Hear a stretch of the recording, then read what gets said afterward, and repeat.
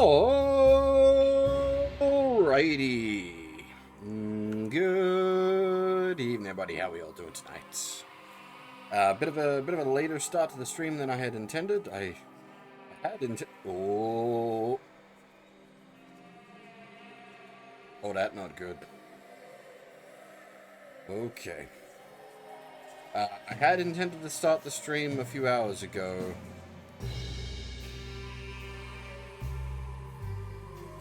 I suspect the menu runs at an uncapped frame rate, which is why that's happening. I had intended to start the stream a few hours ago, but I wasn't feeling so good. I'm still not feeling 100%, but I definitely want play more, so we'll push on and see how we go. I think I'm just going to load into the game and see how we do. For those that weren't here yesterday, this game combined with like all the streaming software and everything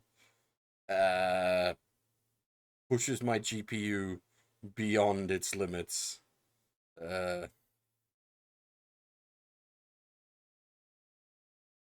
tinkered with the settings a bit while I was off stream today. I'm hoping I've hit a good balance. Oh, we got that thing where we don't have audio again. Did this yesterday as well. I think it's... Is it just like it's loading everything for the first time? Like the textures aren't right. We've got... Oh, there's the audio. Hey, audio, how's it going?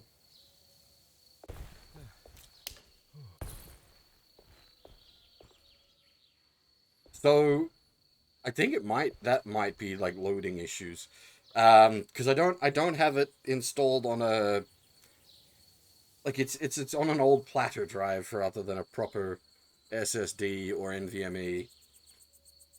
So I think that's probably not doing the game any favors. That's not. I'm gonna load that. I'm not gonna waste the booze. Bother. Okay, so it looks like, yeah, I've got my my GPU sitting at about 95% load. So I think that's sort of it should be a somewhat of a sweet spot. We got a little bit of GPU load left to play with. We'll see how we go. Just like give me a shout if things like break horribly. Especially on the audio front, that's a different matter entirely, of course. But yeah, let me know if the audio's not great either, and I will have a fiddle with things. But yeah, we are currently at the start of chapter 3. We are in... I don't know how you'd describe this place. It's meant to be almost like a dream sanctuary. Except that the, quote-unquote bad guy is also, supposedly in here with us. So that could get interesting. Nowhere else to explore out here, just the doors down there, I think. But yeah, I've been thinking about getting a new GPU for years at this point. I mean, any of you guys that have watched the stream will have heard me complain about my poor old 1070 that's just... She's done a good job, but she's like 6 or 7 years old at this point. She's out of date. I think this, trying to stream this has finally convinced me it's time to actually get like a new GPU for reals. Because we've done like a bunch of PC games. Basically every PC game that's even mildly modern that we've tried to stream, we've had issues with. I think the only thing we didn't have issues with in recent memory was Hollow Knight. And even that had issues in the the bubble area.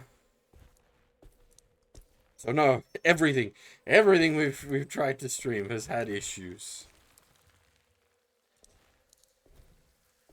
So it's finally gonna be time to acquire a new GPU.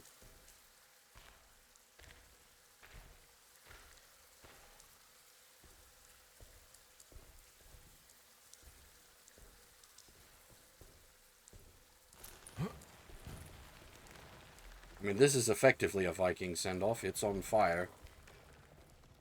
Oh.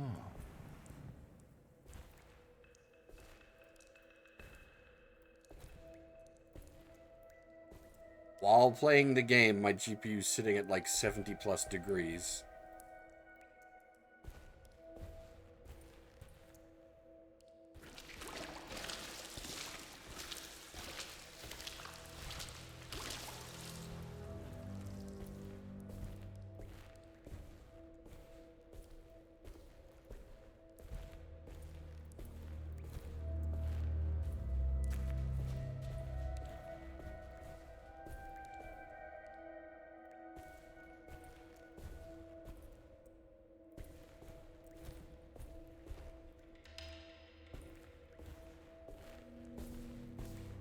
There's something missing.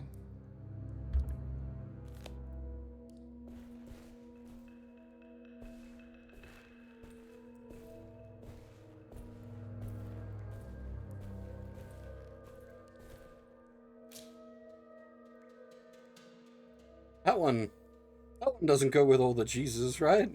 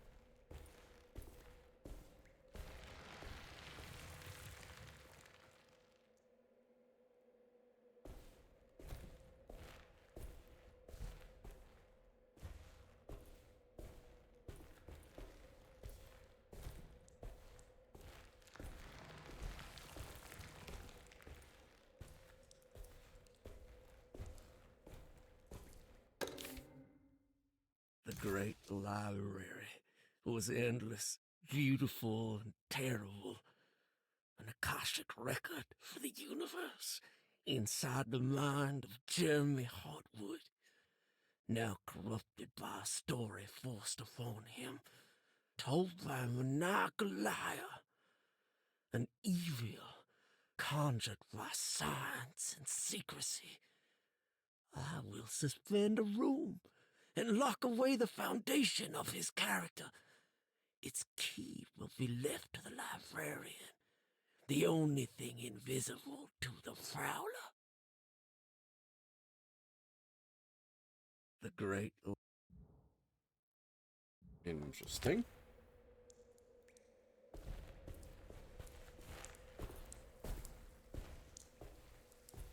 I said it during yesterday's stream, but I really appreciate this game's sort of like it leans much more heavily on like the lore.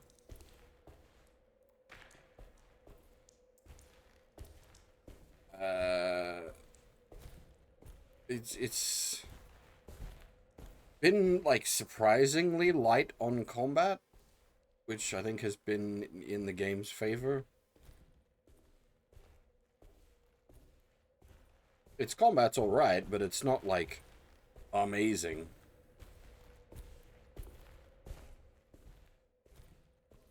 Definitely the more enjoyable bit has been just wandering around, looking at everything, reading all the lore bits.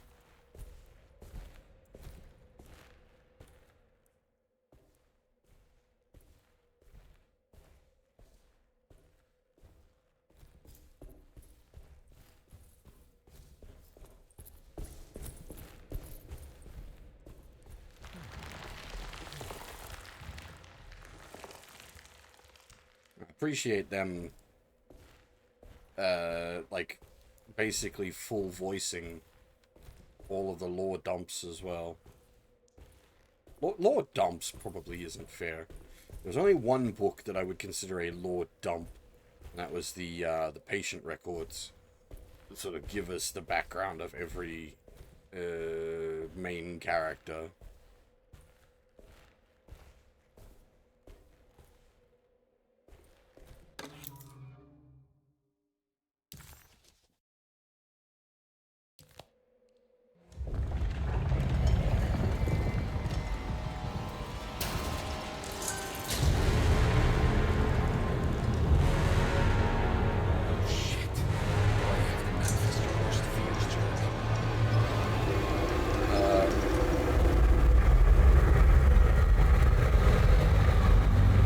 Buddy, you didn't say nothing. I'm not here.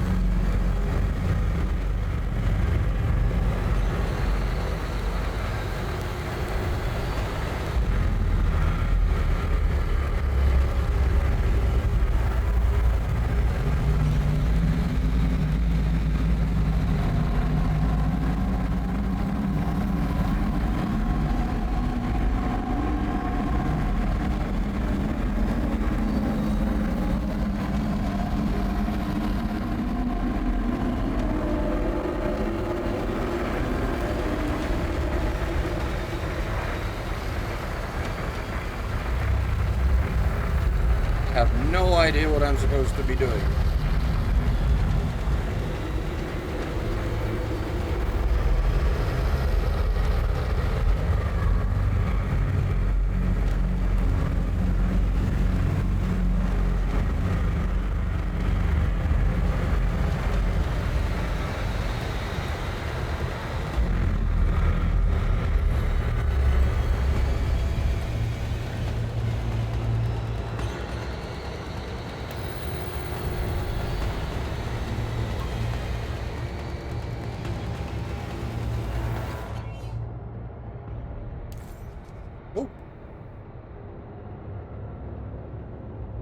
Bull worship is common throughout history. For Christians, this can be seen in Exodus when the Israelites turned to worship a golden calf in Moses' absence. This passage shows the people falling back to the worship witnessed in Egypt, known as the Habas bull. Another famous example is the Minoans on the island of Crete. Their worship of the bull gave rise to the myth of the Minotaurus, the half-man, half-bull monster that reigned the labyrinth. But for this particular case, I think I should tell you about the deity Astarte that brought the Taurus constellation to life to attack Gilgamesh. Even for a mythical hero, this celestial bull would prove difficult to defeat. Only by distracting the bull with a golden sail was Gilgamesh able to pierce an eye with the spear, which bled the bull to death.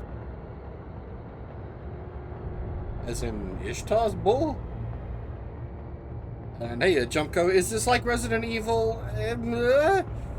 Technically, if you're looking at the provenance of video games, the original Alone in the Dark came before Resident Evil, so if anything, this is like Alone in the Dark.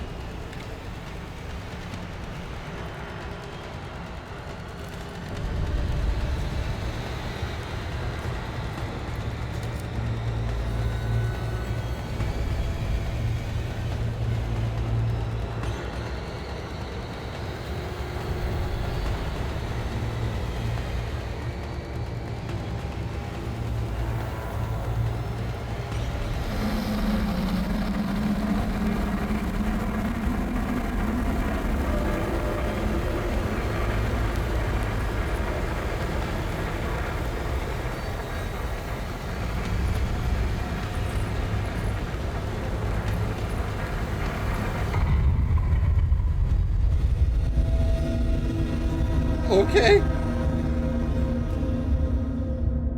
I don't really know what's going on there.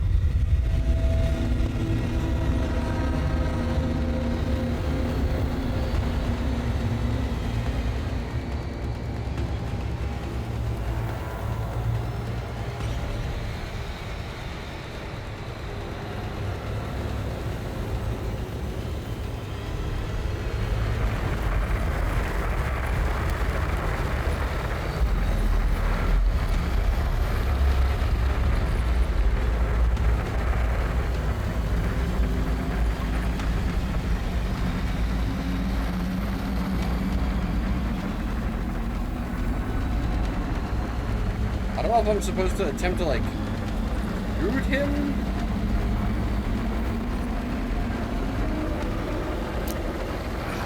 Oh! I gotta make it stop!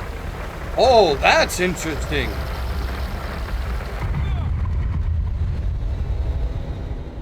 Oh, that's really cool. If you...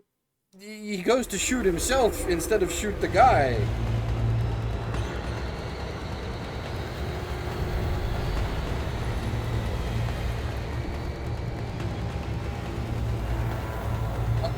That's actually a really interesting mechanic.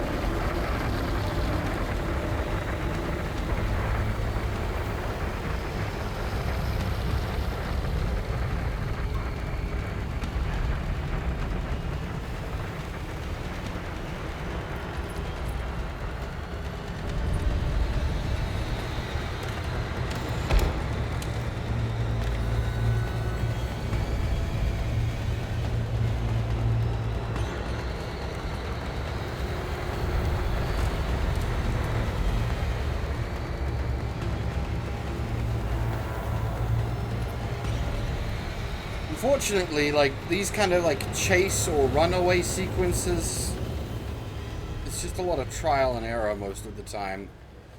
The putting a gun to his head instead of being able to actually shoot the guy, that was a really cool touch.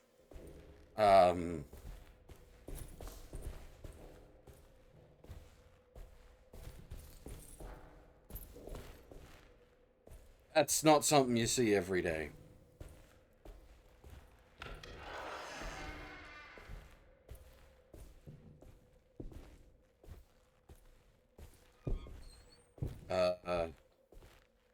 Another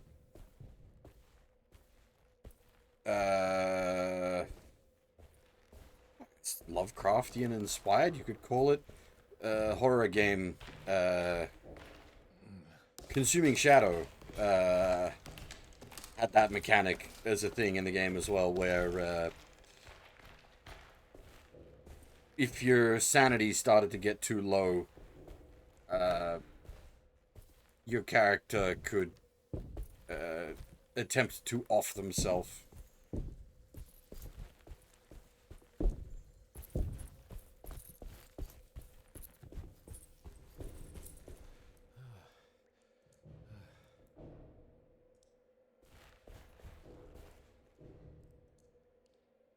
I don't know why he did the thing with the elevator. That was weird, though.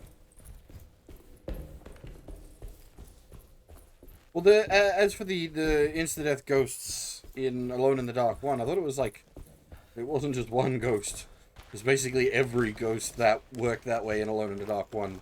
If you pissed off the ghost, it would chase you until you died. I did a bit of looking back into Alone in the Dark 1 today, and that game does have a lot of really cool elements to it, but it's also, like, as far as a video game goes, it's got a lot of bullshit.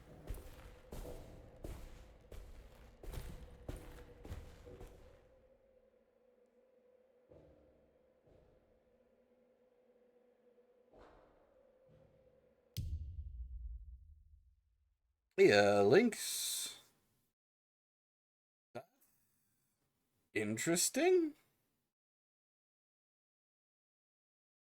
I don't even know, like, as for had like setting up like an AI driven chatbot. Uh, I don't know how you'd feed it a personality. It's an interesting idea, though.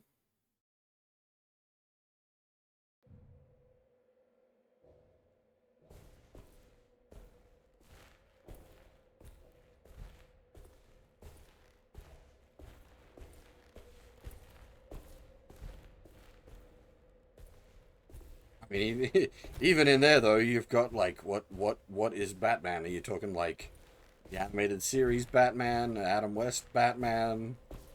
Uh, there's so many different Batman.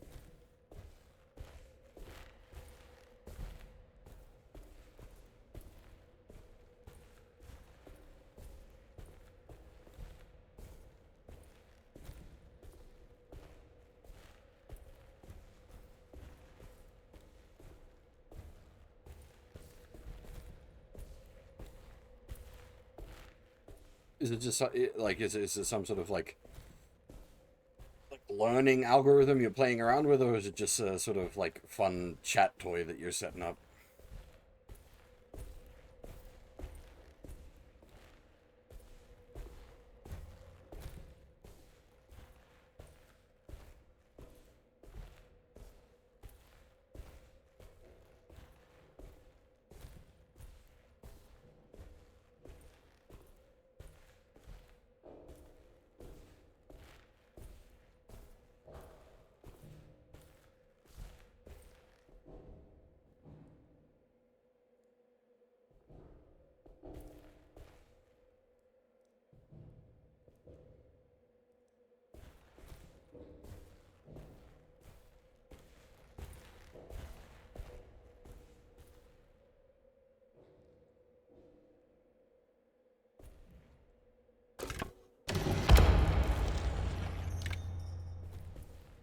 Yeah, still, I think I'm pushing the GPU slightly too hard.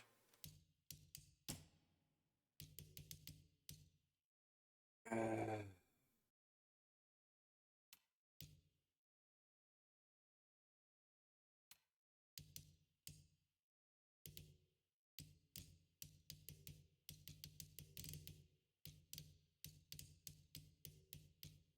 menu weirdly, very weirdly. What the hell?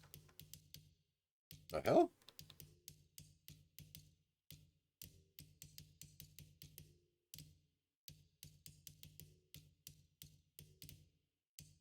What?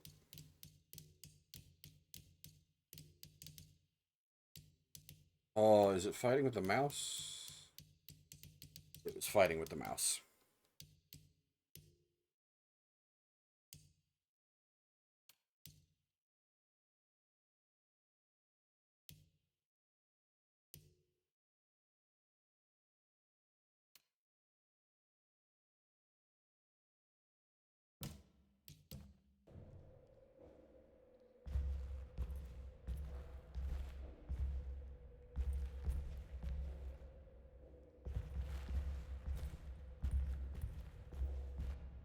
It was in the hot autumn that I went through the night with the restless crowds.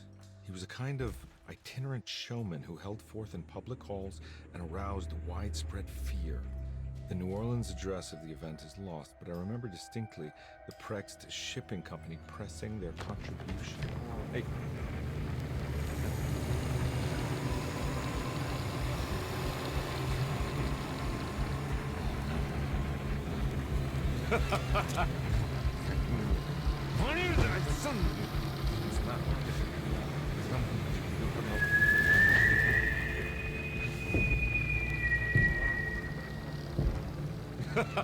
Detective! What? What?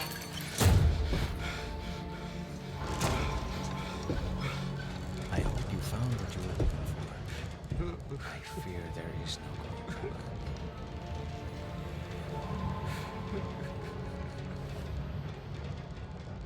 I was so close. There must be something I can work with. Come on, Carnby, think. Think! Shipping company. Prext. Right. Good luck, detective.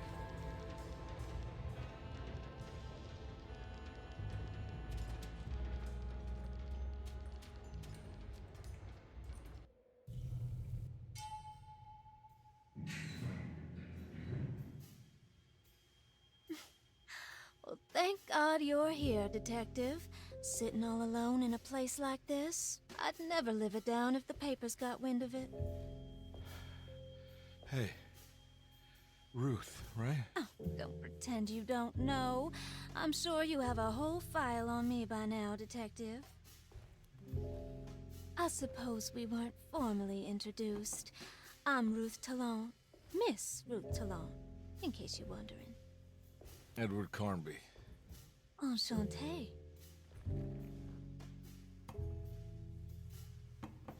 You sure? I had too many already. I think Edward's had too many already, but justified. Nice. It's good. I know. I have great taste, Detective. I heard you're trying to break Jeremy's promise to the Dark Man. Yeah. Do you know anything about that kind of stuff? No, but it makes you wonder. If he made a promise, can't he simply stand by his words?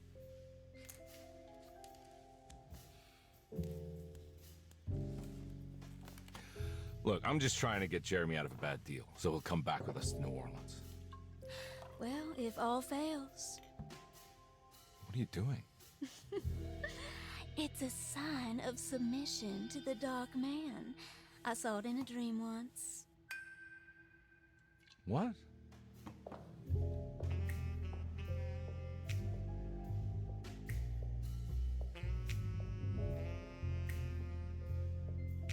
You don't know the Prext shipping company by any chance? I do. They made big money during the war. Their waterfront office is just over there. How did you do that? Do what, Detective? Bonne chance. Hey, have you seen Emily Hartwood anywhere? Are you trying to make me jealous, Detective? No, I haven't seen your doll anywhere. The transition there was a bit rough, which is a shame because the game's, like, transitions have actually been really good up to that. Like, it had done some really good sort of scene transitions and whatnot to switching between different, like, the different realities. New Orleans lies southwest of Derceto, along the great Mississippi River. Its old town, the French Quarter, or the Vieux Carré, is home of the proud and often rich Creoles. Wrapped around this center, you will find a large and eclectic city full of people, including the most mundane dock workers, reckless gangsters, jazz-crazed flappers, and of course, the mysterious voodoo people. At night, you can stand on the lakeside of Derceto and watch New Orleans glow like embers on the horizon.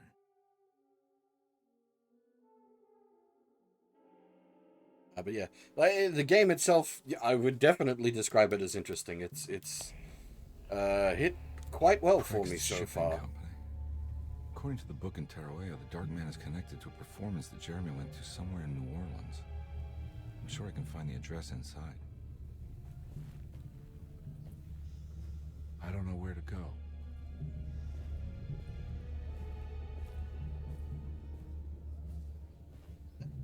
I've said it a couple of times as well. This game has actually been a lot better than I was expecting. Given the sort of bumpy history of Alone in the Dark. Oh,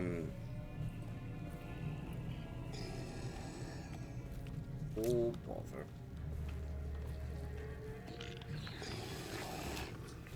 Oh.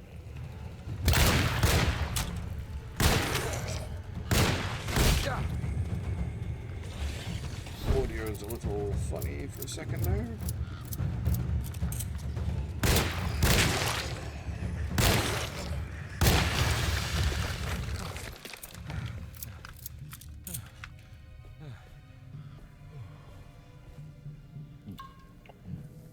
Alright, we're in trouble. We are low on alcohol. No, we've got no alcohol. And we're low on bullets.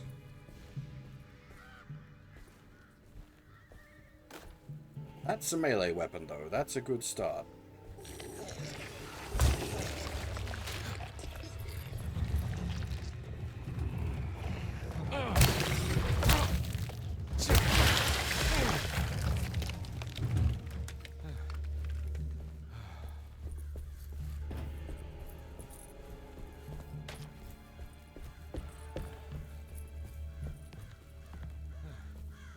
It's locked from the other side. Of course.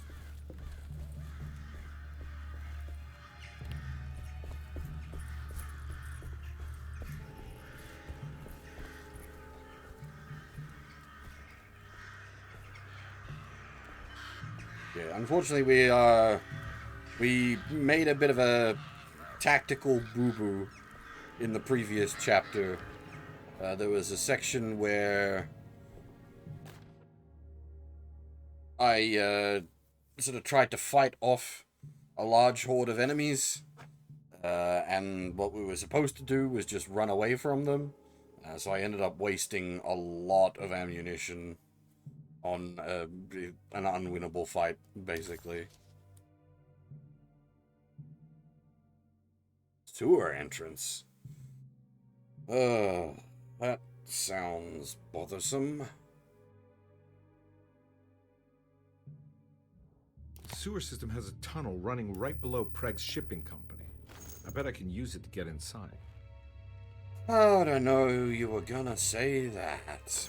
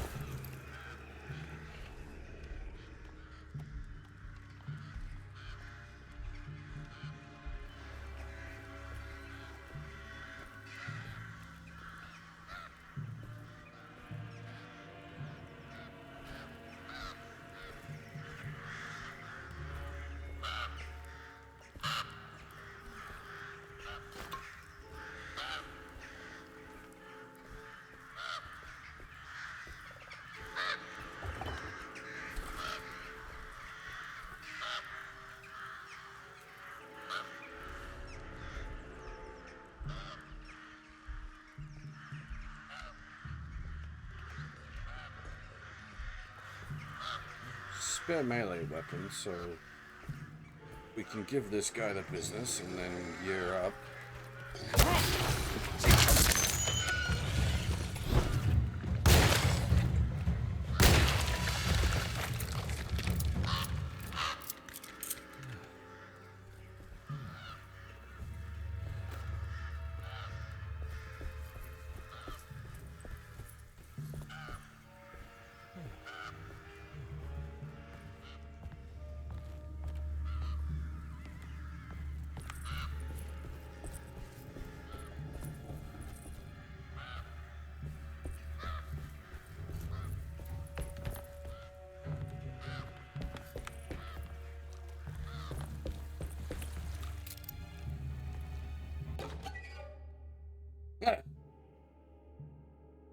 An ink ribbon. Well, I guess we can save the game.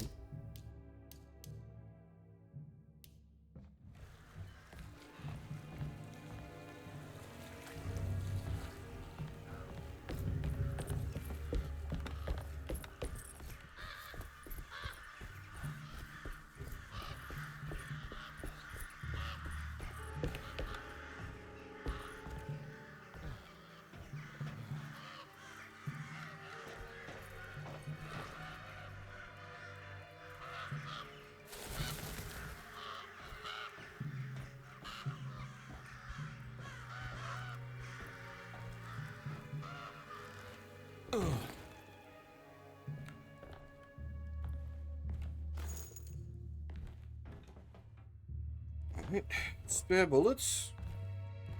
Gladly take any spare bullets I can get my hands on.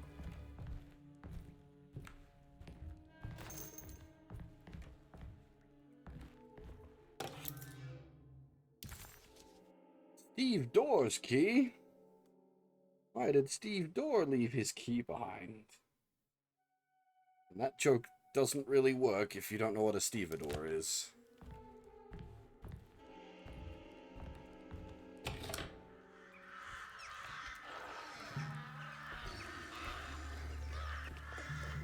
Excuse me?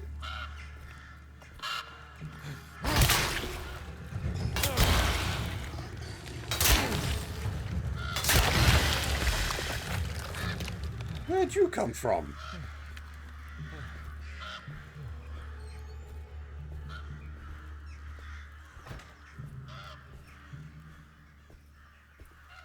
Stevedores is like a dock worker, transportational, like moving goods about dock worker. No way I can get this out of the way with my bare hands. But if I get that crane going, that should do it.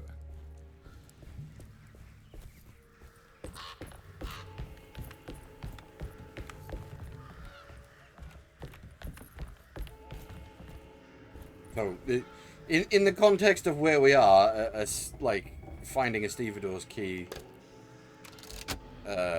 in a place like that absolutely makes sense.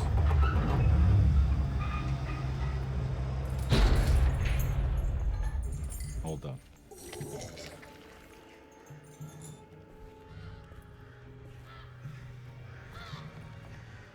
Oh shit.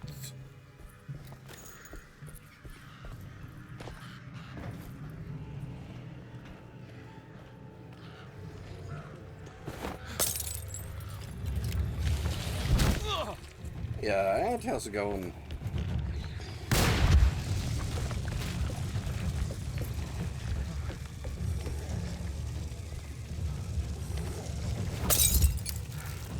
Oh my god, I think this is another Leggett situation.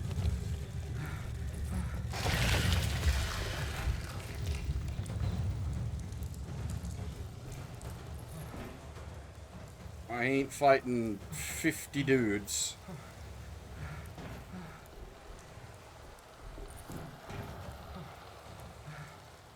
So that's similar to how we got in the situation previously where we lost a lot of bullets.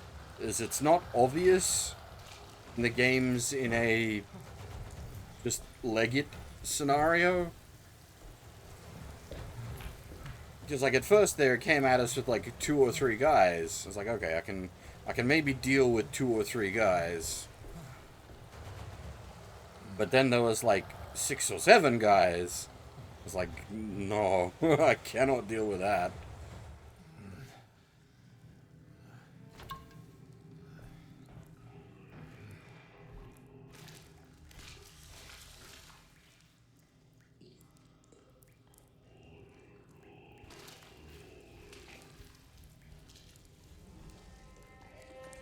Alright, there, friend.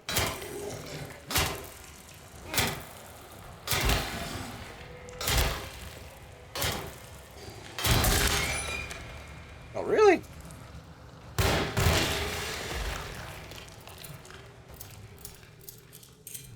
Surprisingly tough cookie. A whole sledgehammer didn't die.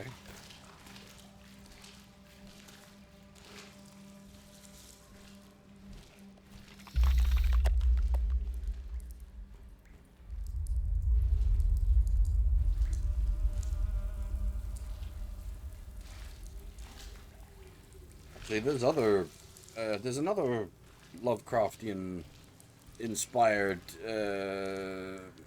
horror game that I've been meaning to check out for a while. I think it's called The Sinking City. It was in a weird place for a long time because it had publisher-developer conflict, where the publisher sort of stole the game from the developer, and then I think the developer bought the game back.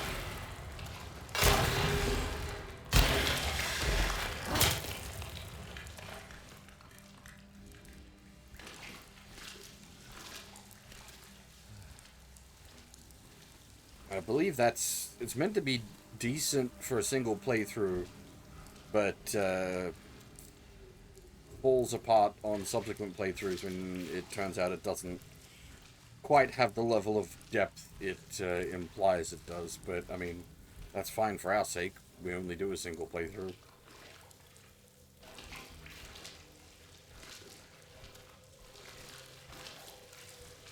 Oh no, the game was only really good for one playthrough. But alright.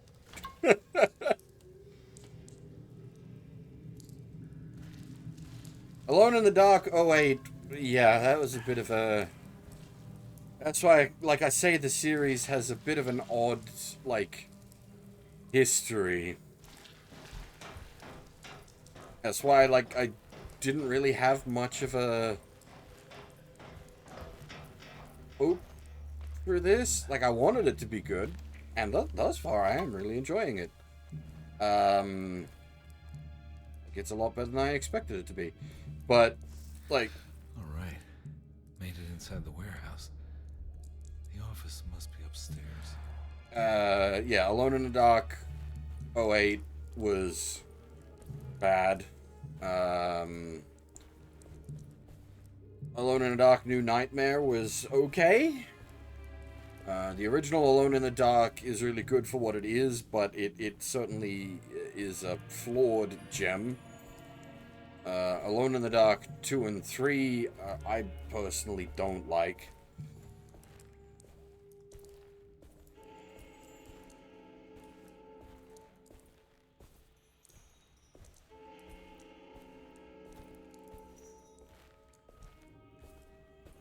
Well, I haven't played it through myself, Bladestorm. It's something on my to-do list. I don't like the fact that there's a shit ton of healing in this room. That's more healing in one room than we've seen anywhere in this game. If it starts giving me a heap of bullets as well, shit's about to go down.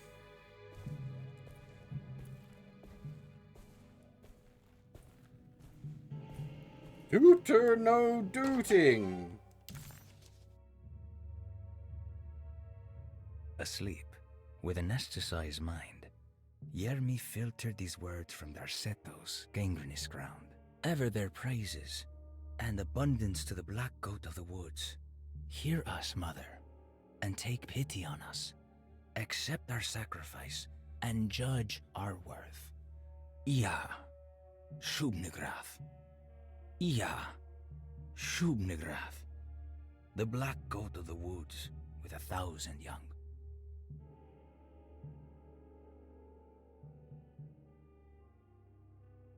Yeah, we've, well, we hadn't, I don't think we'd named Shubnigrath up to this point. But, like, I had.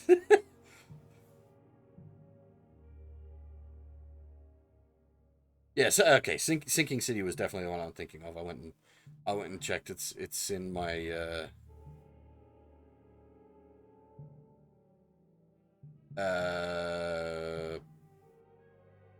Steam library. Definitely something I'd like to do on stream at some point as well. Because as you may have been able to gather from the playing through of this, I'm particularly fond of Lovecraftian inspired horror. The problem is, like, it's got to be done well, and that's a bit tricky for video games, because a big part of what makes Lovecraft's, like, best work is the fear of the unknown. And obviously in a video game, you're sort of limited as to how much unknown you can operate with. And I was saying, like with this, I'm very impressed with sort of how restrained it's been with its combat. Like, if you've only seen today's stream, it's probably going to seem a bit less, because we've been in, like, action set pieces back to back, but, like, across the bulk of the first two chapters, there wasn't that much combat as far as things are concerned. And actually, the big Wendigo thing in chapter 2, which everyone was like, okay, here we go, here's a boss fight. It wasn't even a boss fight. I'm expecting it to come back as like something we have to deal with later, sure, but again, like the game showing remarkable restraint.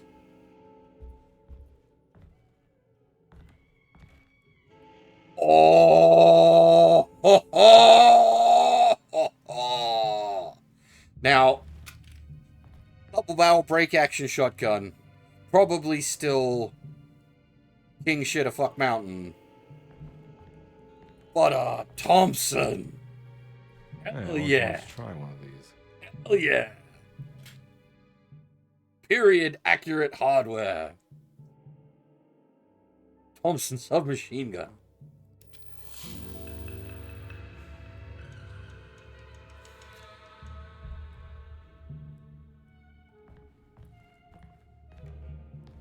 Also, technically, with the correct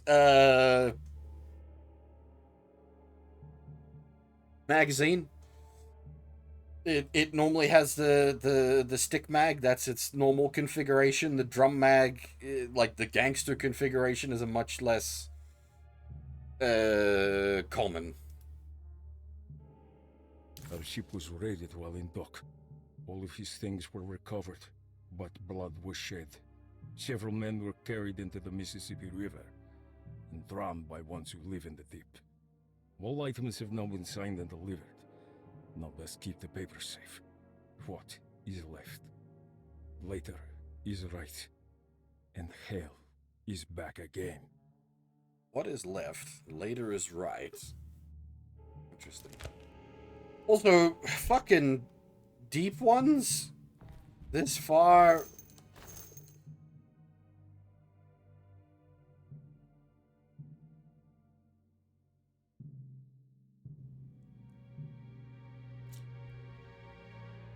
I wonder...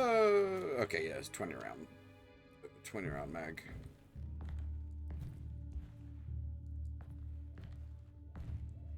Oh! Hang on.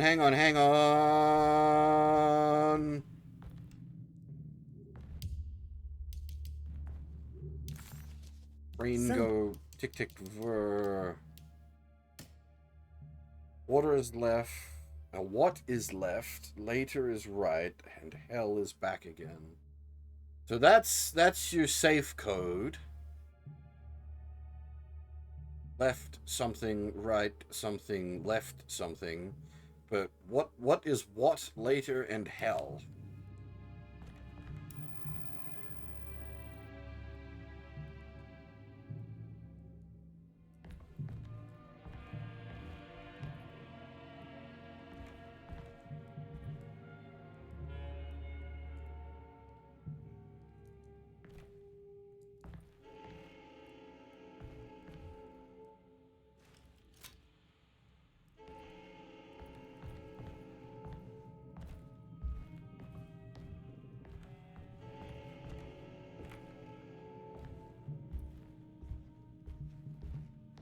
See, now I don't know if we're supposed to solve this right now, but because a lot of these, like these sequences in particular, you don't come back to.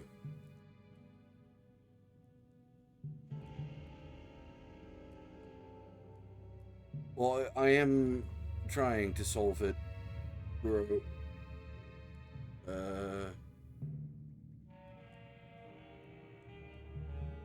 There does seem to be...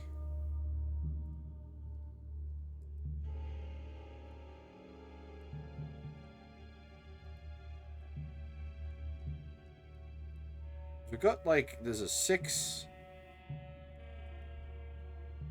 There's an M5, M4... M2... See, I feel like maybe M3, that's, like... I don't know, that doesn't...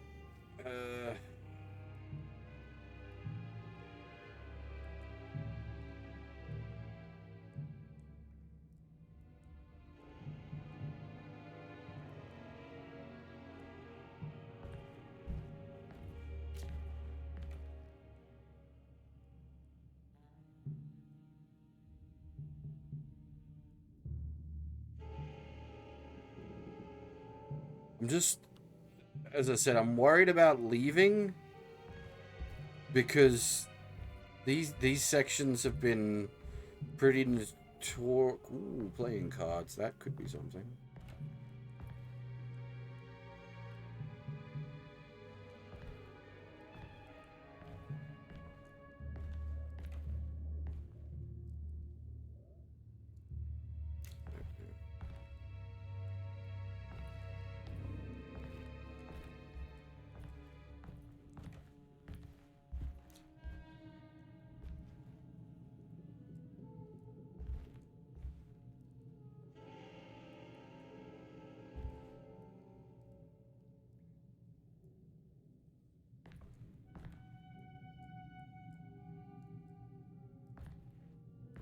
Hmm.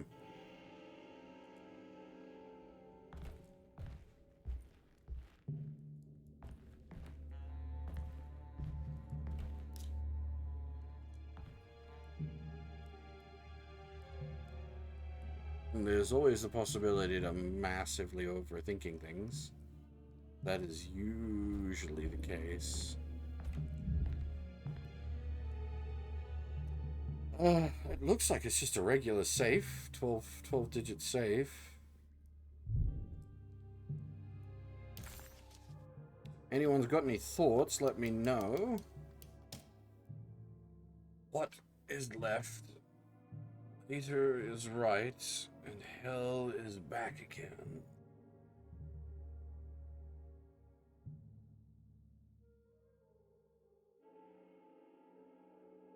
Hmm.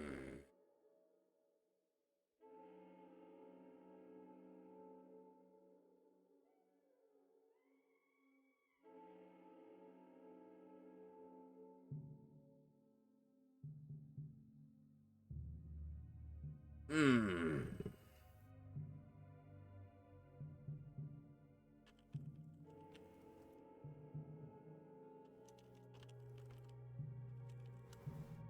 Nine, 3-9? How did you get that, Kuro?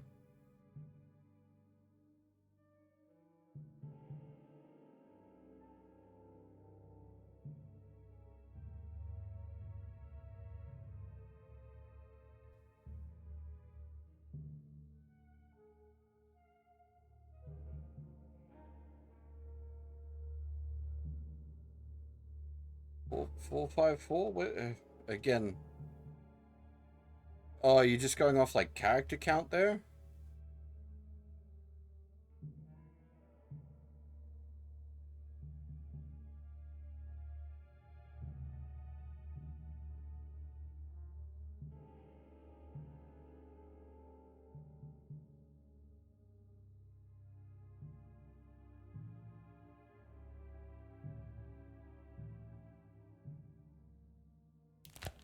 Guess you give it a try.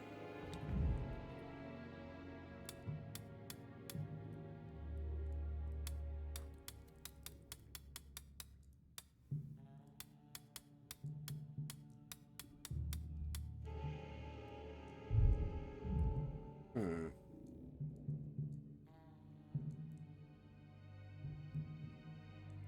All right.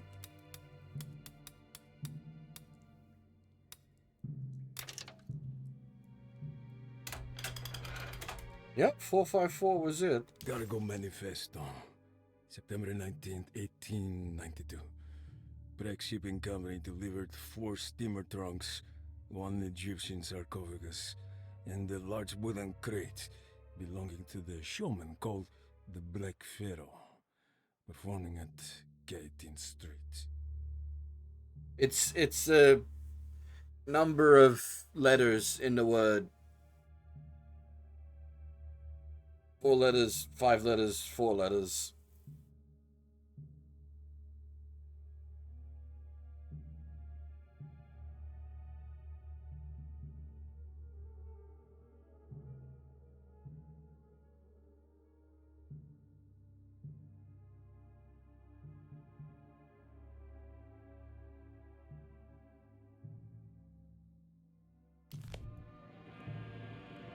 Here we go. The address where Jeremy first encountered the Dark Man.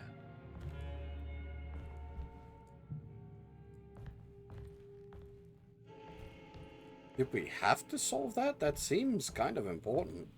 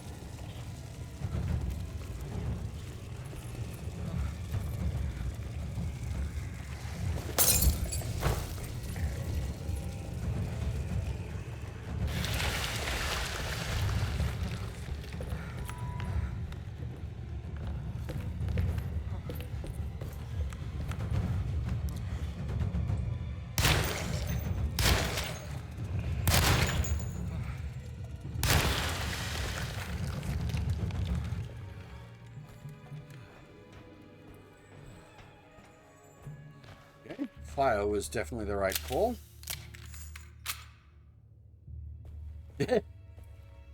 Anti-Dalek weaponry.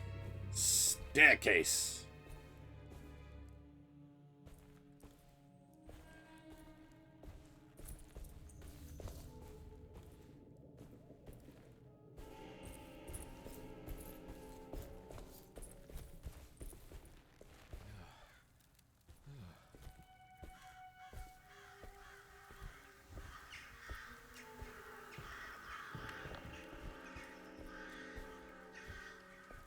Looks like the fog cleared up.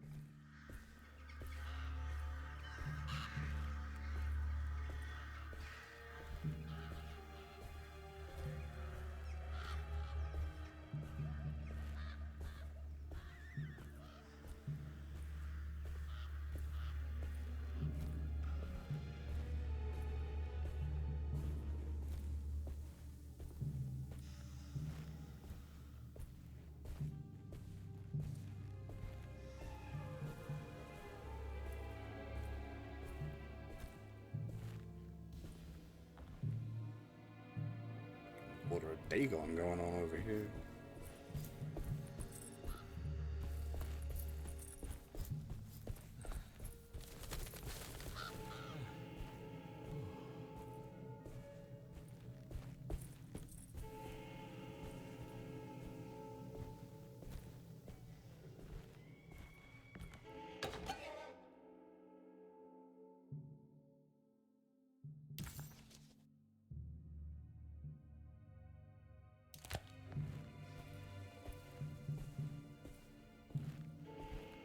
Okay, so we've, like, officially reached bits where like, things are 100% missable, as it were. Like, those being in these sequences and hidden off to the side. I wasn't sure what the game's rules on those were, but yeah, definitely, we now know they're missable, so we've probably missed some places.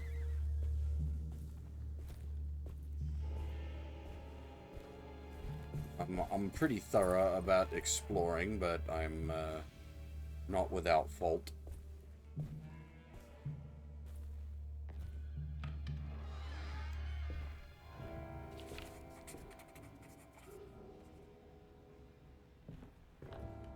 The address of the event where Jeremy first met the Dark Man surprised Conby.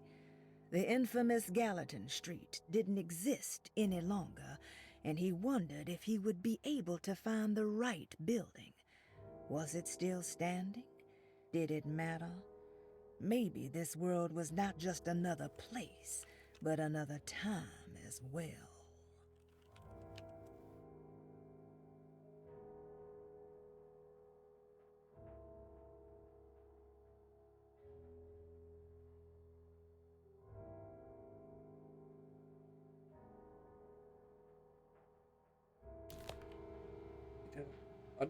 Does, like, time as such matter in this context?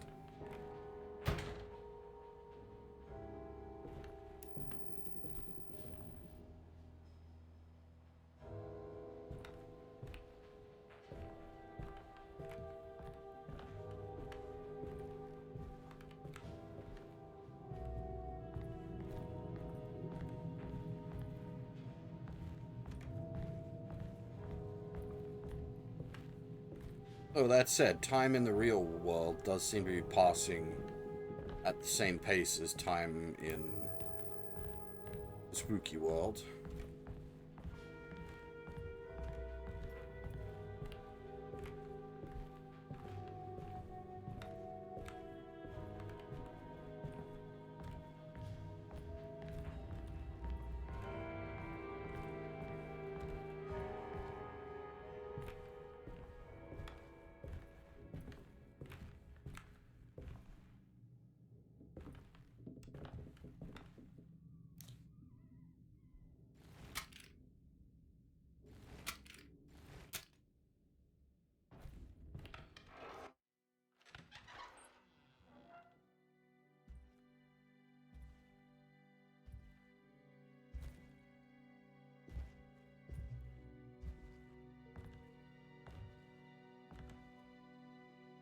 You want to tell me what this is all about? Welcome, Detective, to the greatest show this side of the Mississippi. Now the hotel, the Black Pharaoh, the ancient magician who lived 1,000 lives and wore 1,000 masks. I can see why you settled on calling him the Dark Man. Saves your breath. So, you got scared by a stage magician, and now he's living inside your head. You can mock me, Detective. But you would be the crazy one to think his presence can be ignored. Look where we are!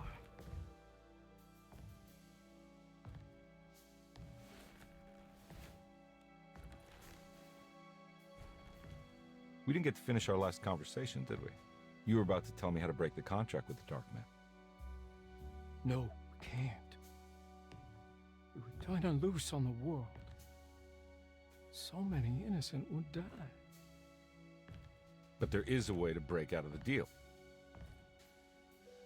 There is. He offered me a way out. Steps to take. What are they? You'll never find them. They're forever entombed in his sunken desert temple. Jeremy, I'm not your enemy. Tell me where to go. How do I find the temple? No, we can't. I have to make this sacrifice. God damn it, Jeremy. I'm gonna save you. Don't worry.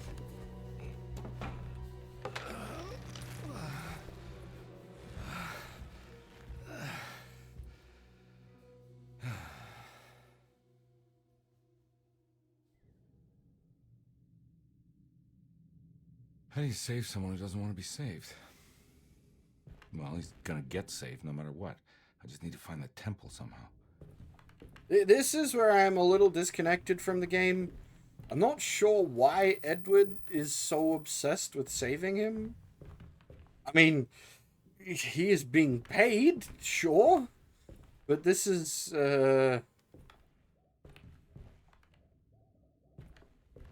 going surprisingly far just for a job.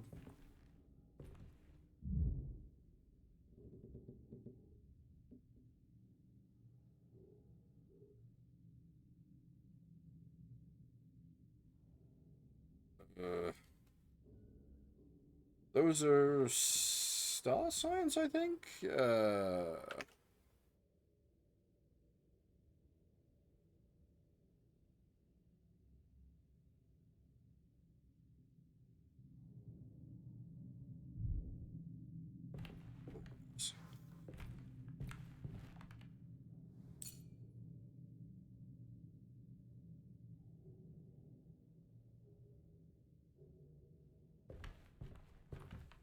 Hang on a second.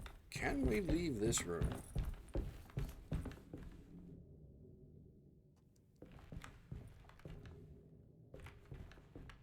I get that it's locked, but it doesn't even have like a...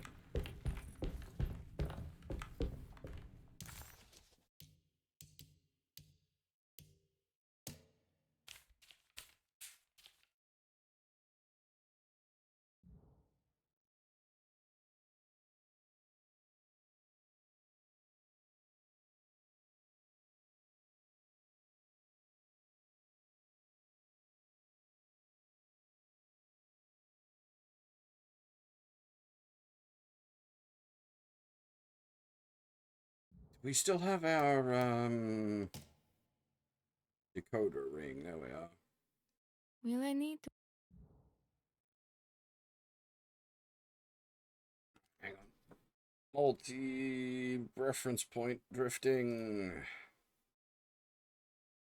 Alright, so the outer ring is Pisces, which is 2.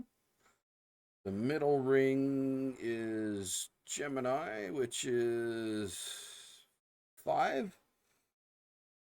And the inner ring is Virgo, which is 8.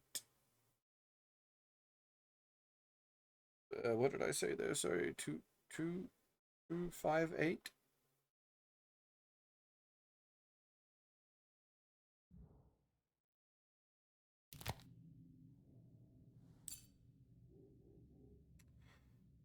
This has just come out, Kota, so now.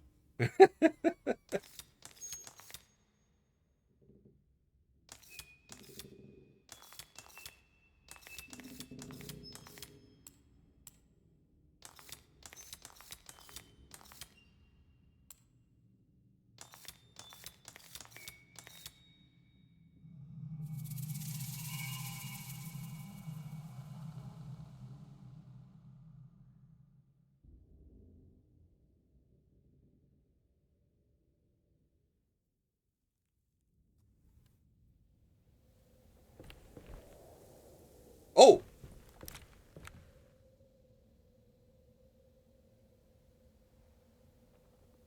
I see.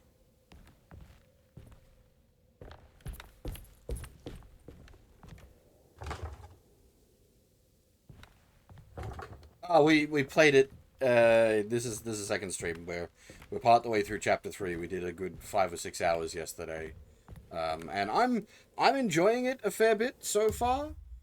I'm enjoying it more than I expected I would.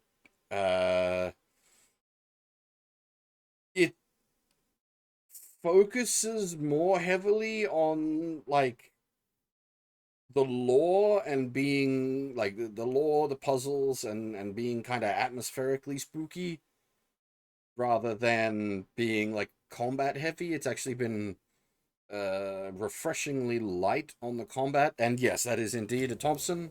We just acquired it like maybe 10-15 minutes ago.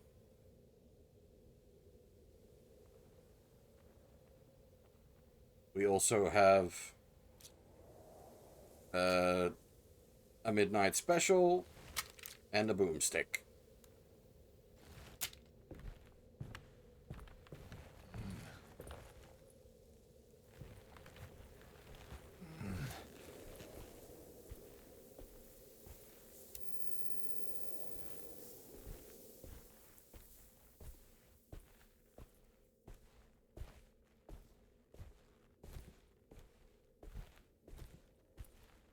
Is this taking us to the desert?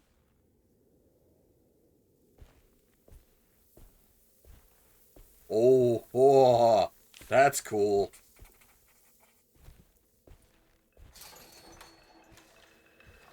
Oh, see, this is what I was like. There was that one scene we had that was like a really rough transition, where it just kind of like hard transitioned.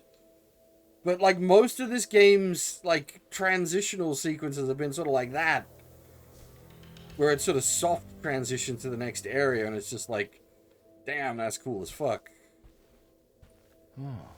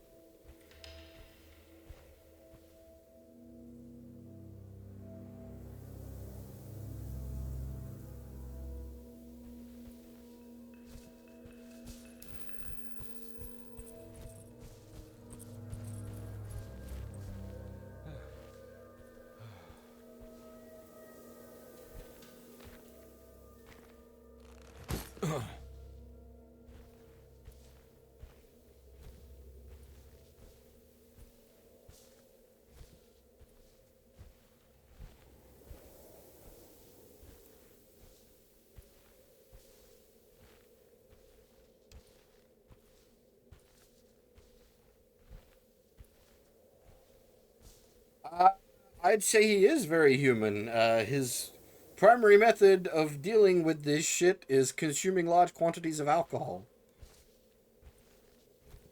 I'm not going to press the button, but you can see on our UI there, our heal is take a swig of whiskey.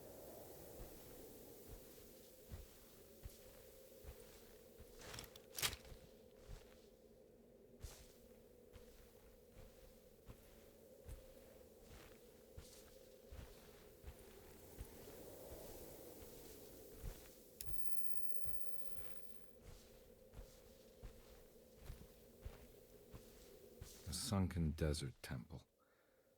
I better get down there. Let's take some time to look around first, yeah?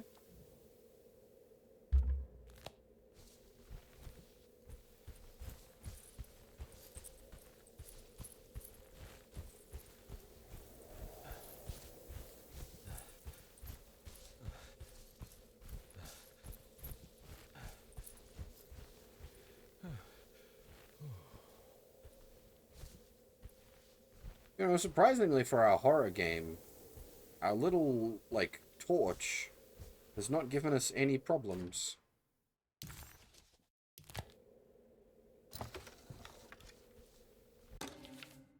The Temple of Nephron-Ka lies under our camp.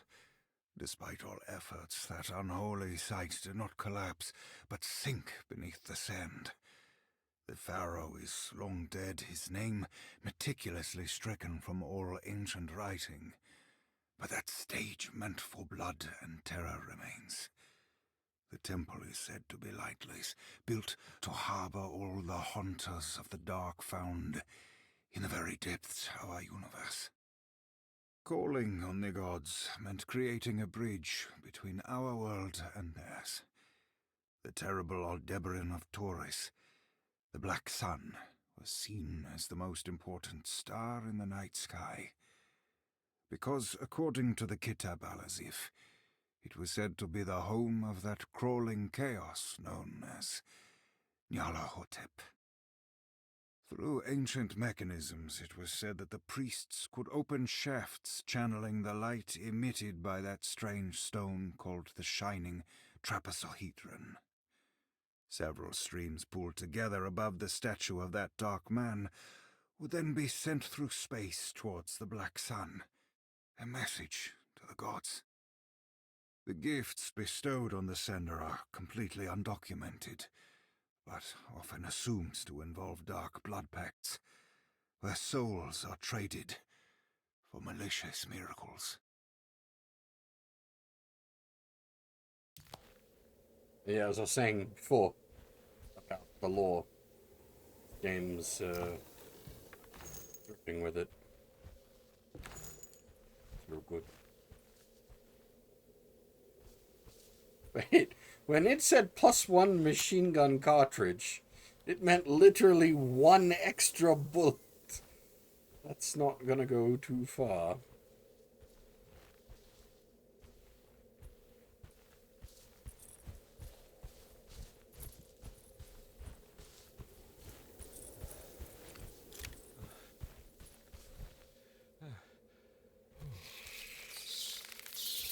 Oh, lovely! Flying bullshit!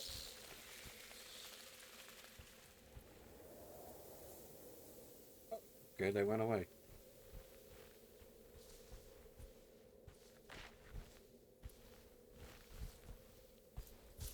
I thought we were gonna have some, like, Migo country or something.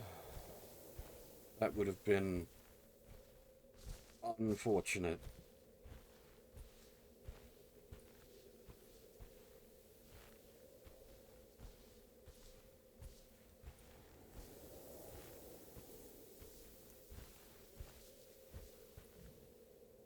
Here we go. Hey, Ravage, how's it going?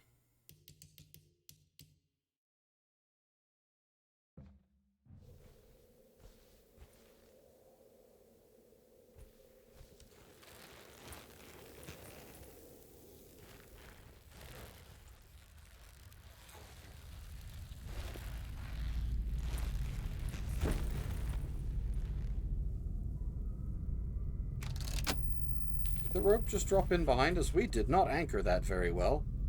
We are lucky we got It's a star down. constellation from one of Jeremy's books. The Taurus. And one star's clearly bigger. Must be important.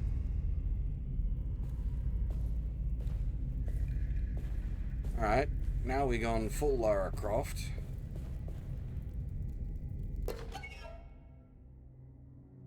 Day of the Tentacle?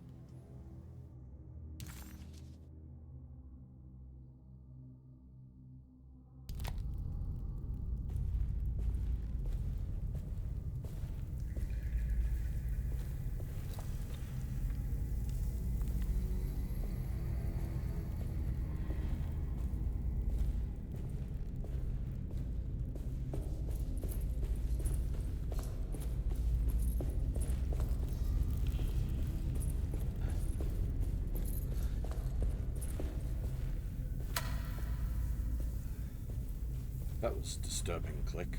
I don't like the sound of that click.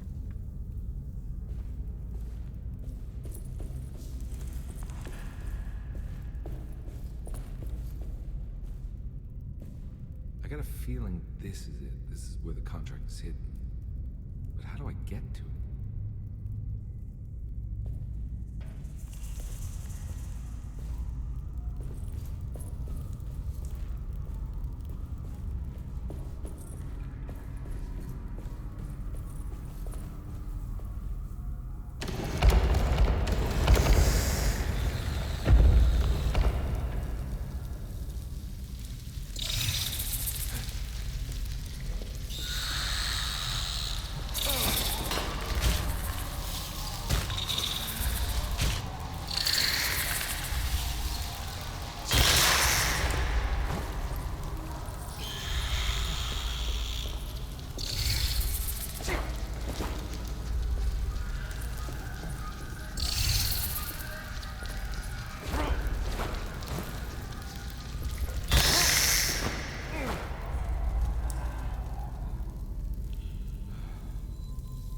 Screechy little buggers, ain't they?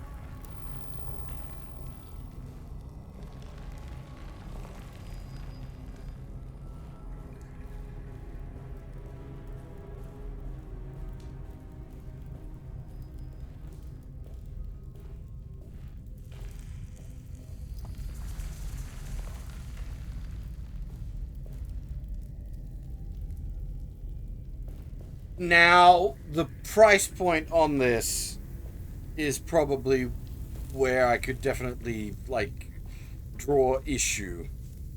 It's like $100 fucking bucks. It's a bit much. It's a bit much.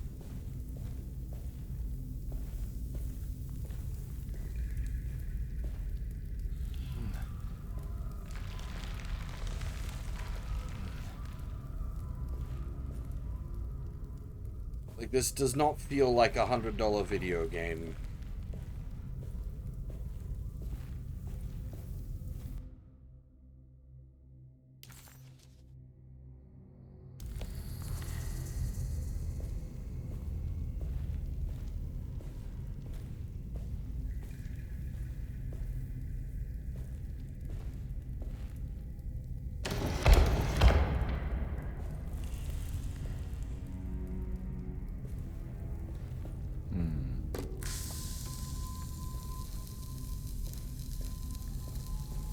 This one looks operational.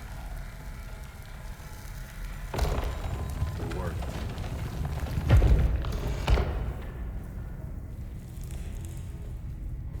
As for Unicorn Overlord, that's the next, like, major game I plan to get to on stream.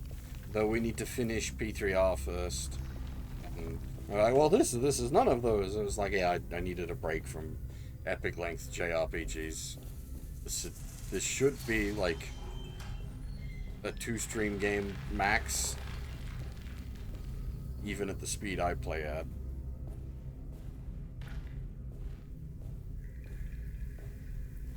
Well, it was supposed to be a 2-stream game max.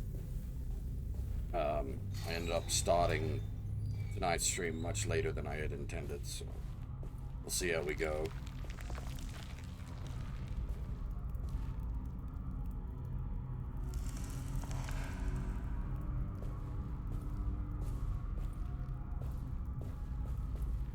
I mean, hopefully you can somewhat vicariously enjoy them via the stream.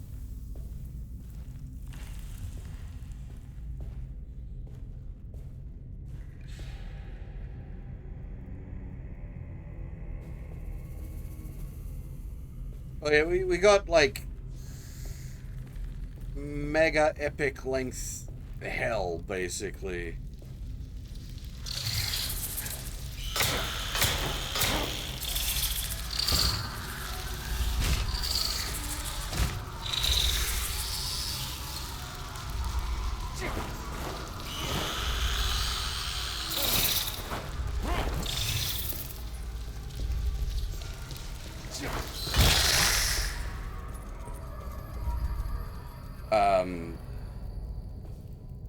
What do I call it? Like, embarrassment of riches scenario, basically. We got so many big, long, but good games all at once, and it's just like, fuck.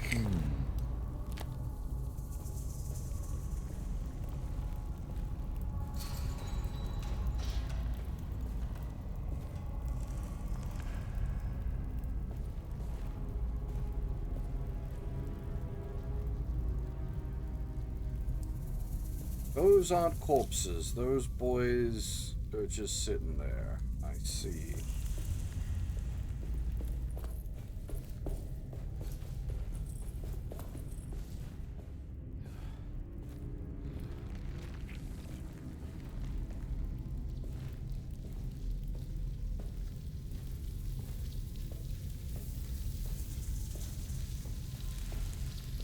Can the laser hurt them? A good question. We will attempt that once we acquire some more lens.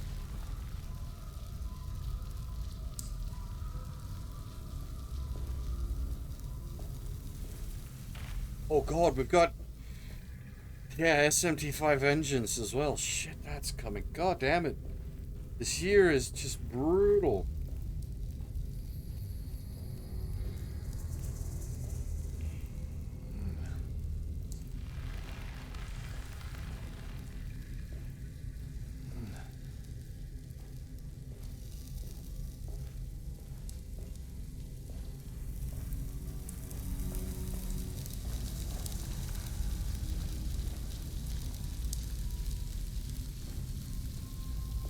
Yeah.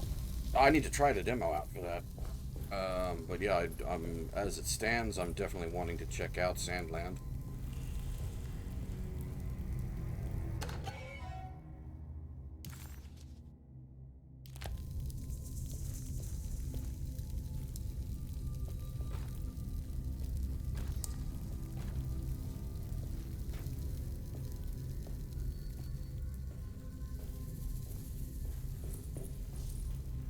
I will be getting the PlayStation version for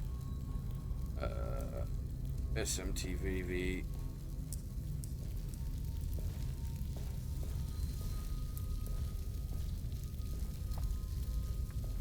I've read like half the manga for Sandland, which is not saying much. It's a very short manga. I need to finish it off, but I quite enjoy what I've read so far. Oh!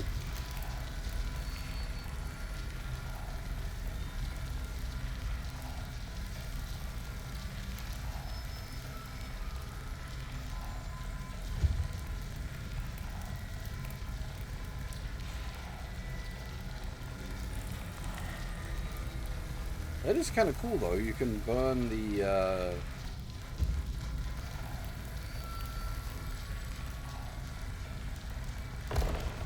It worked.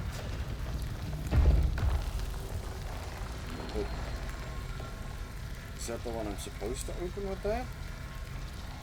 Because we can also... It worked.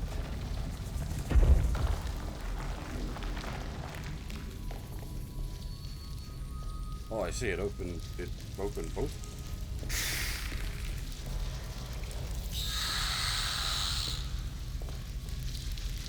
Oh, hello, lad.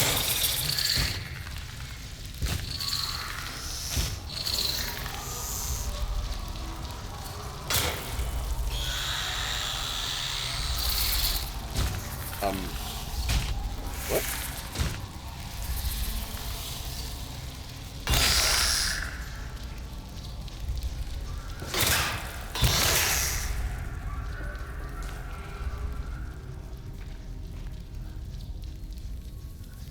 Who's...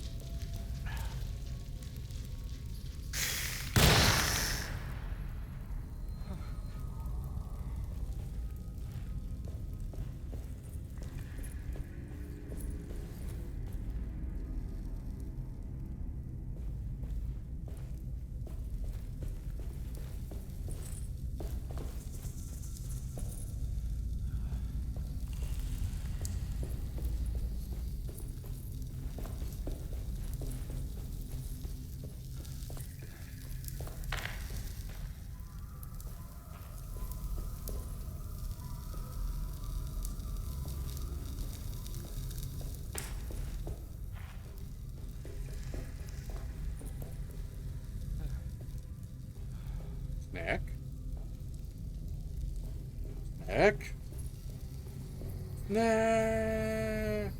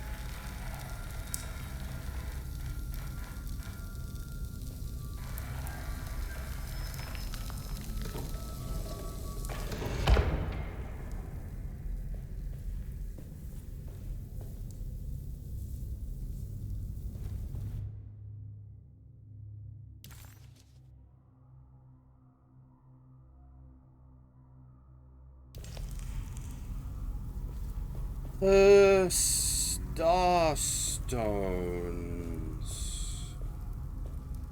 That was at the Mountains of Madness, I think.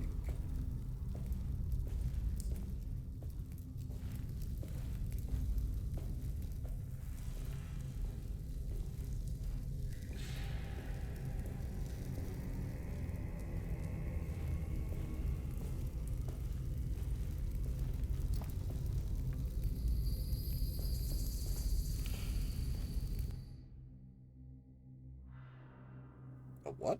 An ADSI. Okay.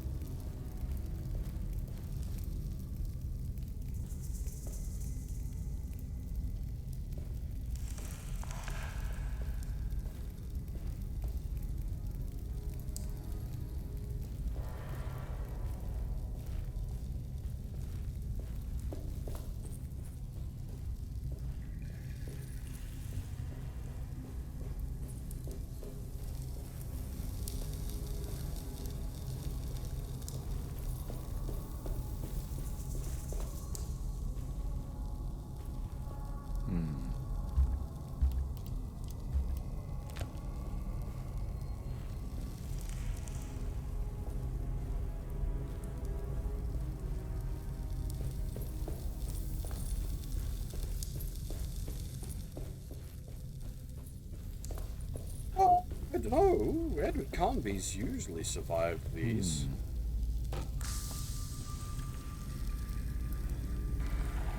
Wonder if I was supposed to...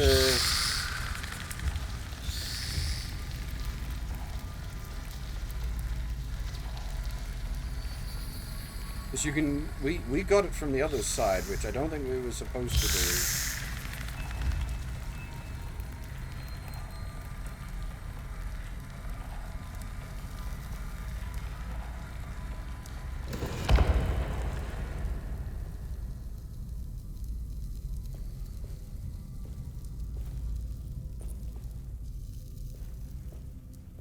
I do like that you can kill them with the lasers. That's actually really good. It's a fun little touch.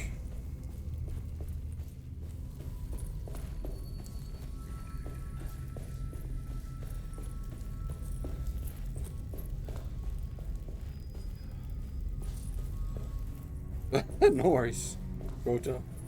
I did my food shopping today as well.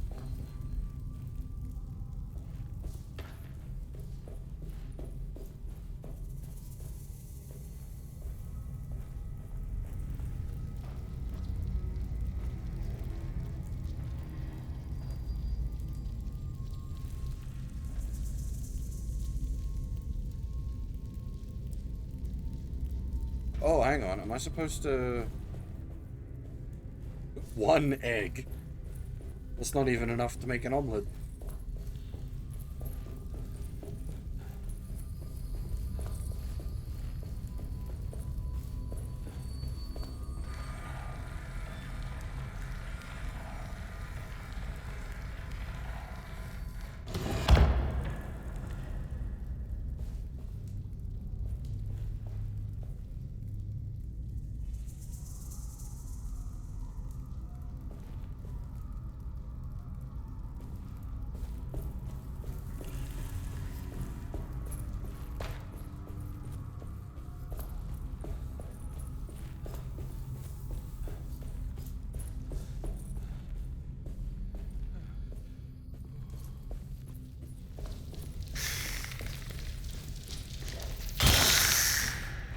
Long.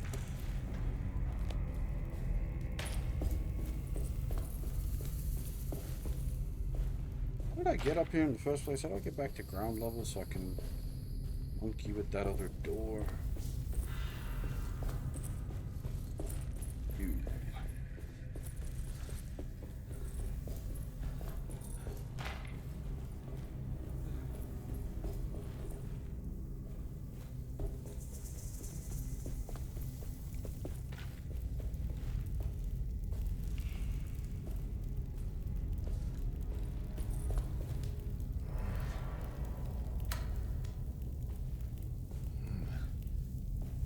does feel a bit, like, roundabout.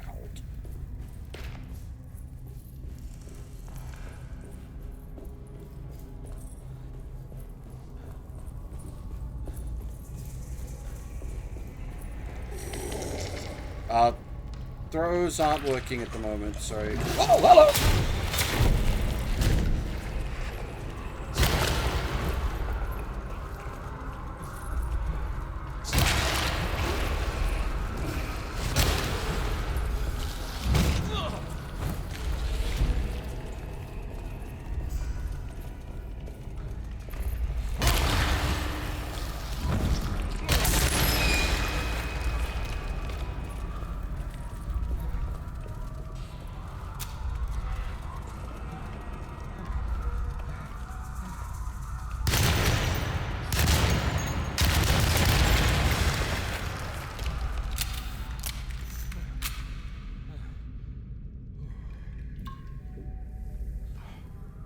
Woo!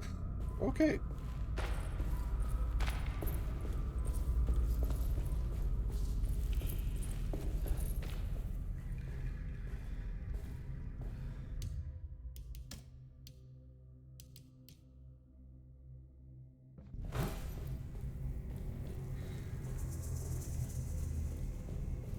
But yeah, the...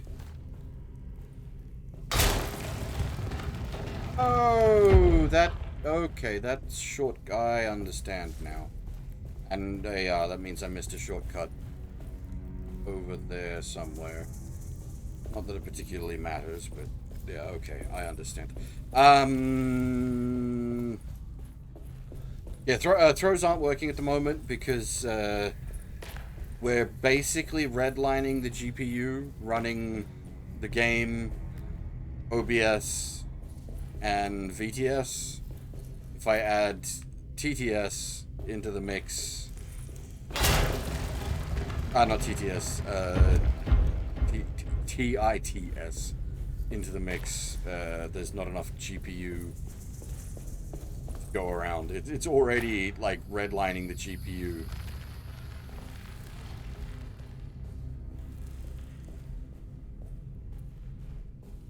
Which is why, like, Teddy will get a bit laggy.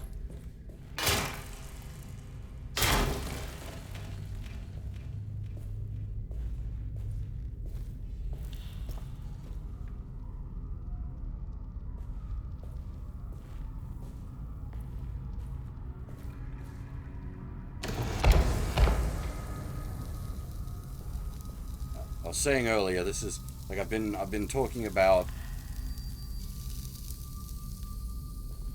getting a new GPU for years, and this has sort of finally hit the point of, like, okay, we need to actually do that at this point.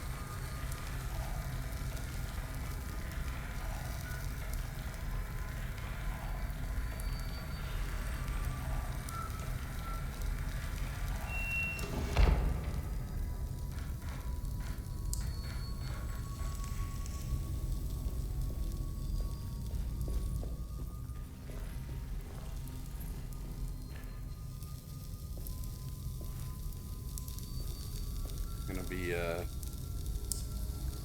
expensive investment to get a new GPU, but hopefully it'll be the multi-year investment kind of thing.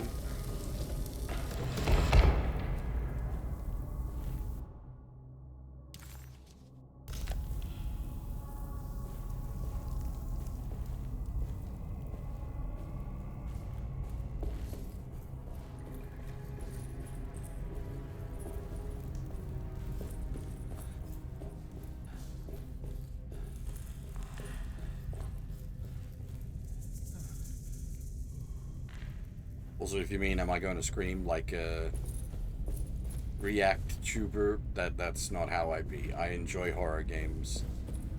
And I realize it probably makes for a better viewing experience if I get the spooked.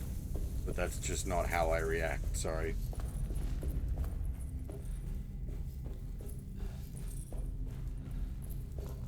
I don't get scared. I get angry.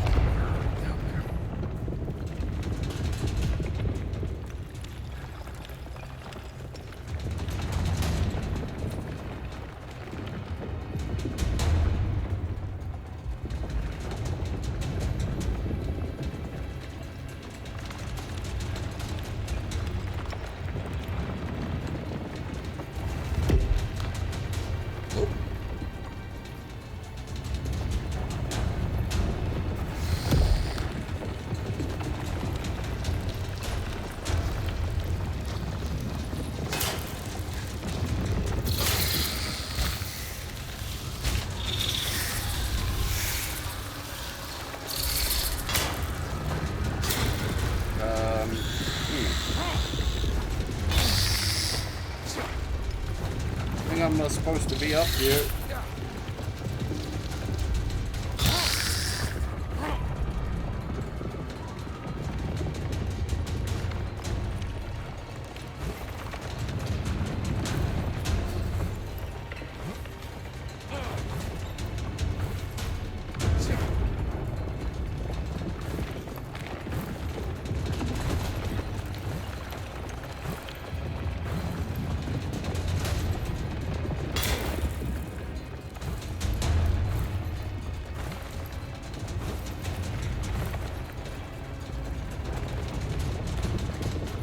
We are indeed stuck.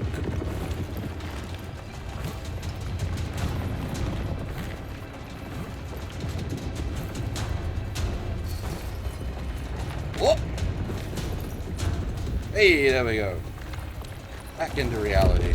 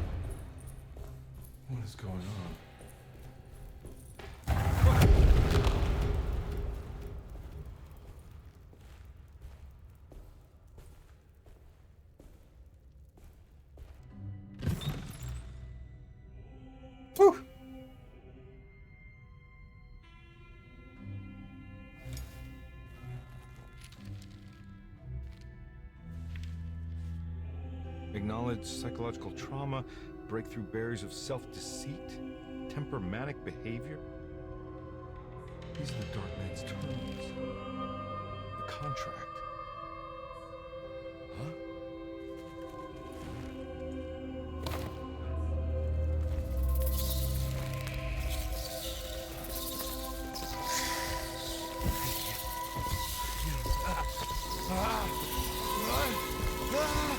I was gonna say we don't actually have a way out, so they're taking us off to the moon?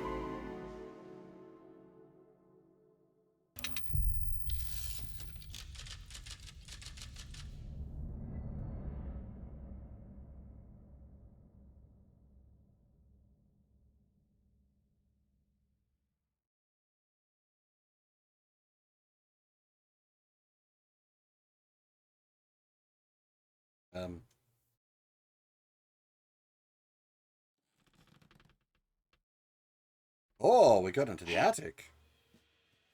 Hey.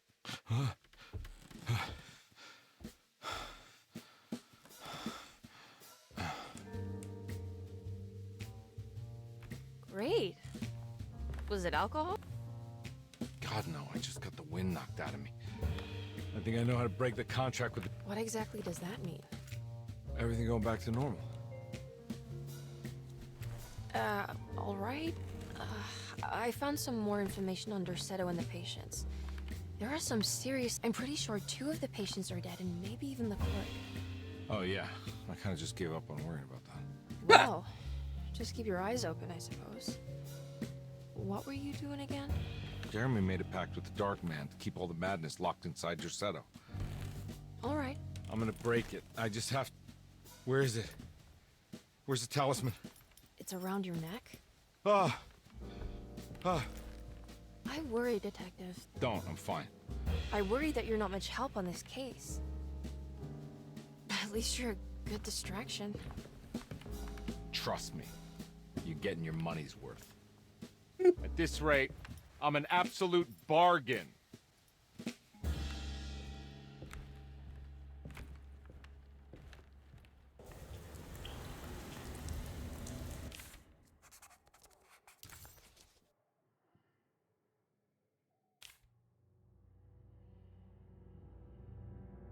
He must first acknowledge psychological trauma in order to proceed.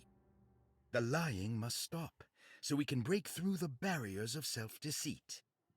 Finally, temper manic behavior. Date of admission 9/13.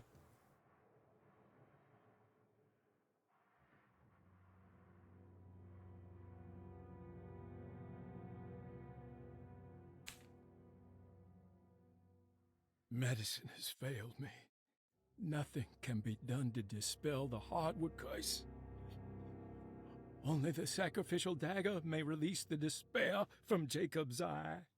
Yet, doing so would be the doom of Dorsetto. Let this curse of mine be a weapon for once. I accept your demands. Oh, crawling chaos. Build your prison around this godforsaken hospital. When evil has been starved, I will stay buried forever.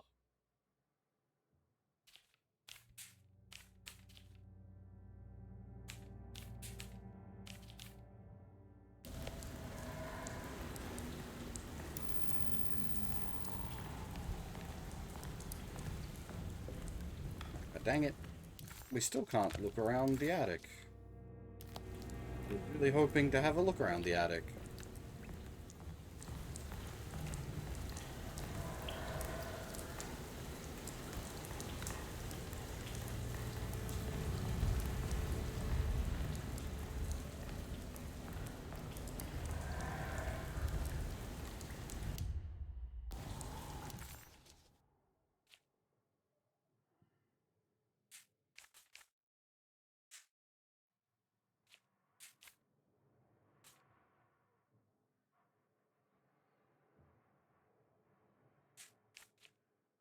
Combe never thought he'd be so happy to be back at Dorsetto. It felt like he had crawled through a long, dark tunnel of misery and regret. Now that he was back, Conby could look into the steps mentioned in the contract. But there was one thing that gnawed on him. What exactly did this have to do with Dr. Gray?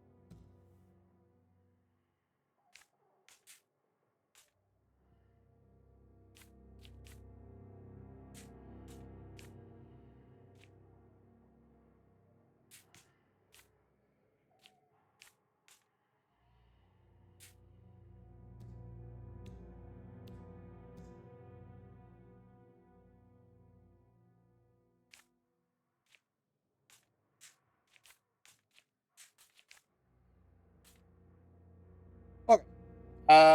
We have been going for 2 hours, so I'm going to take a short break here.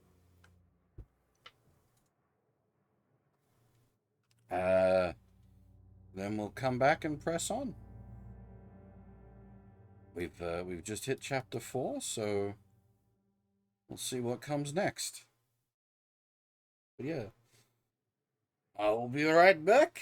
Don't go anywhere.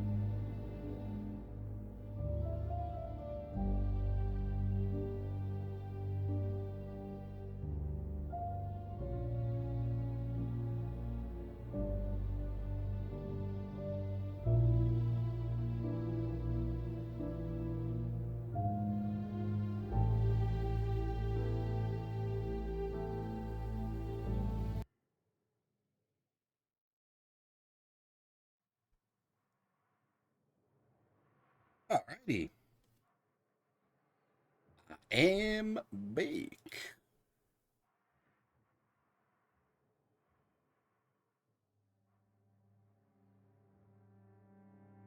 Oh. It's a bit warm tonight, but it really isn't. It's just because my GPU's sitting somewhere between 65 and 70 degrees. Oh, very good. Well, so welcome back, Kota. Perfect timing. We have just returned ourselves.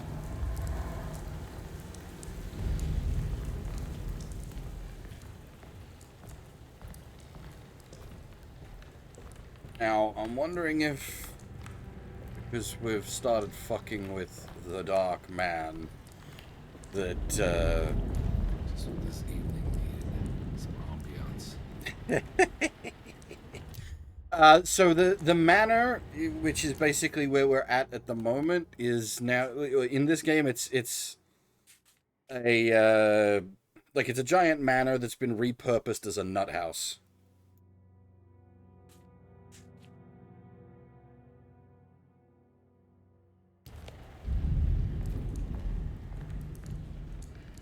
Um.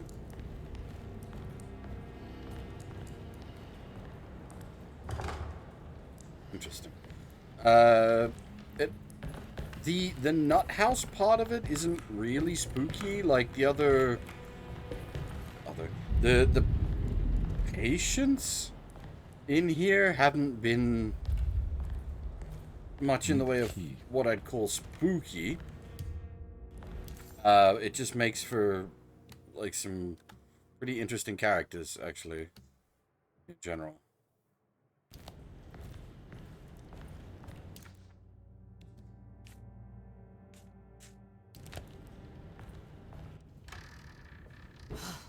Got to be around here somewhere. He wouldn't leave this house. I don't know what to think anymore. You run into that detective fella? Who is he? Can he be trusted? I think he one of the good guys. Well, you know, like us. Will he be all right with her coming? Praise the mother. You don't need to know about all that. You just help the job. Just calm down. It ain't time yet. God, it hurts. As far as I can tell, Detective Comby seems to be solving problems, not causing them. Just be ready in case he starts anything.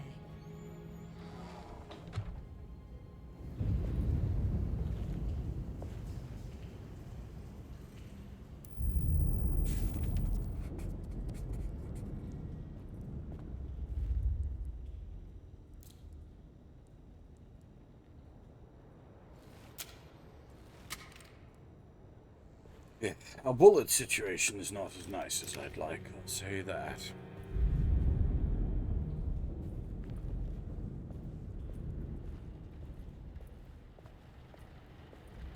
Though, we must have got some Thompson rounds somewhere, because I thought we ran out.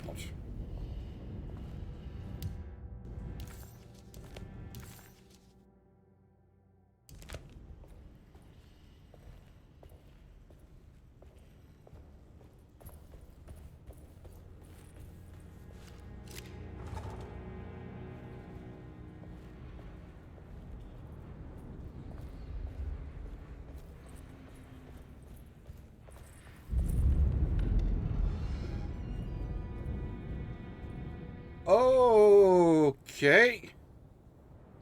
The nastiness has spread quite considerably.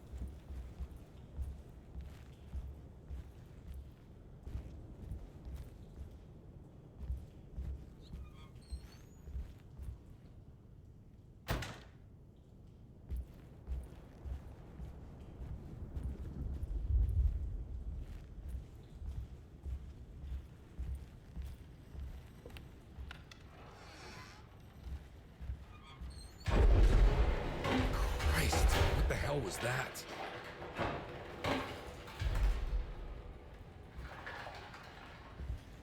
It's blocked.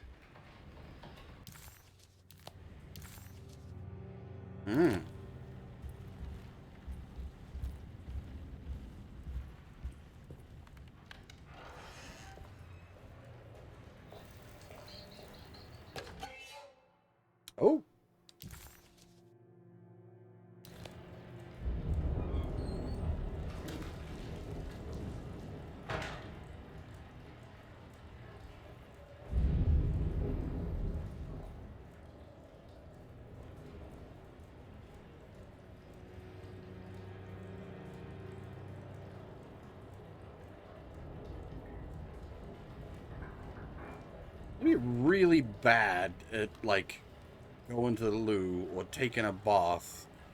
Get marks all over the ceiling.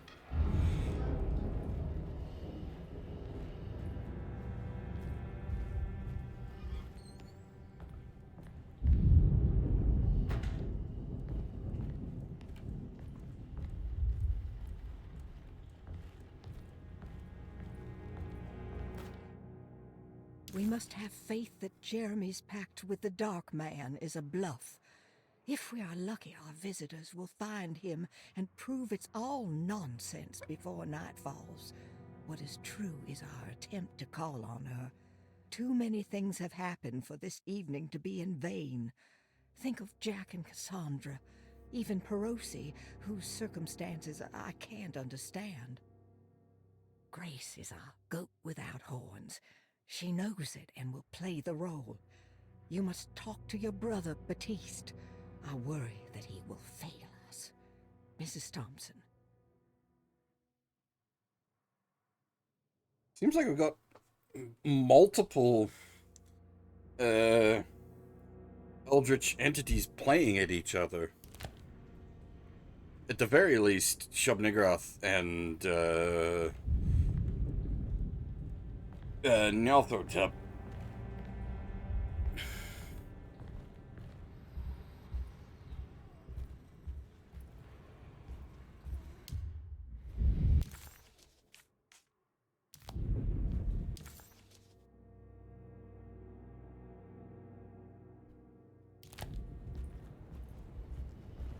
It's blocked.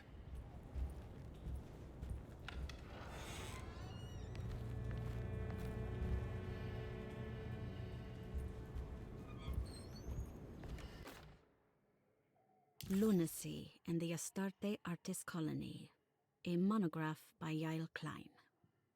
In early 1909, the old Derceto plantation outside of New Orleans was turned into an artist's colony. 3 famous European artists rented the house and the surrounding land from the owner, the Ledoux family. The colony was chiefly run by Sebastian Cortez, who was playfully dubbed the captain by his collaborators, William Arges and Heinrich Kassel. The colony existed for 6 years, until one day all 12 members disappeared without a trace. It is widely believed that their disappearance is connected to the disastrous hurricane that passed through on September 29, 1915, but nothing truly supports this claim. What is known is their frequent participation in New Orleans nightlife, their love for hosting parties, and their elaborate contributions to the Mardi Gras parades as the Pirates of Pontchartrain. Accounts of their lifestyle can be found in almost every gossip column. It can effectively be summed up as carefree and bohemian. In late June 1909, the name Astarte first appeared in the news. Oop. Oh, bother.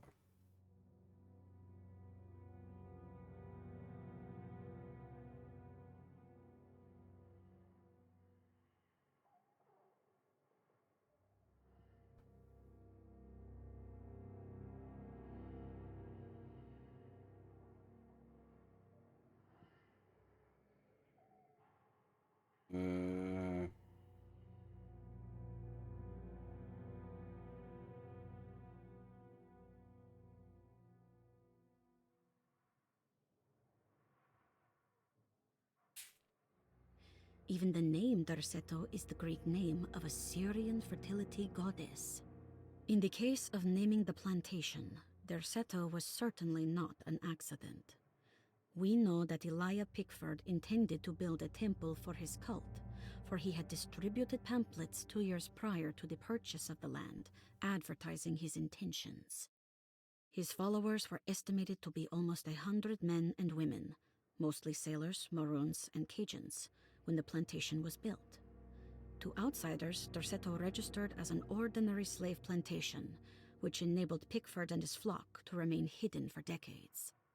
The official story is that the cult lasted until 1862, when the Union Army came and burned down the plantation and scattered all who lived there.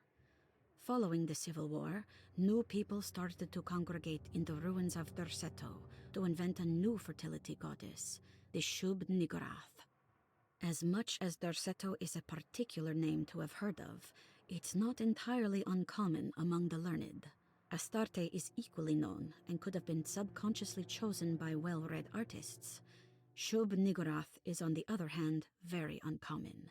Almost impossible that anyone in Louisiana would have heard that name. The name is referenced only in rare books like Unaussprechlichen Kulten and the Necronomicon, and is believed to be a bastardization of Arabic words meaning pertaining to the dark young. The few paragraphs printed on the goddess are so upsetting that no one in their right mind would want to build a religion resting on such qualities. The Shub-Niggurath cult was hard to get rid of, but it is believed that despite the police jailing and killing several cultists over the years, the main culprit in the cult's demise is the cult itself, which seems to line up with every instance of cult activity on Derceto's grounds. When Captain J.W. Norton of the Union Army arrived, he described the people at Derceto as malnourished and maniacal. As much as the army tried to save them, they fought back with fervor, as if nothing was going to stop them from slowly destroying themselves. While the disappearance of the Astarte artist colony remains a mystery, the recurring motif seems to suggest that their fate involved lunacy and a hunger for self-sacrifice to that fertility goddess with 1,000 names.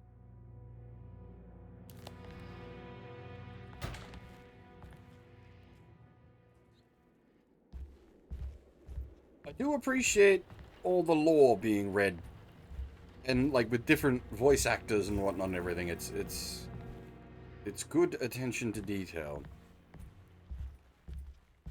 even if it does kind of put me out of a job.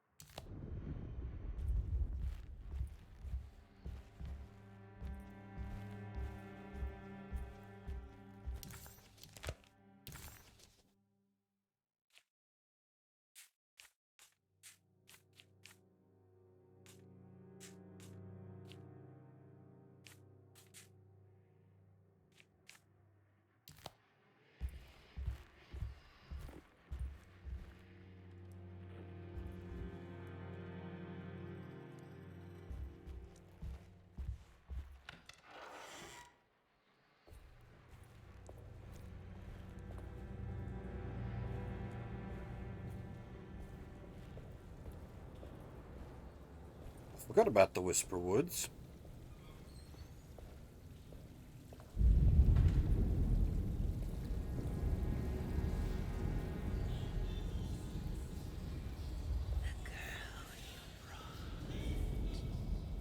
What is that?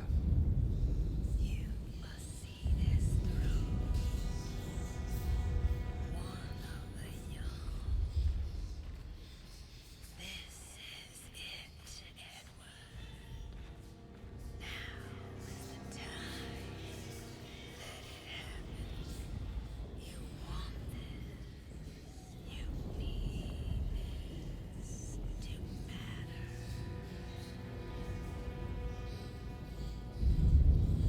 Fucking spooky ass tree.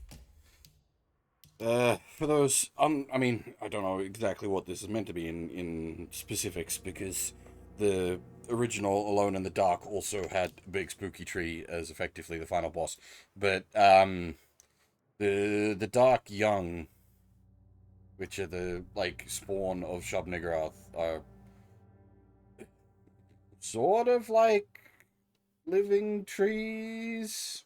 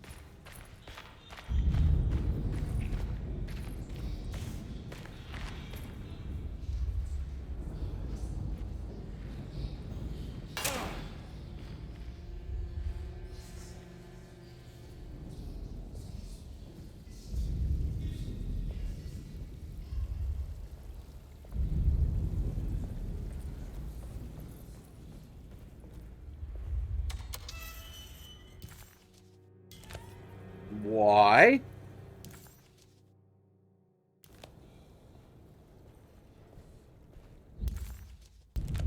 Oh. I think the game was just freaking out a bit, which ironically caused me to freak out further.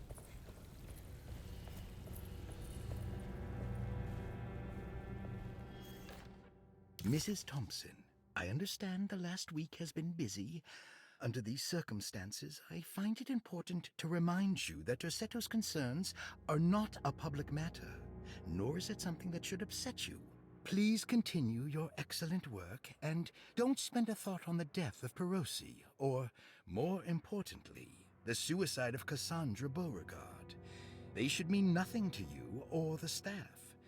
I rely on your loyalty, and trust that your close kinship with the Tabois siblings will keep Tercetto's secrets hidden. Dr. Gray.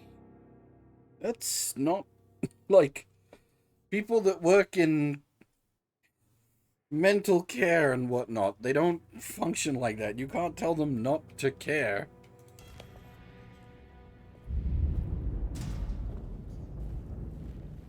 That isn't how that fly.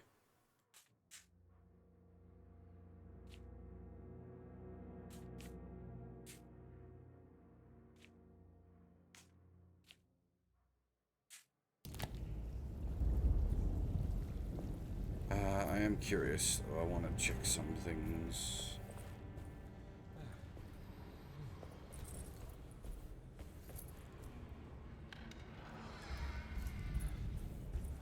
This is how we turn a 6-hour game into a 12-hour game.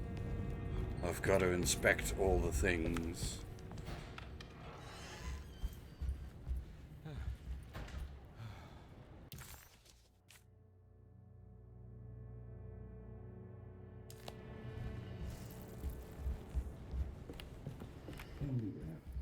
You can't let her ruin our plans. I heard him and Emily fighting. You don't have to worry. I don't worry about the detective. He knows his place. Quiet. I don't want to run into the orderlies right now. Not sure I can trust them.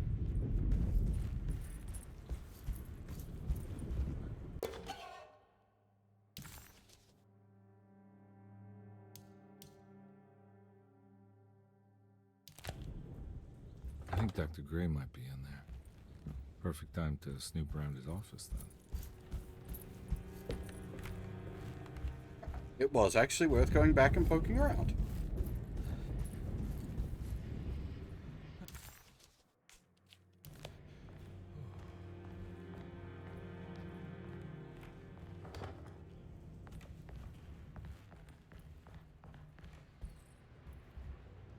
Again, we have that old problem of, it's not paranoia if you're right.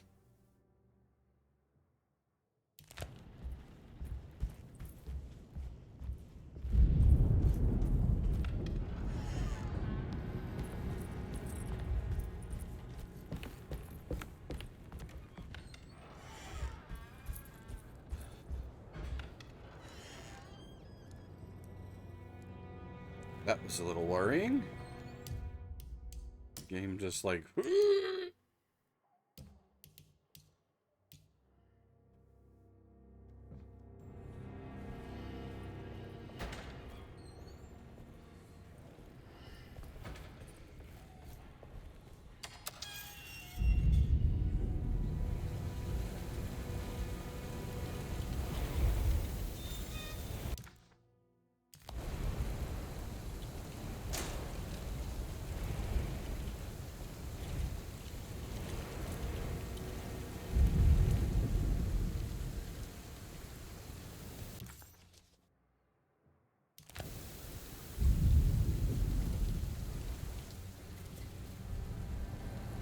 Yeah, the glitchy eyes are gone now. As I said when it first came up, I thought that wasn't supposed to be there. Or at least it wasn't supposed to stay there. It was only supposed to, like, appear for a second or something.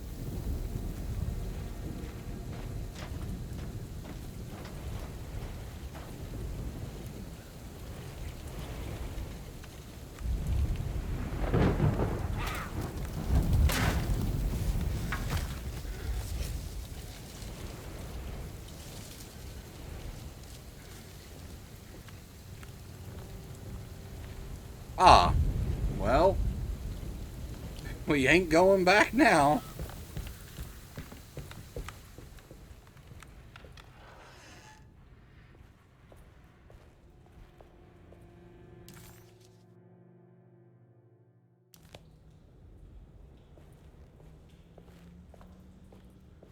I need the key. The boys upstairs have started shifting around yet. I've been predicting for a while that they're going to move.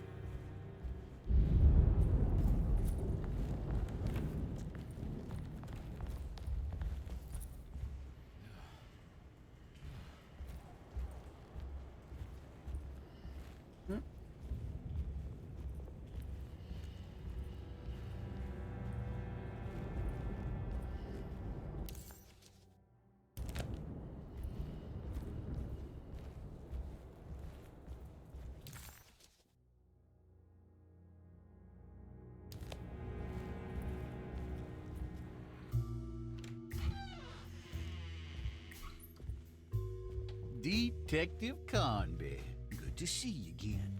Solved your case yet? I'm trying. Hey, Grace, you okay? Oh, she is just peachy, Detective. Are you looking forward to the Feast of St. John, Grace? I can't wait. Kids, ain't they great? What exactly are you planning for tonight? Oh, not much. We eat, we drink, we pay tribute to the wishing tree in the conservatory. The usual. Then why all the excitement? There is just something about tonight. Something's different. I think we all feel it. Besides, we got ourselves some new words for the prayer thanks to your buddy Jeremy. She'll come and turn the world inside out, and things will begin again. That sounds strangely threatening. You should come.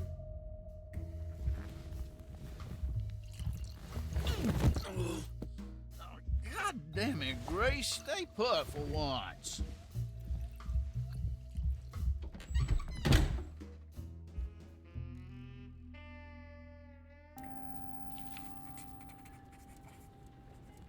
I better hold on to these. Wouldn't want them to get lost.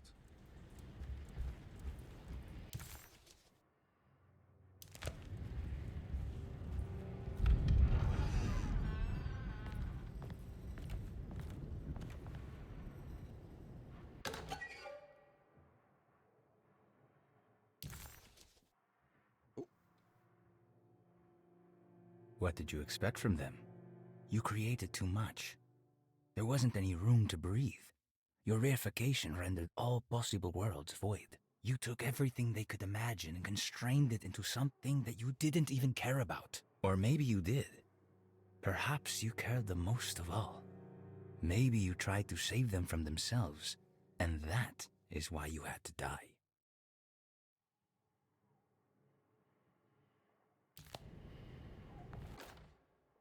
Jeremy knew that the only one who could help him now was the guest in room number 3. The room seemed to have been empty for so long. But that wasn't allowed to be true. The story needed to be different, to include something from the outside. He would bring the guest back to room 3 and show them what was in that safe. 913. But those were not the right numbers. That was the combination for the safe in the clerk's office. Hmm.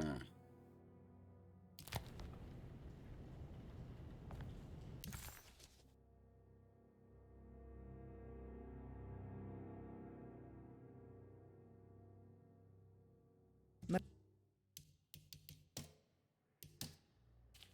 913. All right, time to get Jeremy out of that contract so we can get the hell out of here. Something tells me I'm gonna have to put my talisman to use.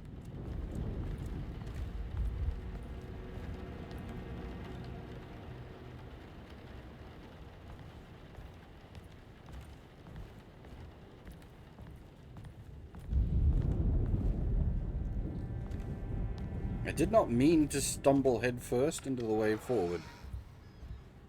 Hopefully we haven't missed anything.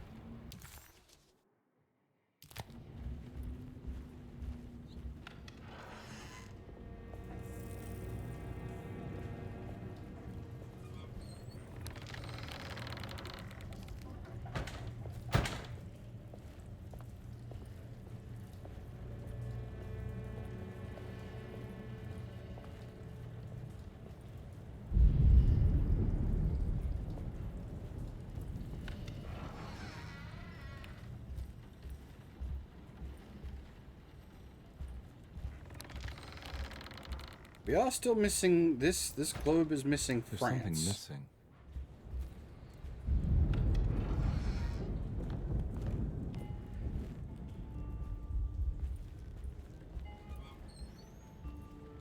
Oop, that's new.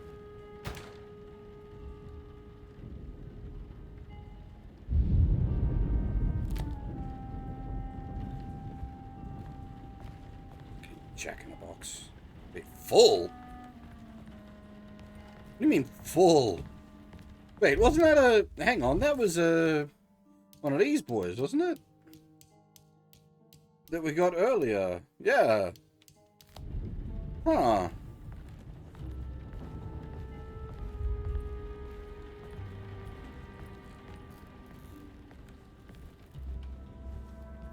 Game didn't flag it properly? Question mark. But it had a inventory message for you having it already. Interesting.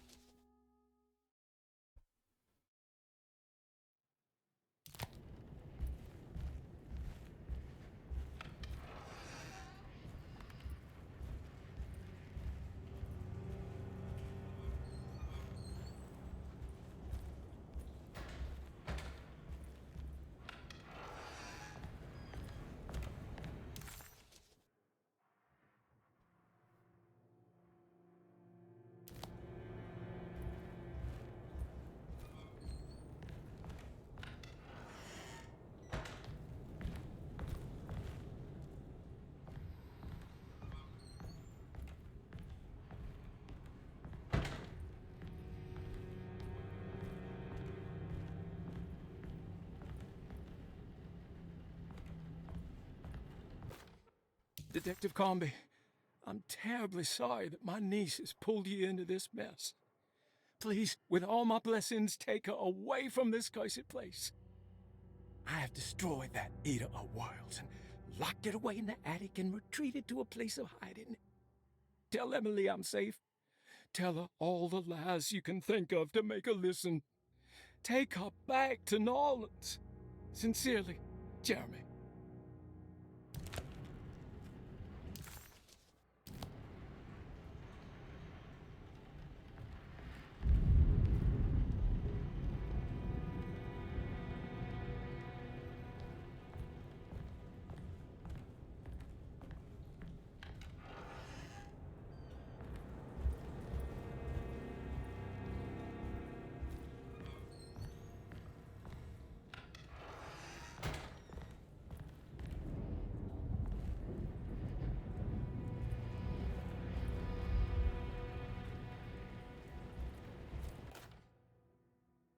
Brother, I need you to trust me. This is the most important moment in our family's history. I know you have doubts and that the terrible Mama Loa told you lies. I would never betray you. I promise. Lottie, brother, I need you.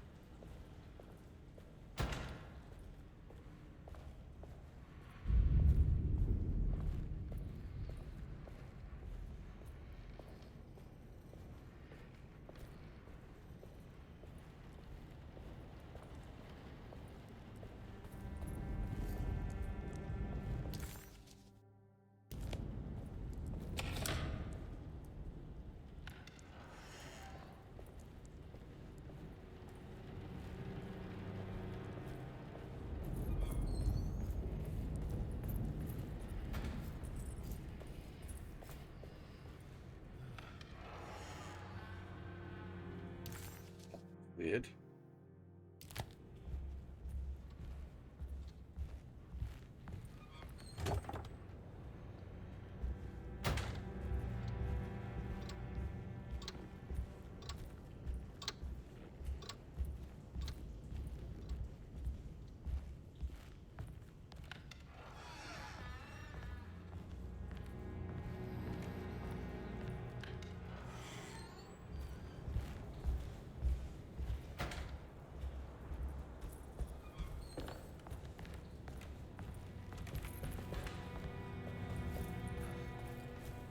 I can't leave. I got a job to do.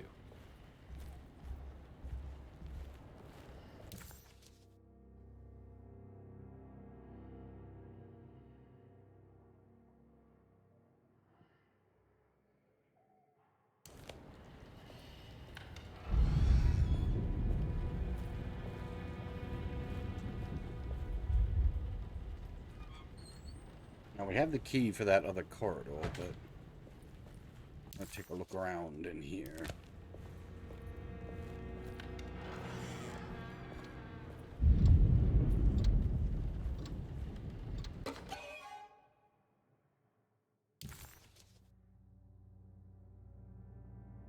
What a terrible thing to recognize that your betterment was an illusion. That you are so infatuated by the virtue of struggling that despite all your hard work, you made no real efforts to ever become well. Or that the treatment becomes such an obsession that instead of letting your wounds heal over time, you tear at the flesh in the hope that it will heal better and faster. If only it would bleed in the way you wanted. Do we ever become well? What do you think, Dr. Gray?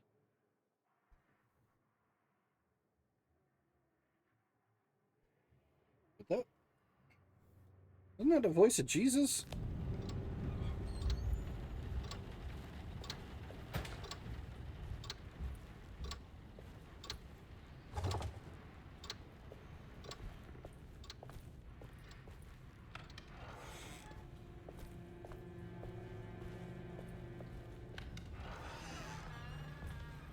There must be a spare key to Dr. Gray's office in here somewhere.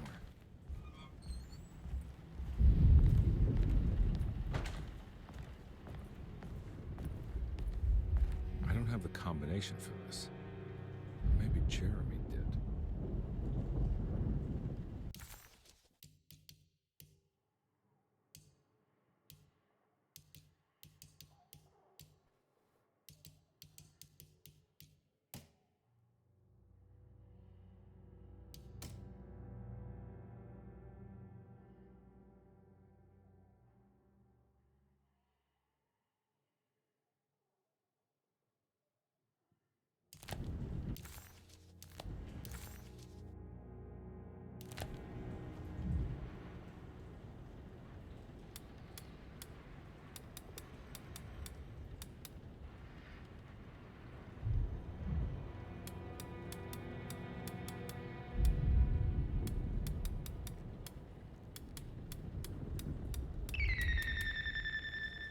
Hmm.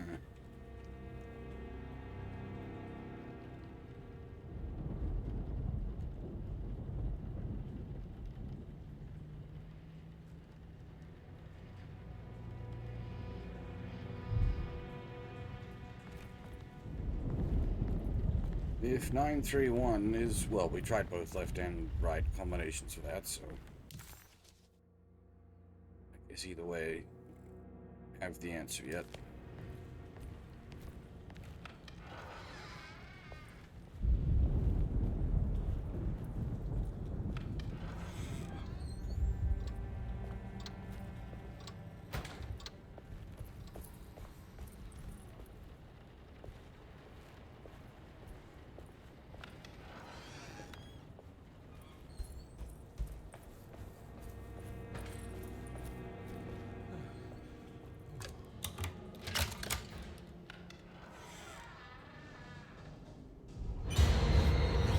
No, no.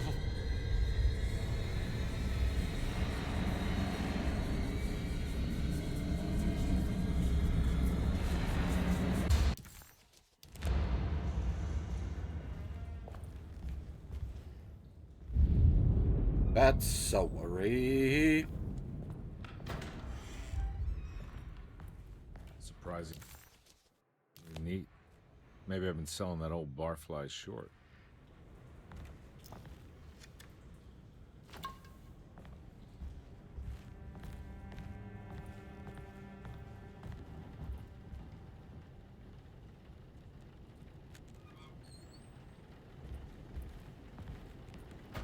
Looks like McCarthy has something hidden inside.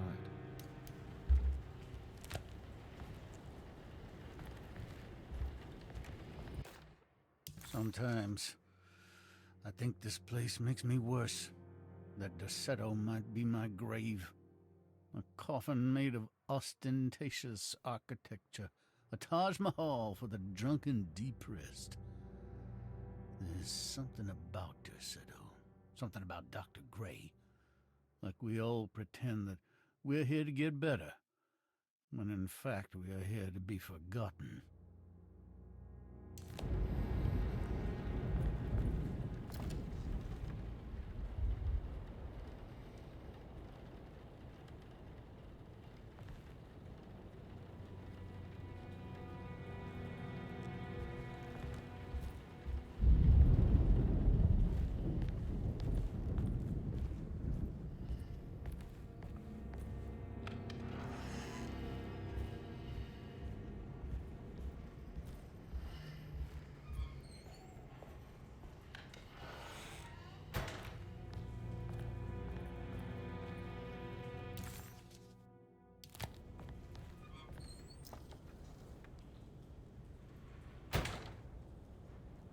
Whoop.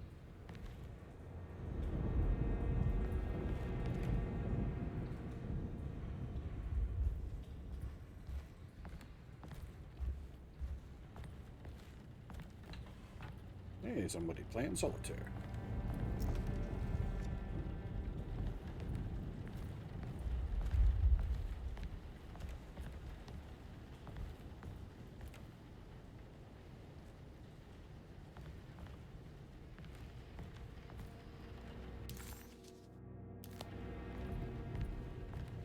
Oh, I guess we've got no choice.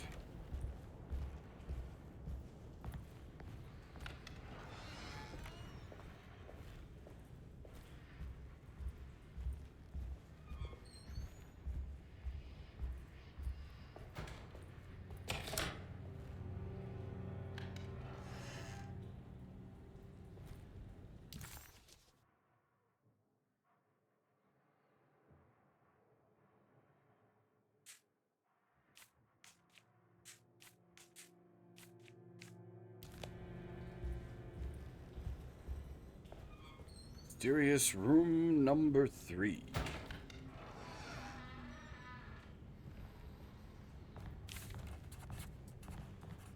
This is my room. What? I belong here. What?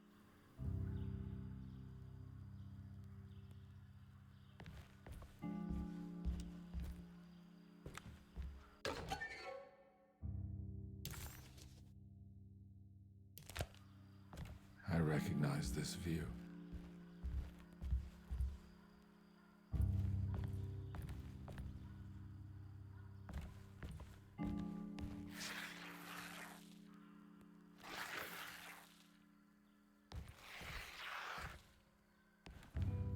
I know that number. Where's that from? I did this. I wrote that.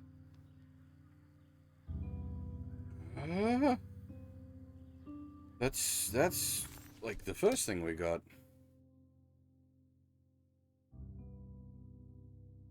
One 692. 692?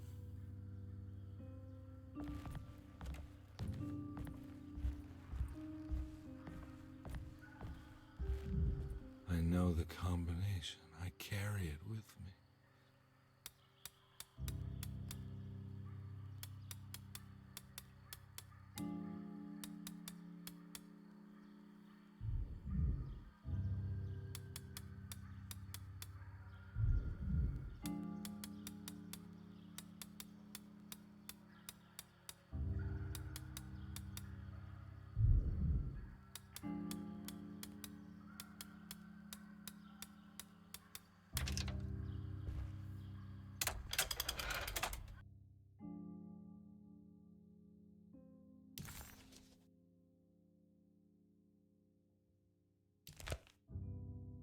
Detective, I have made many discoveries in my case.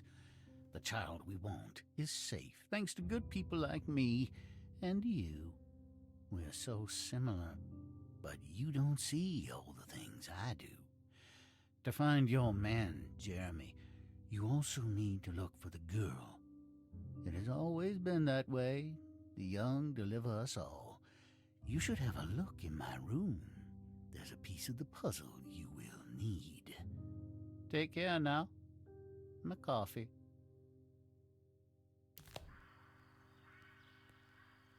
How long have I been here?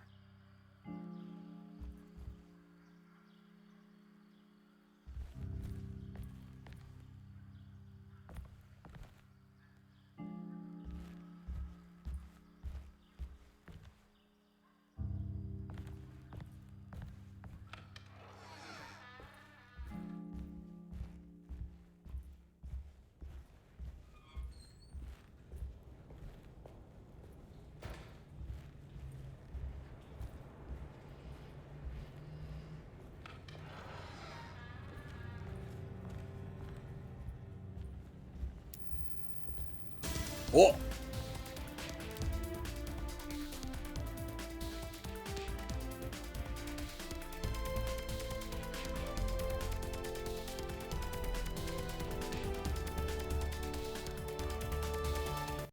Hey, Huff. Welcome, everybody. Thanks for the raid. I don't know what more to say there. Hopefully your art went well after I left. Hey, Bot. Looks like McCarthy has something hidden inside. Oh, the old coin is a screwdriver trick. Oh! That's friendly looking. Oh, Jesus, yeah. Get the hell out if you're trying to avoid spoilers for this. Holy crap, we are in big-time spoiler territory.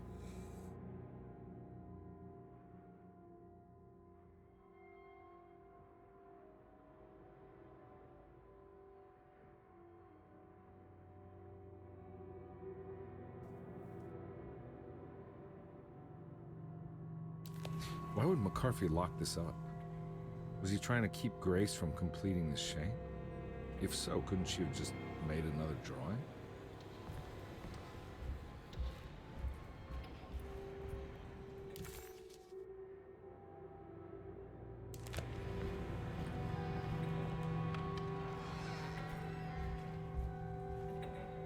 Ah.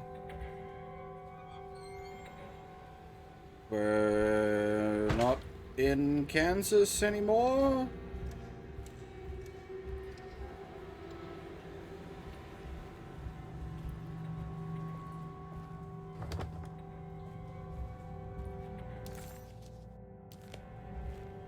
We did a big old Tomb Raider segment in a ancient Egyptian tomb that was kind of cool. I suppose the actual tomb bit of it was less interesting, but the lead up to the entrance was really quite cool. Oh boy, yeah. We ain't in Kansas anymore. Tick-tock, alligator?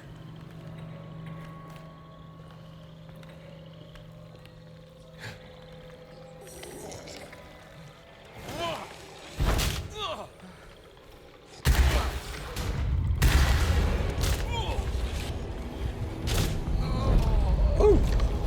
I think that's the first time we've, like, died proper?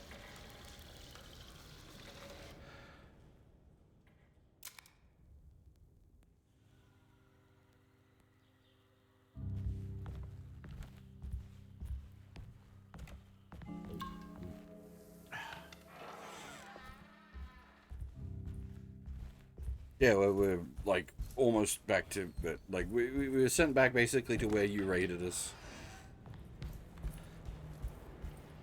Looks like McCarthy has something hidden inside.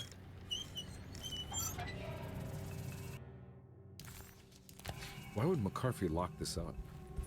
Was he trying to keep Grace from completing the shape? If so, couldn't she have just made another drawing? What the hell happened in here?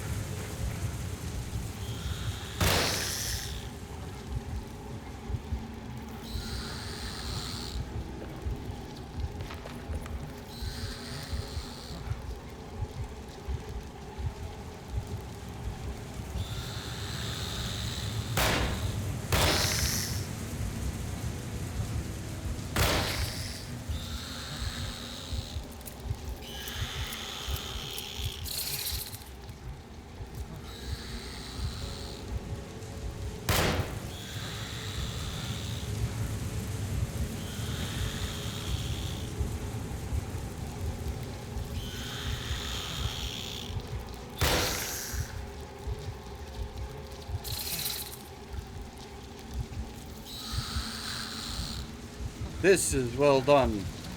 This is fucking freaky.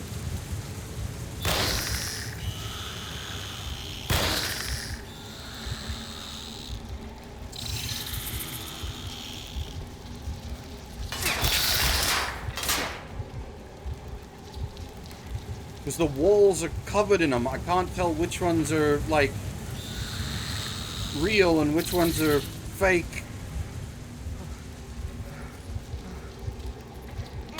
And the ones on the walls are moving as well.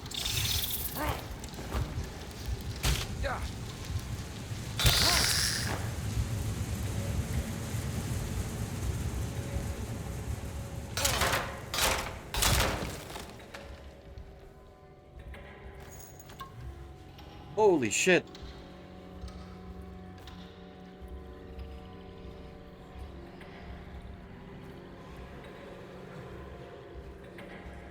That was kind of intense, yo. Shotgun shells full. Alrighty, boomstick time. You know what? I need a drink after that.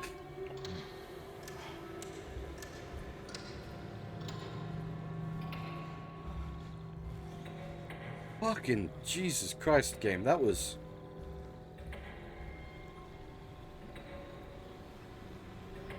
well done.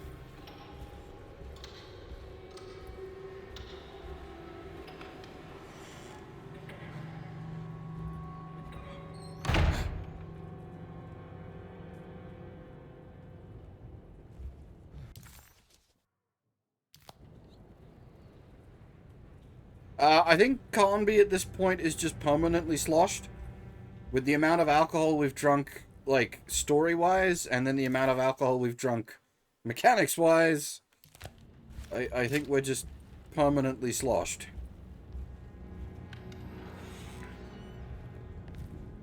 It would be a nice touch if there was, like, a...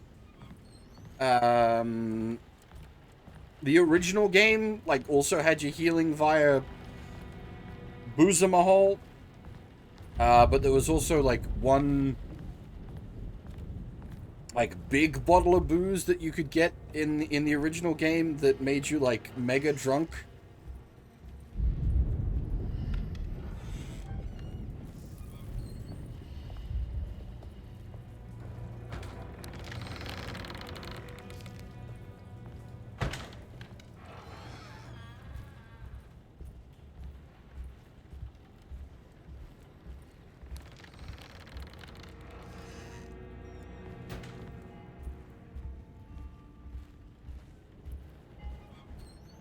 Jack in the Box has returned again. It's the third time we've collected the Jack in the Box.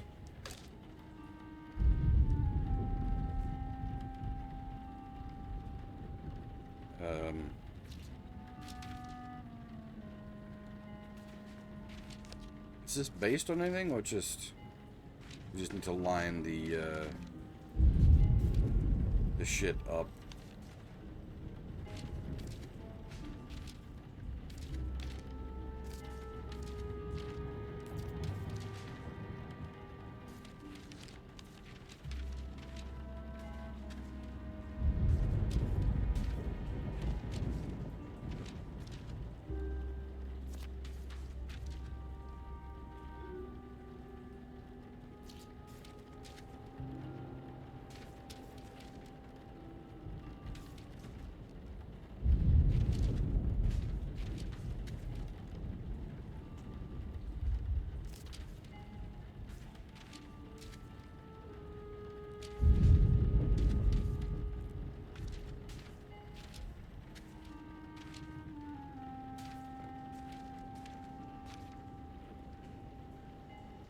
Hey, Suki, how's it going?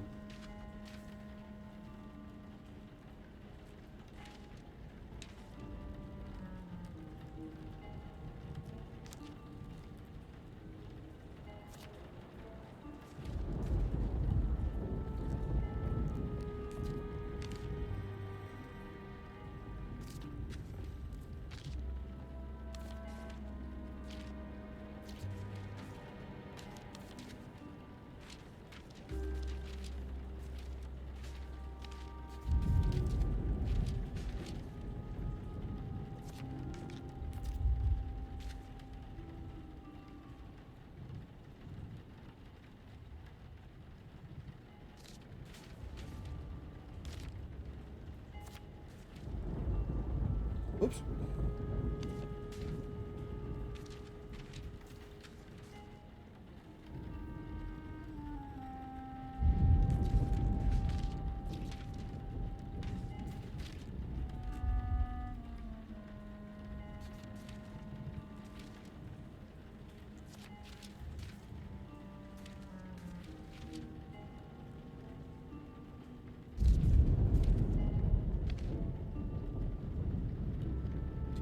Yeah, it's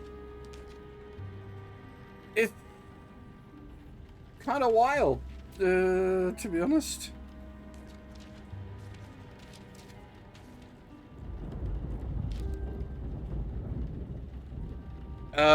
Like I went into this not expecting much, given the,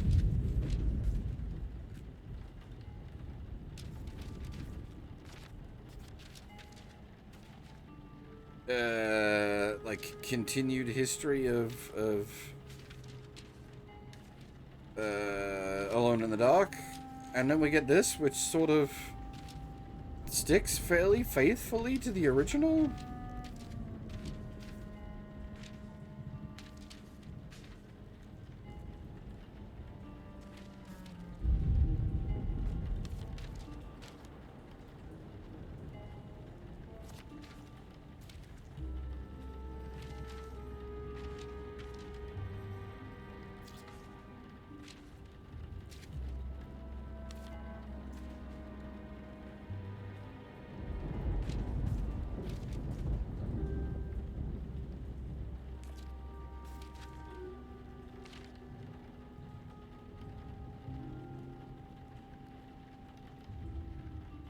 Yeah, well, I sort of said similar before as well, like,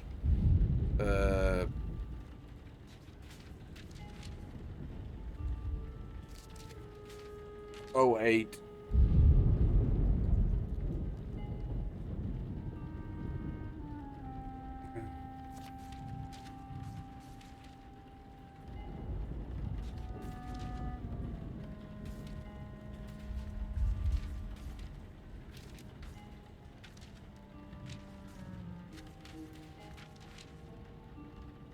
'08 was bad.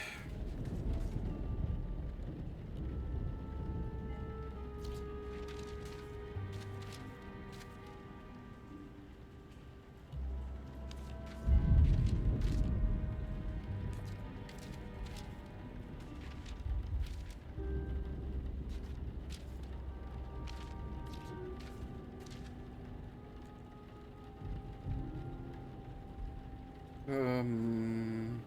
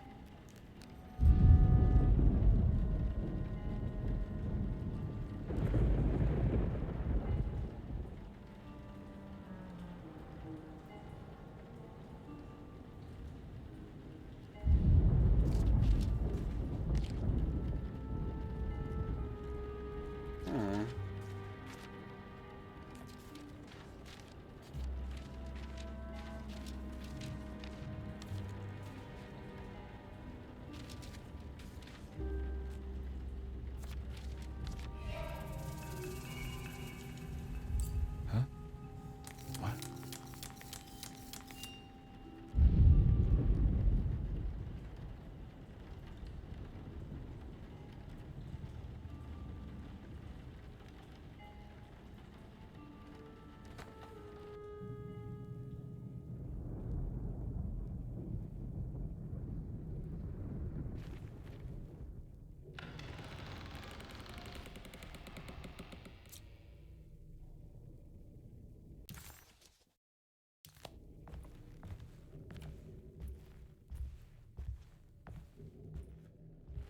But yeah,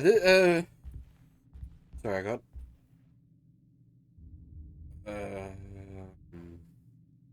what?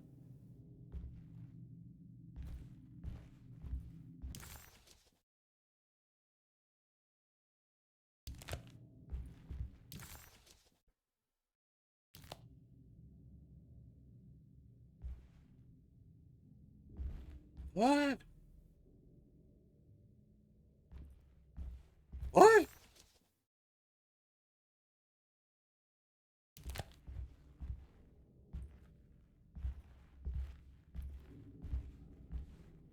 Huh? Yeah, because the map's drunk. It thinks we're in Cassandra's room, which is through that door there.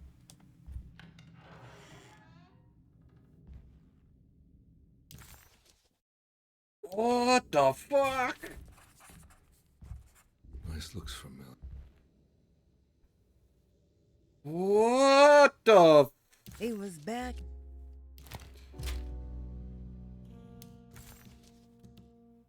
He was back in the French Quarter, his office to be exact, a place Jeremy had certainly never seen. It could only mean that the dark man had reached inside Edward's mind and conjured this place for him to suffer. How long had it been since I drowned myself in drink and depression? It had all felt so peaceful, slipping away into oblivion. A welcoming, dark voice wrapped around my mind like a heavy blanket. It turned off suddenly as I woke up from the sound of my office door closing shut. A messenger had left a telegram from Mrs. Saunders. She had a lead on where to find her husband and her kidnapped daughter.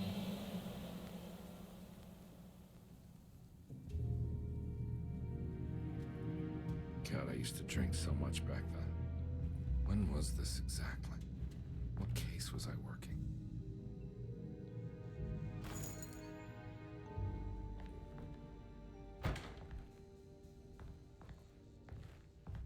That was...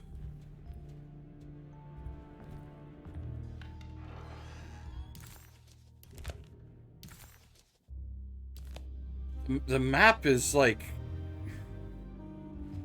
super drunk. But this is a completely different corridor. Because, like, on the other side, there's a globe in here. Okay, this is...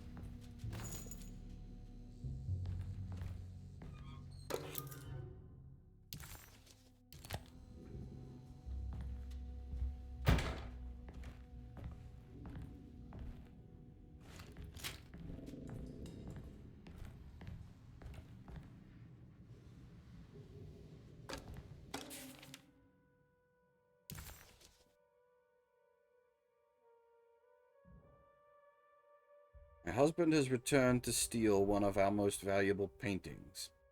Sure he means to sell it. If you hurry, I'm sure you can track him down. Gabriella Saunders?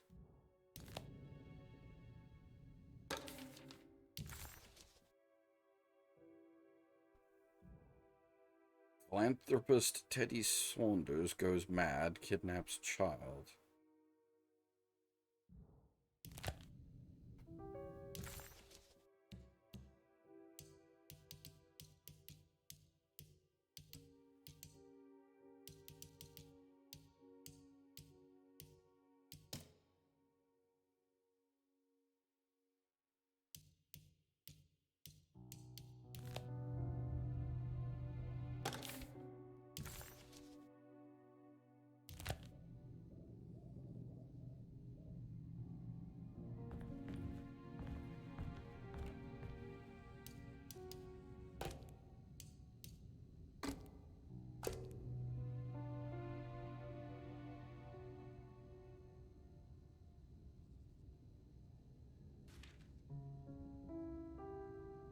Check out Thornhill.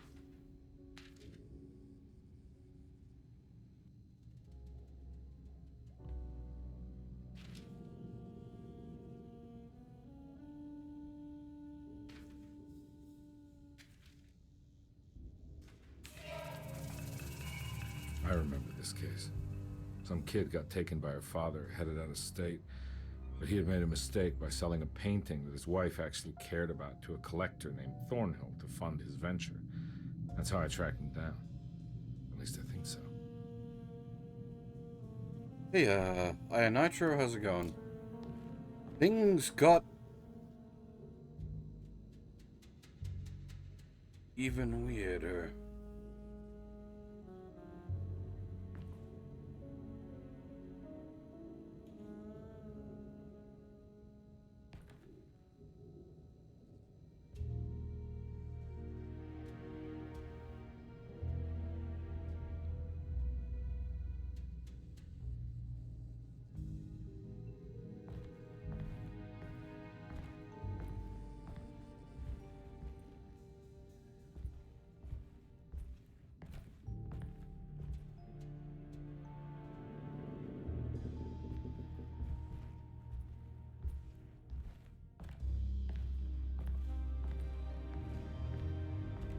Now, I'm assuming we're going with the red string because it's like his string board thing. But if this was a Japanese game, that red string would mean something very different.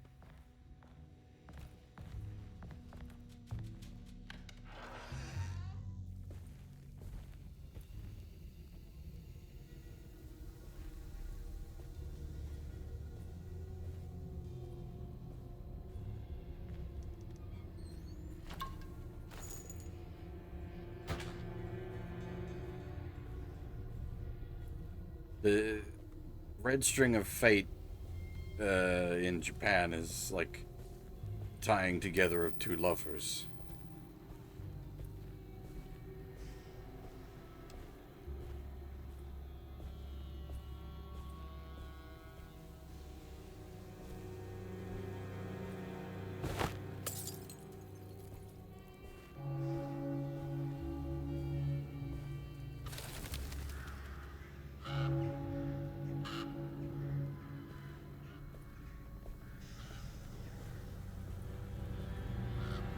Didn't someone release a game like that recently?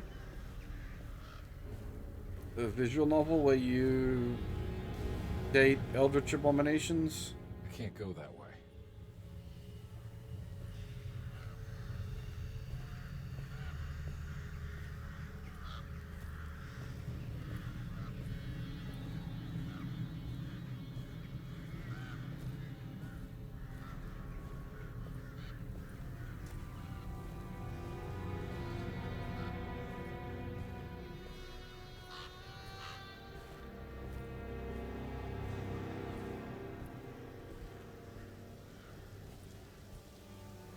Yeah, this was a Western one.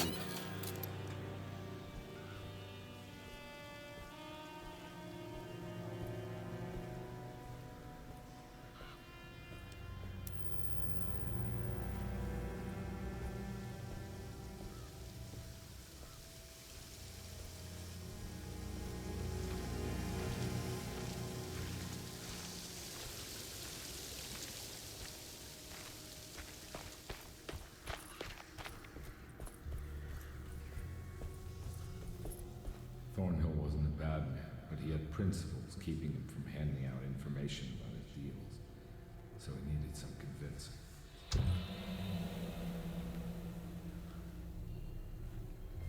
Well, every case can't be squeaky clean.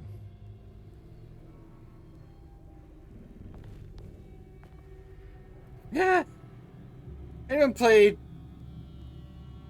Vampire the Masquerade Bloodlines? Anyone remember that side quest with the paintings?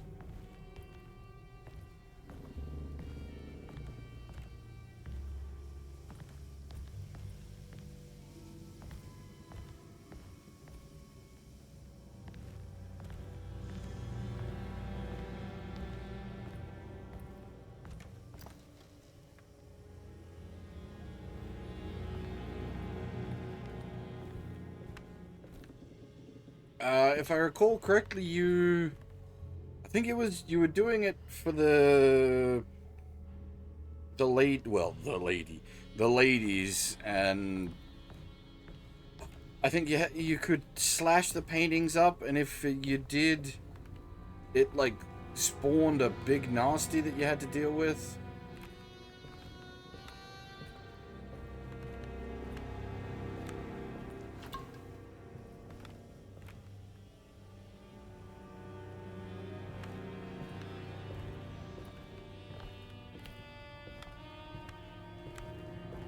It has also been a while for me.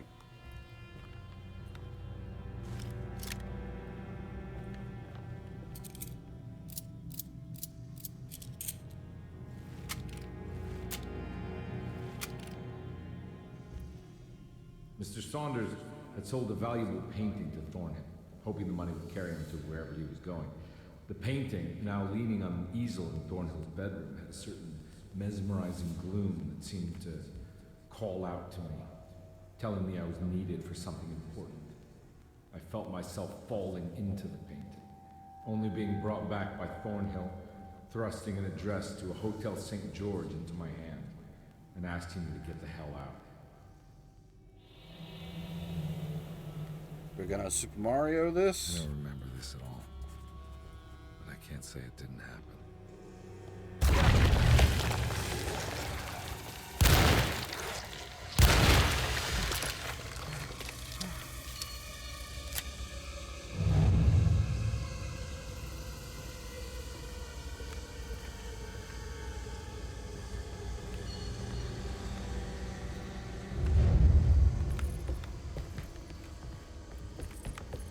I wonder if it'll punish me for being conservative with ammo.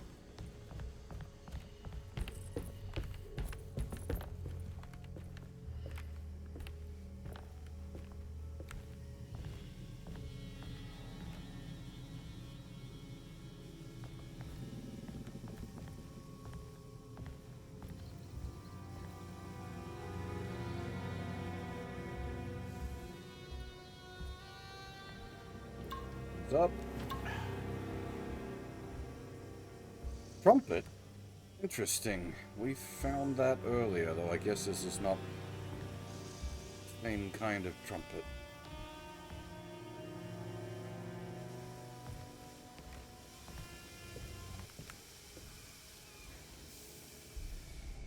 Why are we sneaking?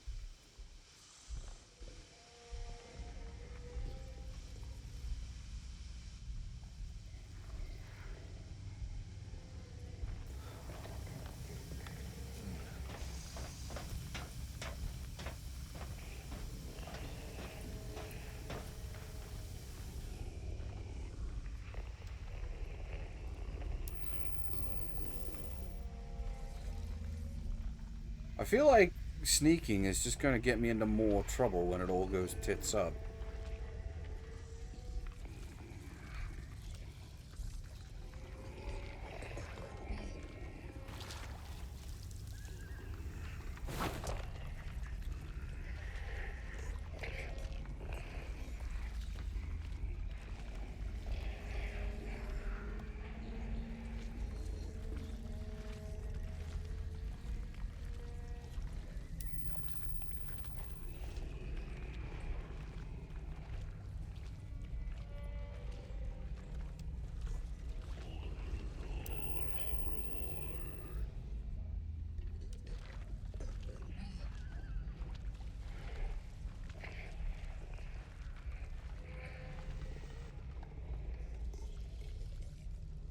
I can't go that way.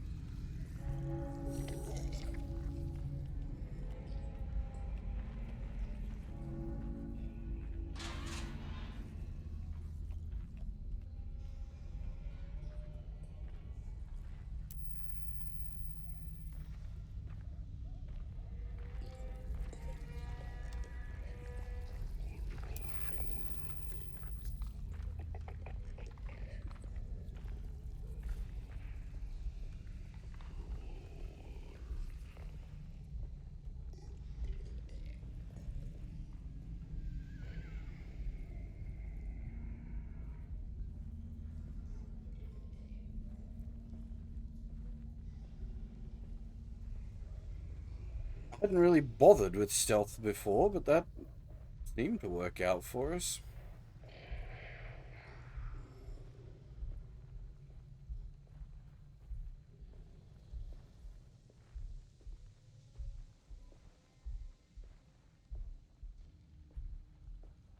Dingy bell on that bike. I feel like that is a mega trap.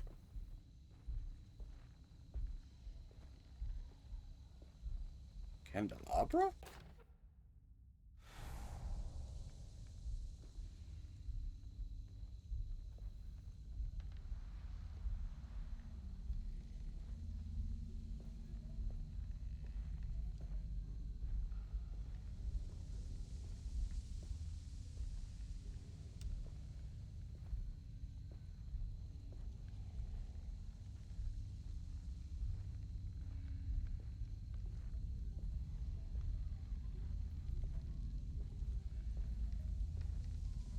I also don't really know what the monsters react to as such.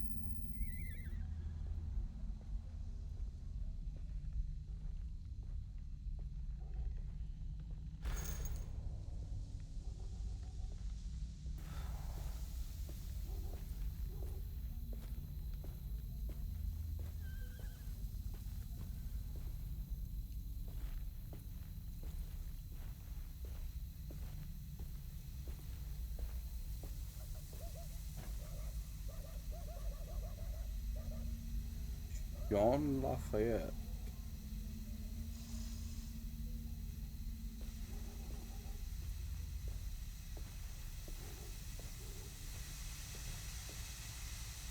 On my way to the hotel, the Morton gang caught up with me. I owed them money, a lot of it.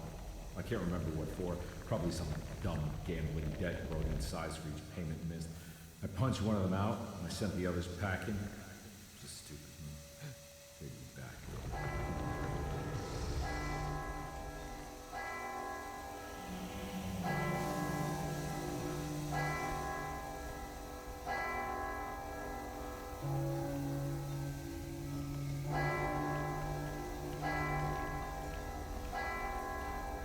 I see. We have friendos.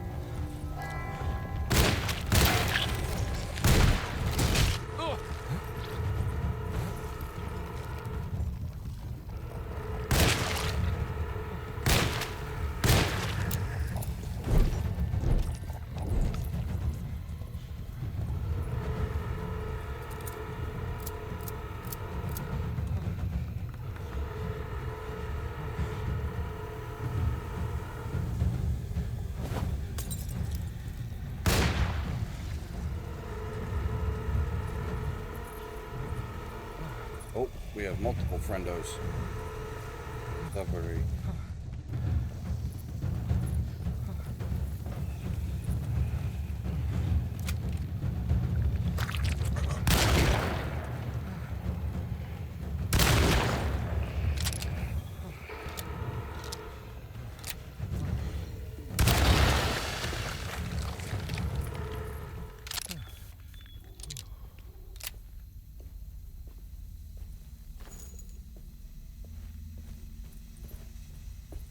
What about the other lad?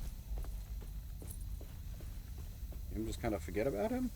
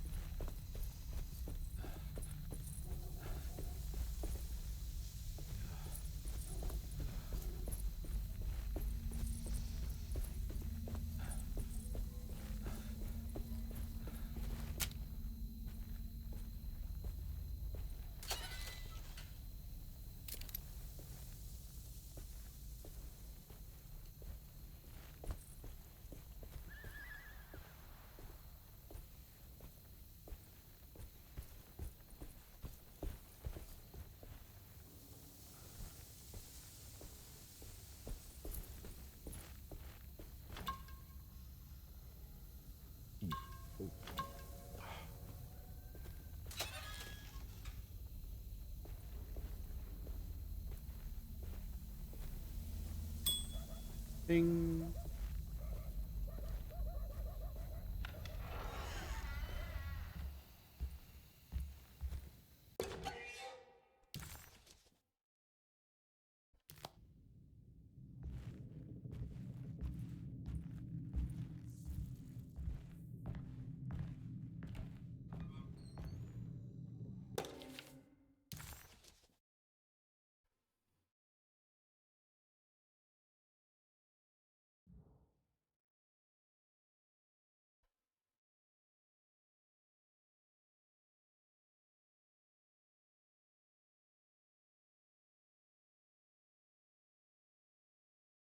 Wait, Ted Stryker?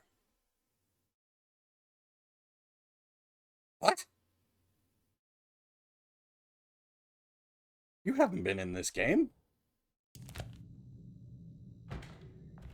That's from Alone in the Dark 2.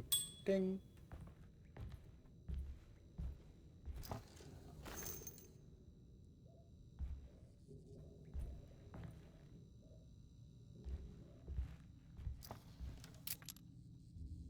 Wait, did we get a... Hang on.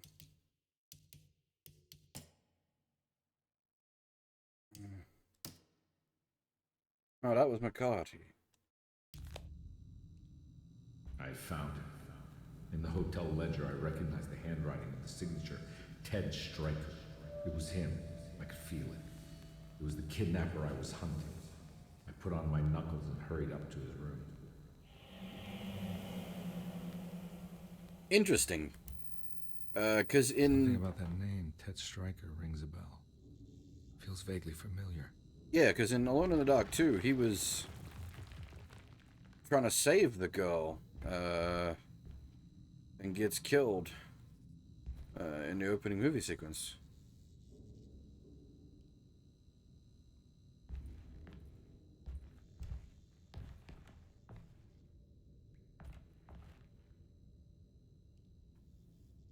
Have you seen our Lucy? Missing cat.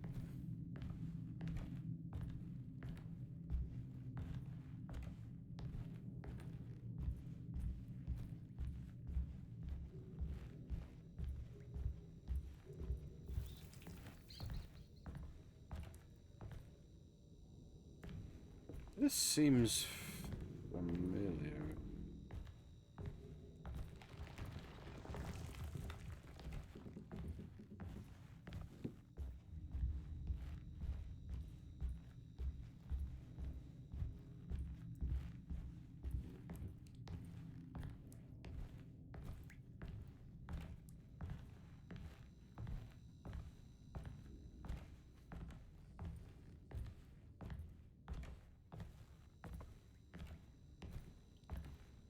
Also, if we're seeing, like, the inside of our own mind, we are really concerningly wrapped up in things now.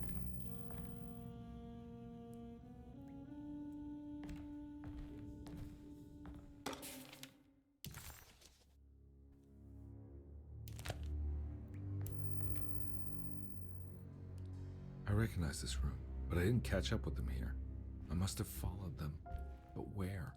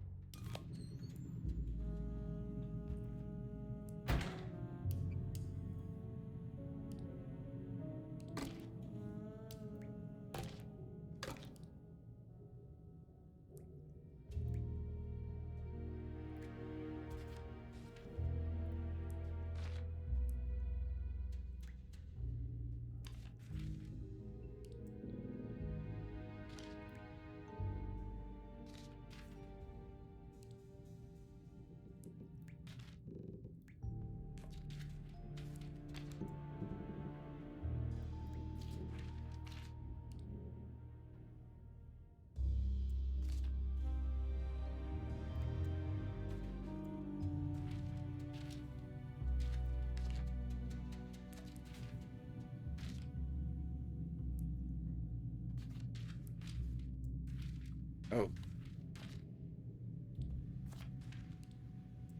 Realize we could.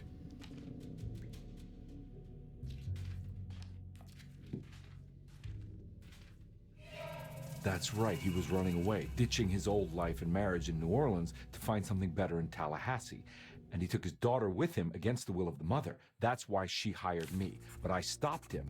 I caught up with him at the Pearl River Bridge.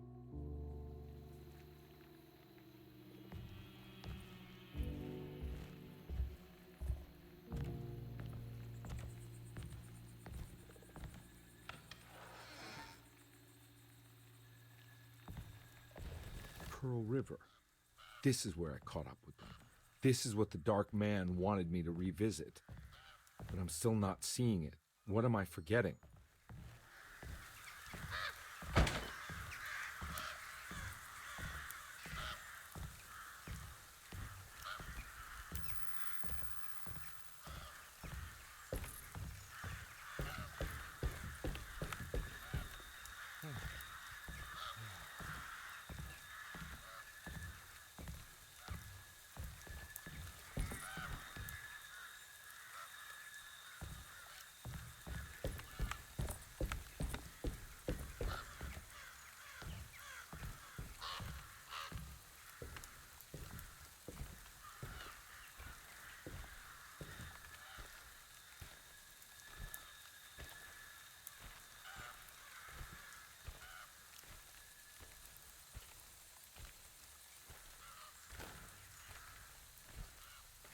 Okay, happy to have a melee weapon again.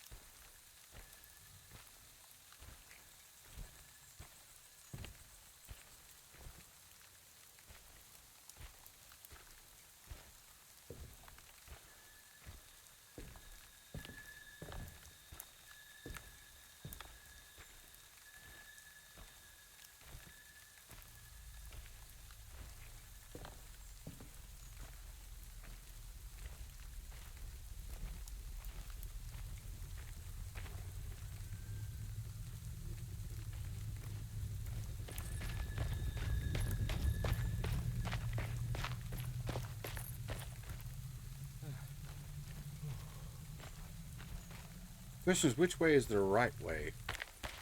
It feels like this is the way forward. But then there was another path down the back here.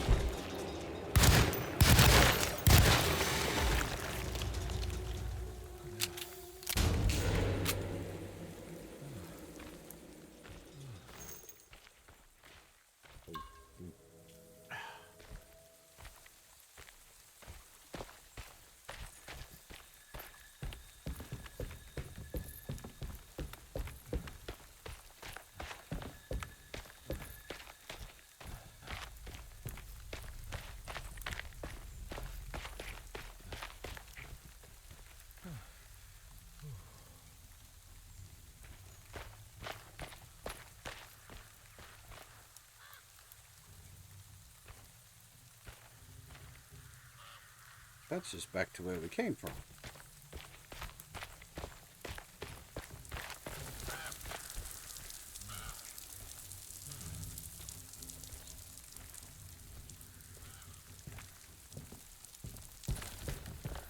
Oh no. It was her all along.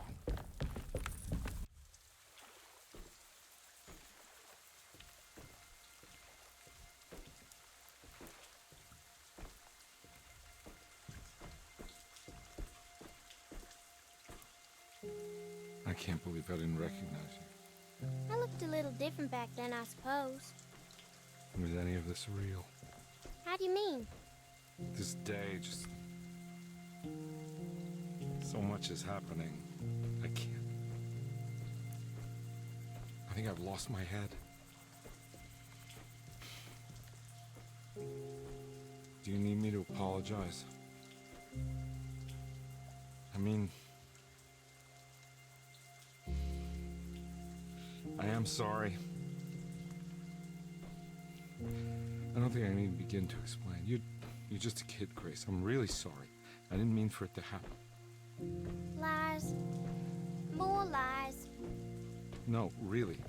I thought I was being a good guy by handing you over to your mother. I didn't know. I couldn't have known that she wouldn't care about you. I don't know how this works. What is this for? Some form of admission of guilt. Maybe acceptance. It's what the Dark Man wants. I guess we just watched my father die again then. You think he's alive? I know he is. He's down there, scared that he won't be able to get out. That he will drown with his daughter again. What are you saying? We gotta save him! We? Do it yourself. I'm down there with him, remember?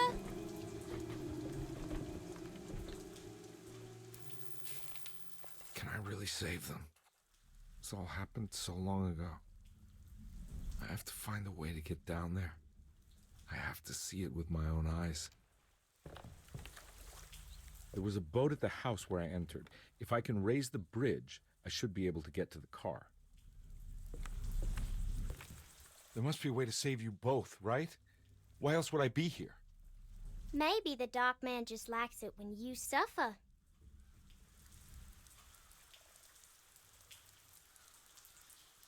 Don't worry, kid. I'll think of something. I'm not holding my breath. Hope you are.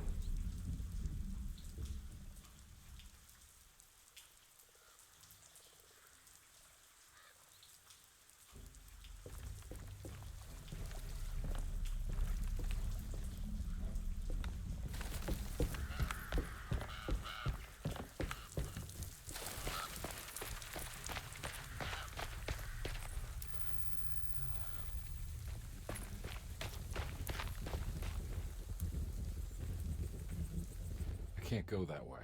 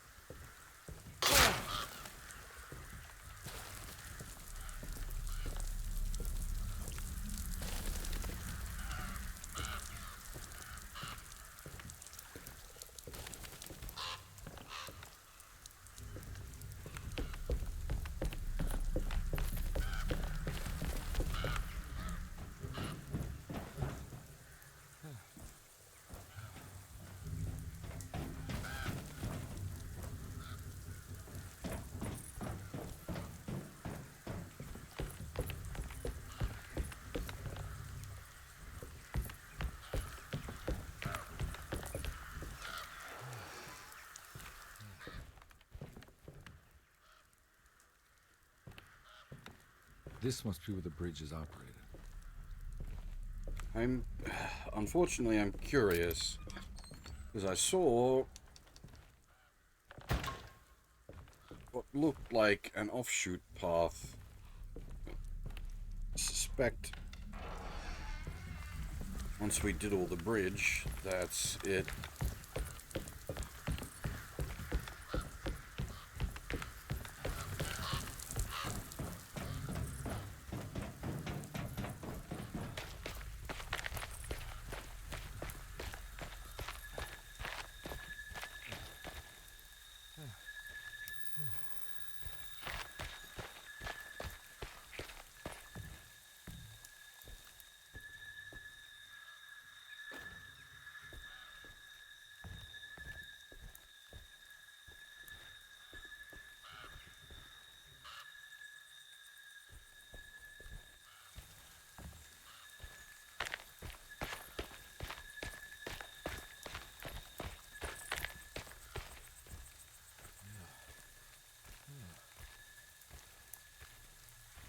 Well, at least I wasn't wrong. There was an offshoot path, just not much exciting down there. There's a couple extra bullets and a full condition melee weapon.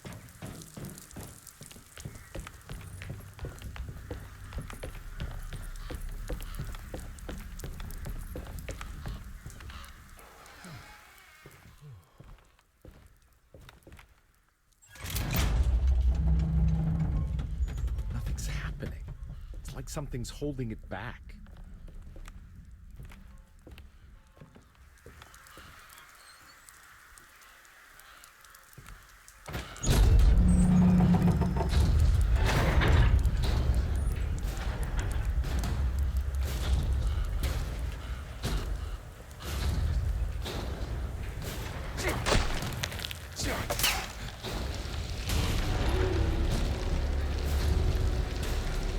Oh, fucking flying bastards.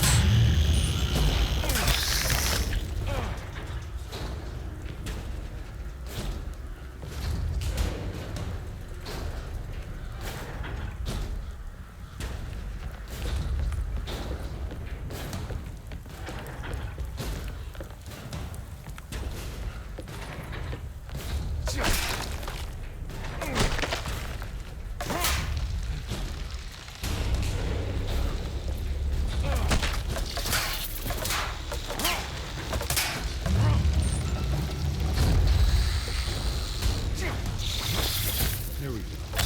Should be able to pilot the boat.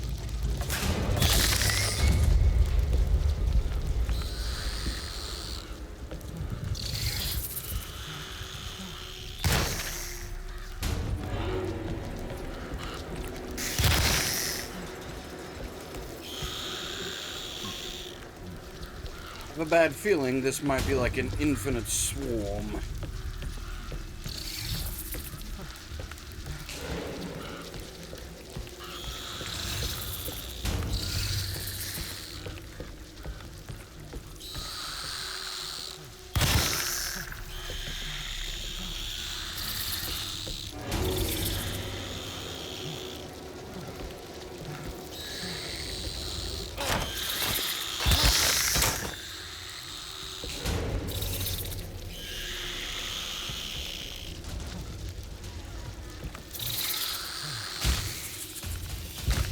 Fucking Jesus!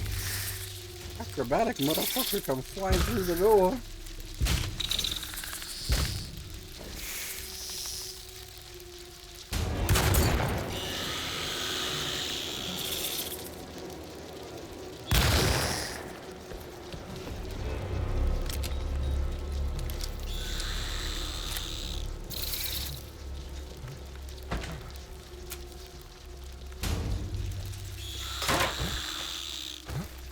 Oh great, I'm stuck on out of bounds scenery again. Always seems to be when we're dealing with these fuckers.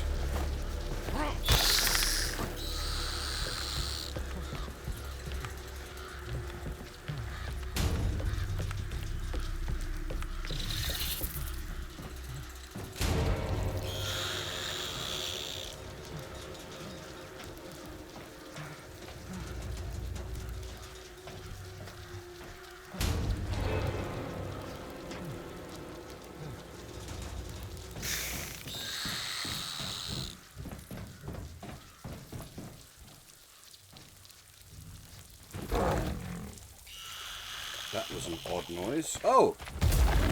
The doggos!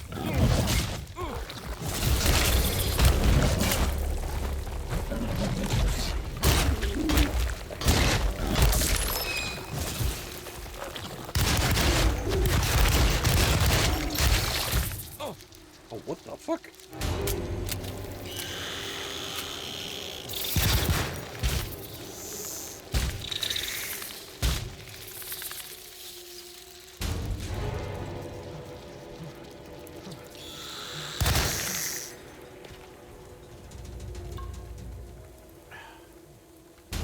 Holy Christ.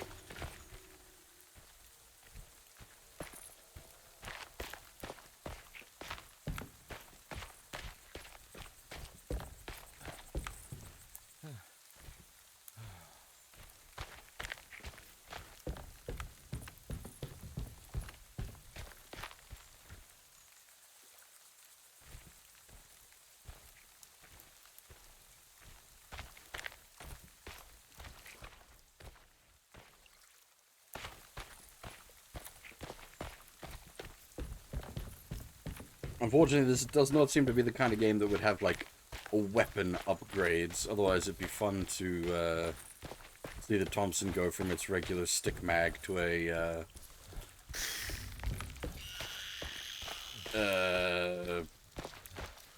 drum mag.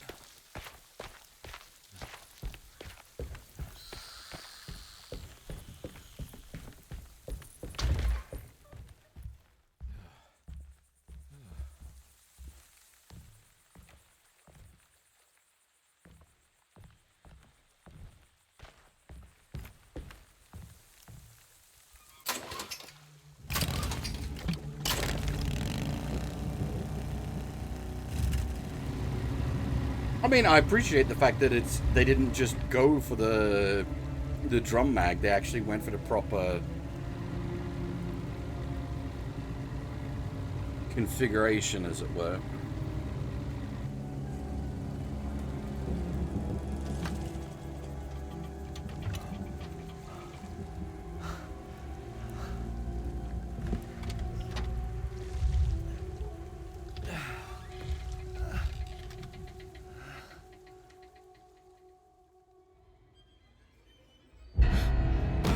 Oh, Fishman.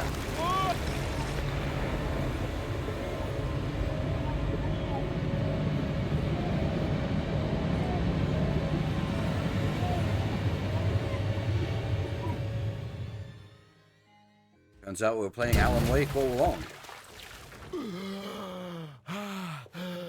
My God, Carnby.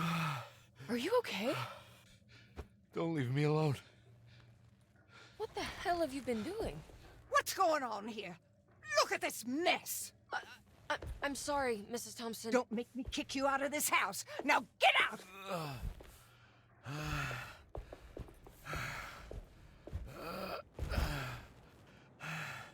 Hey, Detective. Mr. Carnby. I'm really worried about you. I'm okay. I just need to catch my breath for a moment. This place? There are some very disturbed figures around here. And I don't think it's just the patients. I've been reading some things about how Derceto has a deranging effect on people. I think it might explain things. What? Just take it easy, okay? I'm gonna go find a way into Dr. Gray's apartment. I want to know what he's hiding. Emily, don't worry. I think I'm close. I'm gonna set everything right. Just be careful.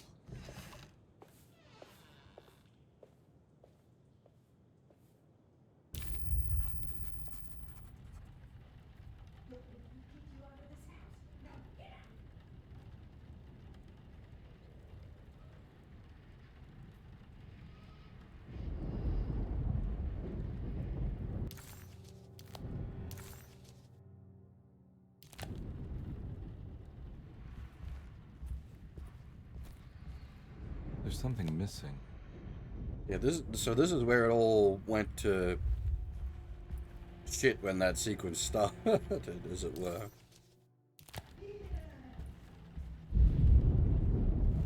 I'm not going in there. She's clearly had enough of me.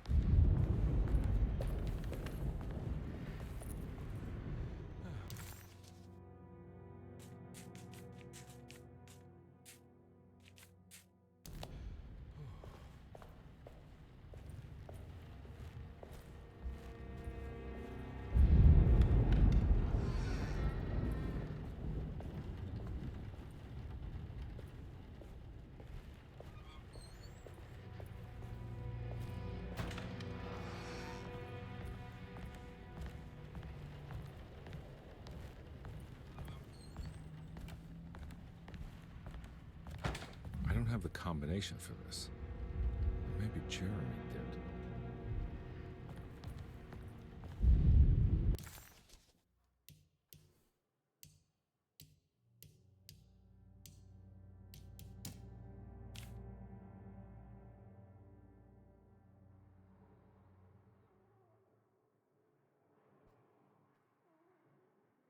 Is it the 913?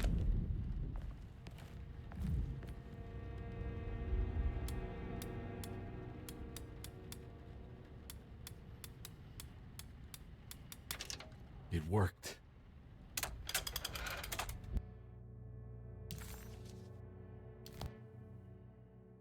The last guest in the empty room suffered from severe maladaptation.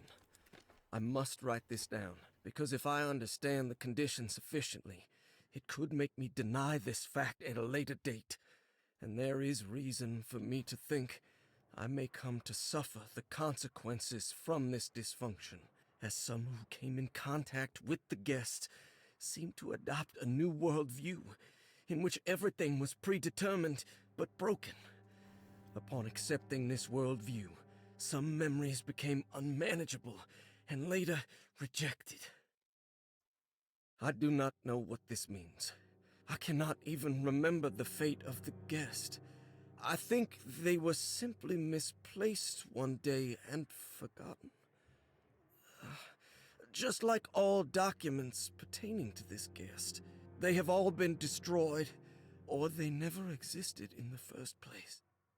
Who wrote this? There has never been a guest in the empty room.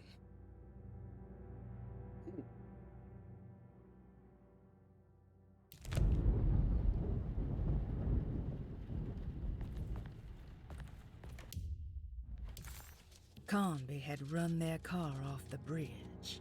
He pulled Grace out of the sinking car, but left her father to drown. He could have saved him. There was time. He just chose not to. Instead, he took Grace back to New Orleans and collected his paycheck.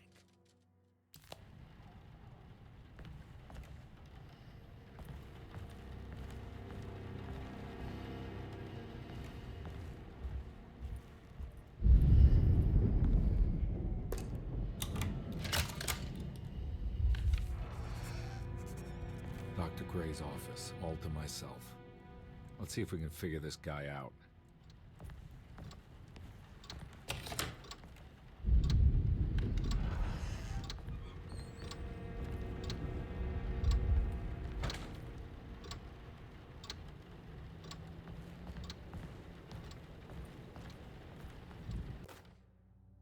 I have finished tidying up Miss Beauregard's belongings. I will leave it to you to contact her agent and have them collect her things. I found one of Grace's drawings she might want back, along with this key in her room, which I believe you've been looking for. Mrs. Thompson.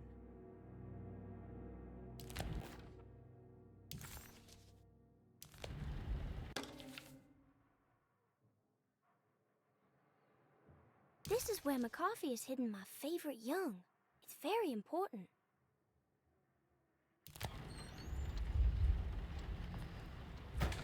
I think we were supposed to have done this earlier.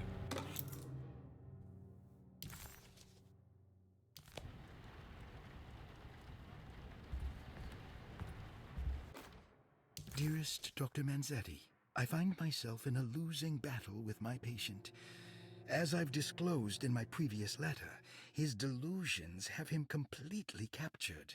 It's bad enough that he is torturing himself with paranoia, but his madness turns out to be quite persuasive to others, effectively laying the ground for mass delusion. I am writing to you in hope that you can give me some guidance. Beyond my ambition to avoid devastating surgery on my patient, I have grown worried about my own defenses. The words of my patient are deranged, yet they often resonate with something primitive within me. I have tried photographing his brain with X-rays. It was surprisingly difficult to get good results.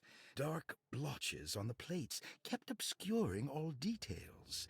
My patient looked at the bad plates and cried out in terror, telling me the dark areas was the shadow of the worm, eating him from inside. I could not see anything out of the ordinary.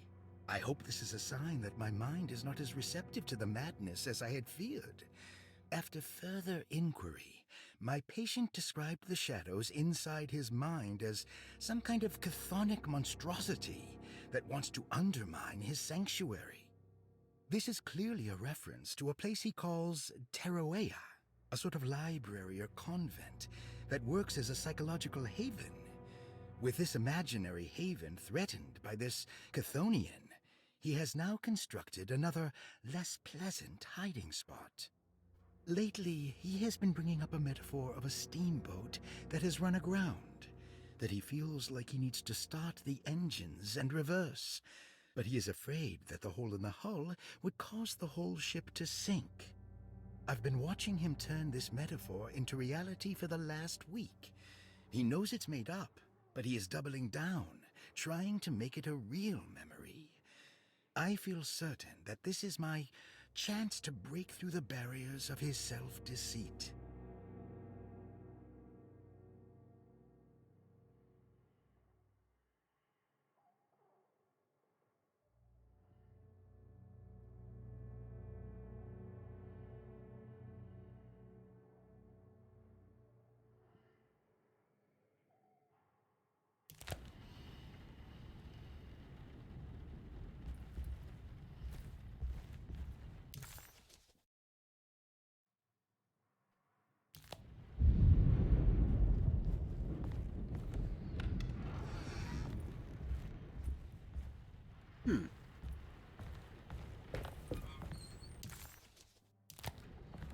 Did I miss something? Why is the puzzle still marked here?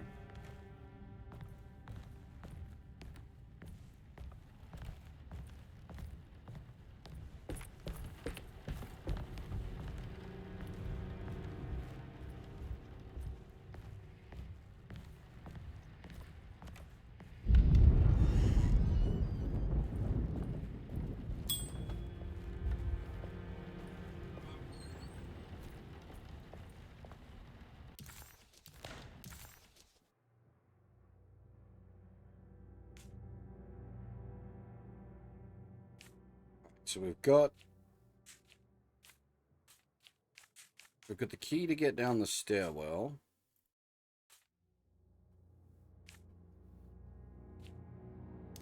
We've also got the puzzle piece for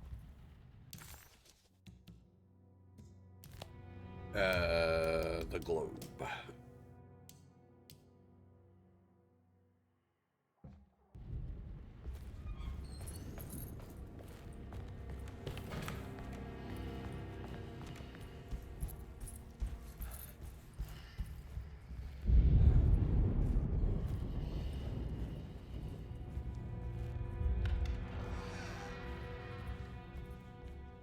Almost didn't expect us to let us in here.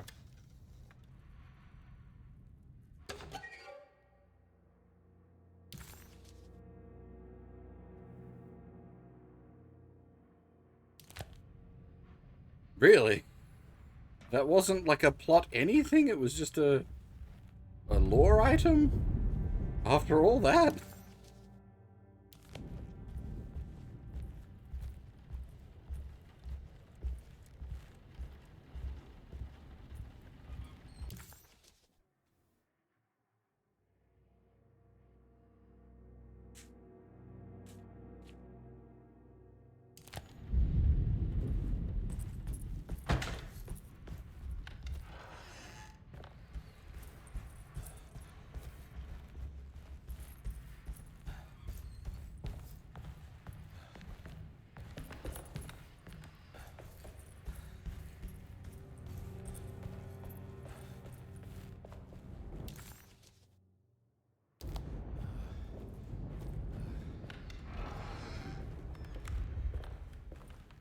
Oh, we can't actually go back down, can we? Because the ladder got knocked down. Oh, nope, the ladder got put back up. Magic.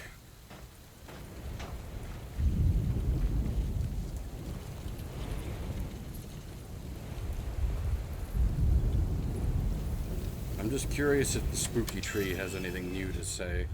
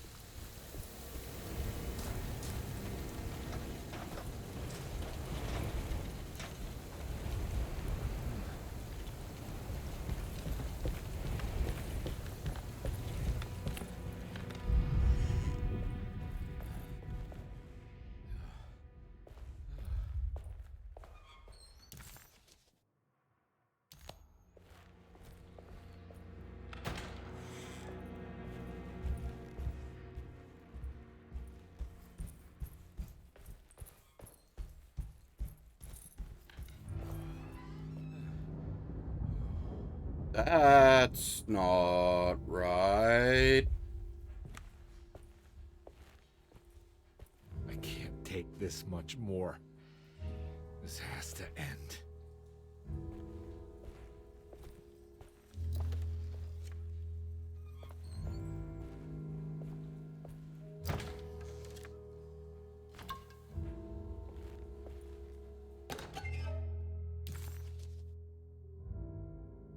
Edward had heard the whispers for years. When he lived in Brooklyn, it was only on rare occasions, like when he as a child climbed that tall tree in Central Park, or when he almost drowned in the Hudson River, trying to save his despaired mother. The whispers became more common as he moved to New Orleans, but still rare enough to be ignored. Now as he walks the halls of Darceto, he knows what is calling him. He doesn't want to admit it, but the dark young in the conservatory is telling him to sacrifice the Cabris and corn.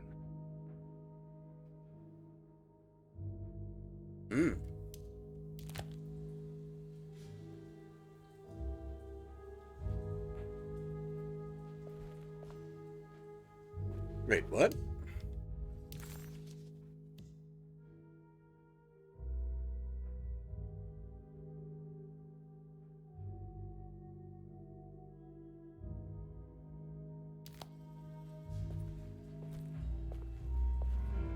But that's based on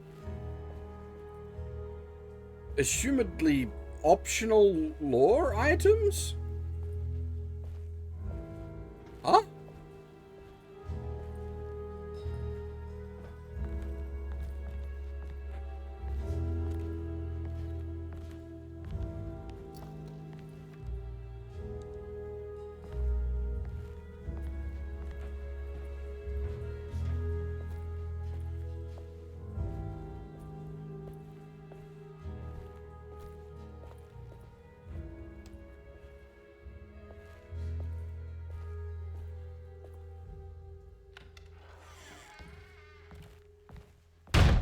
Whoa.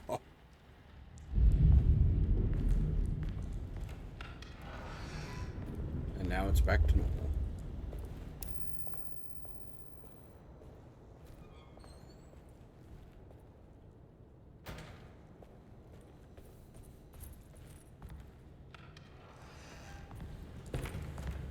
So I assume we can unlock this door now.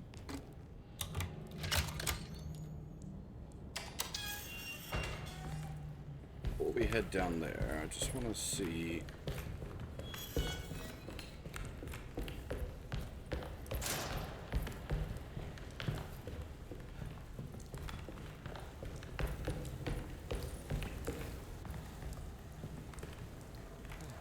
Again, there's no,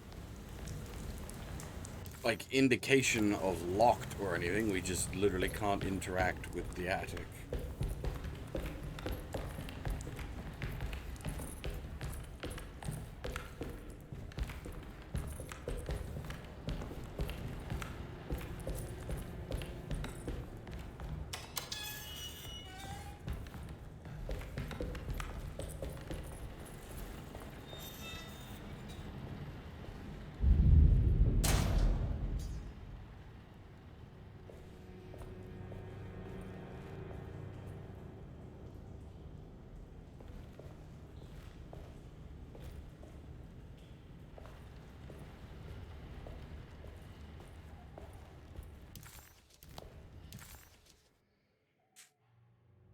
We haven't been in here yet. This feels a bit like when you're getting to the Umbrella Corporation secret laboratory part of a Resident Evil game.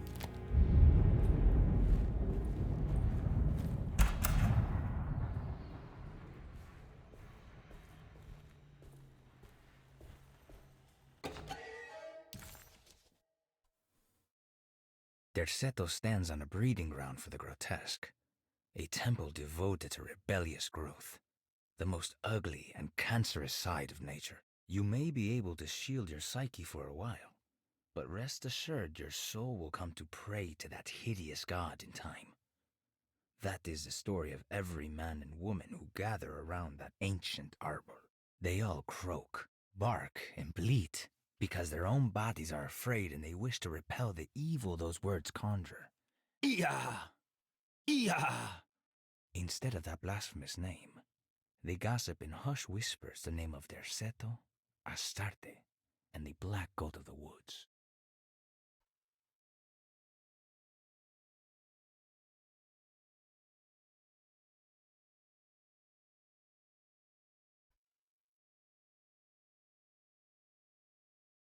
Right.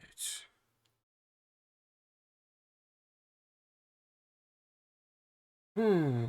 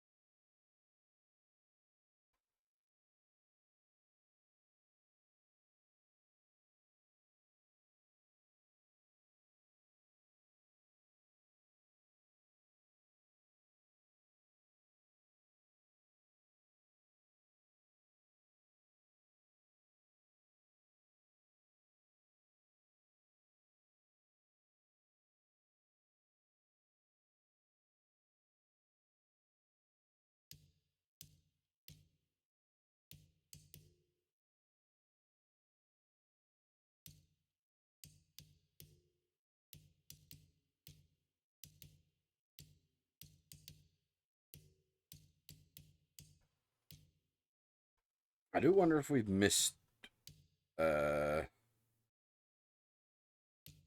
things.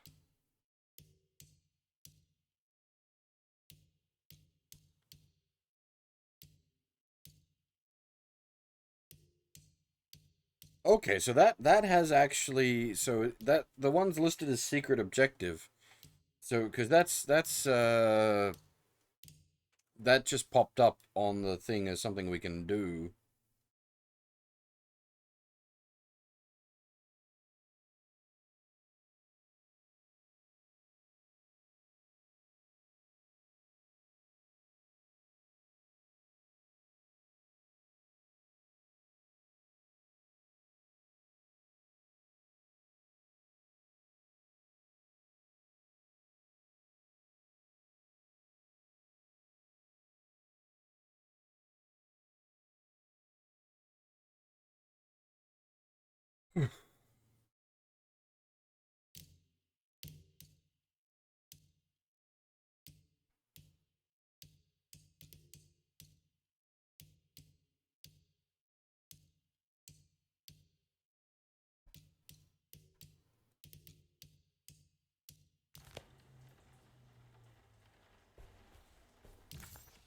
Because that is on our thing there.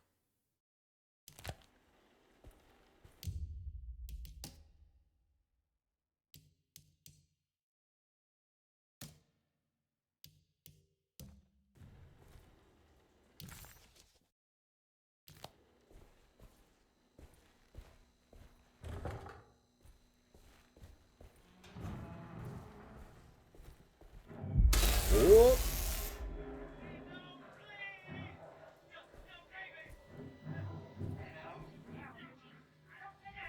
I need the key.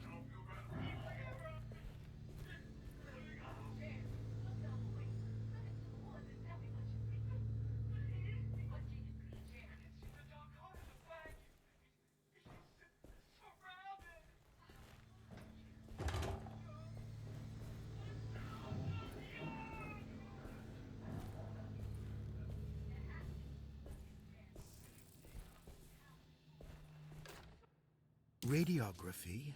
Patient Jeremy Hotwood.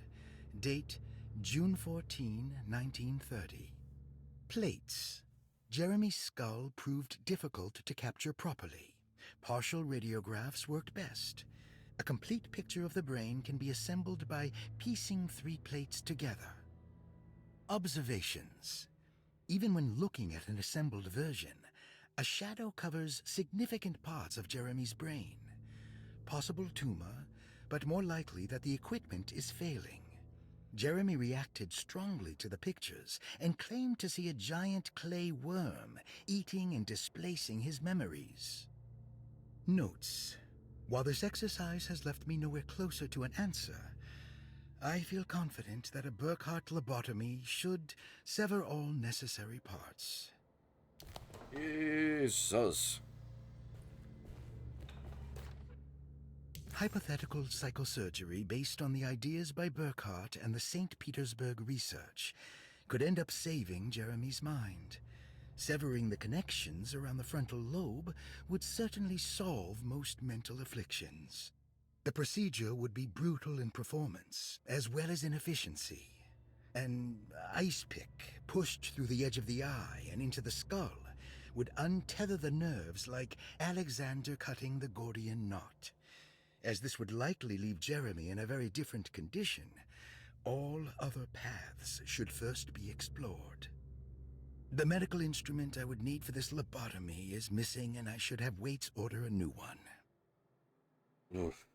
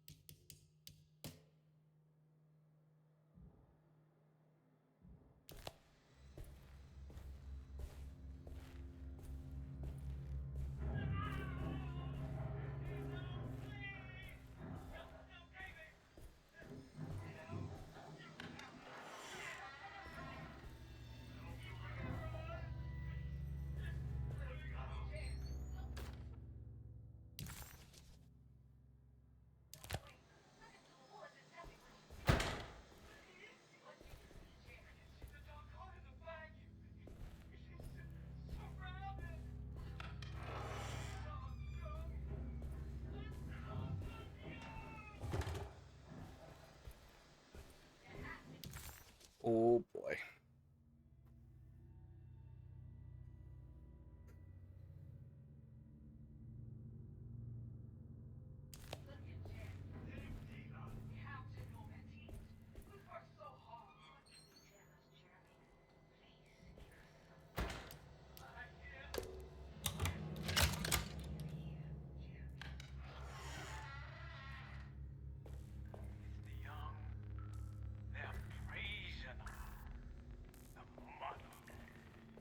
Tell us what they are saying.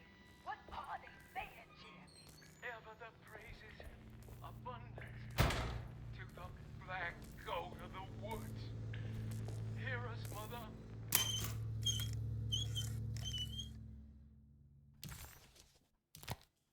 Don't mind if I do.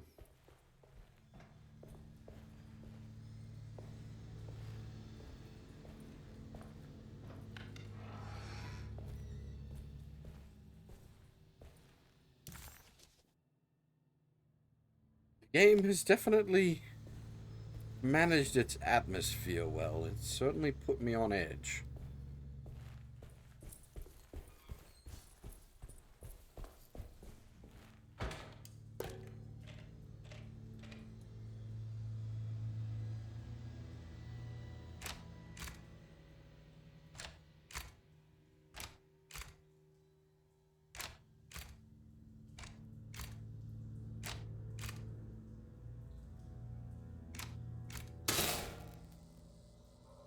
That's better.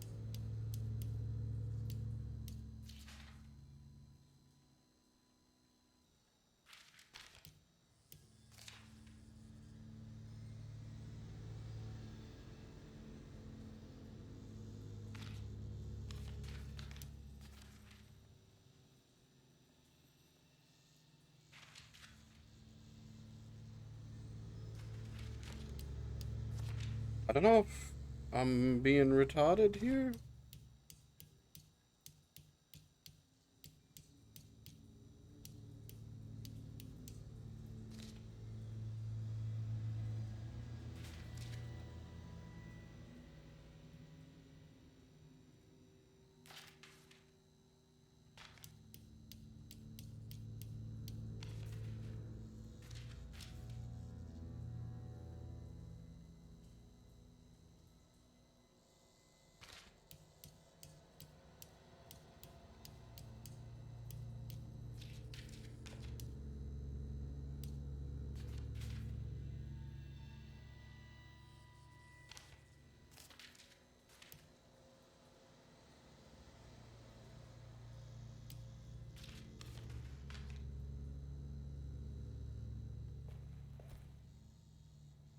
Well, the thingy.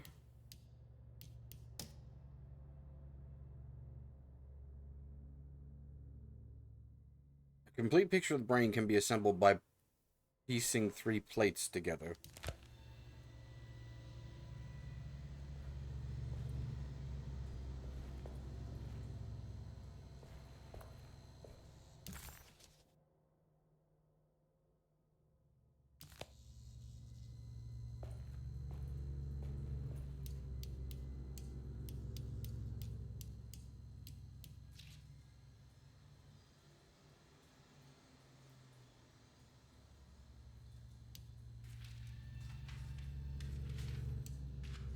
I feel like that's gotta be the... Unless there's a plate we're missing?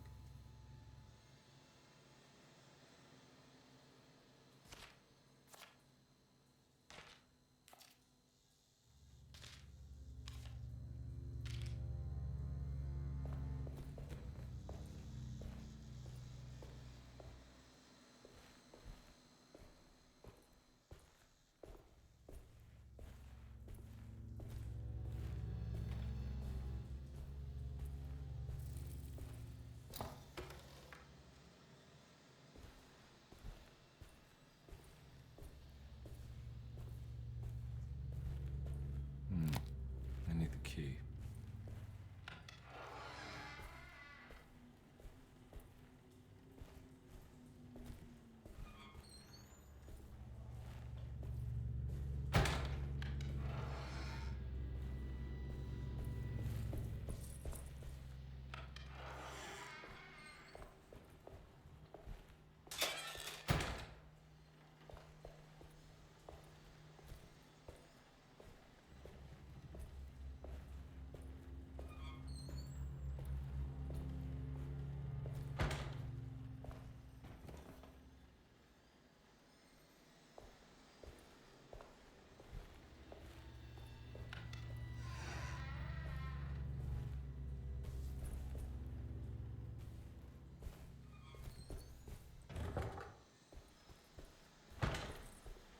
I don't feel like a plate would be outside of this area, though.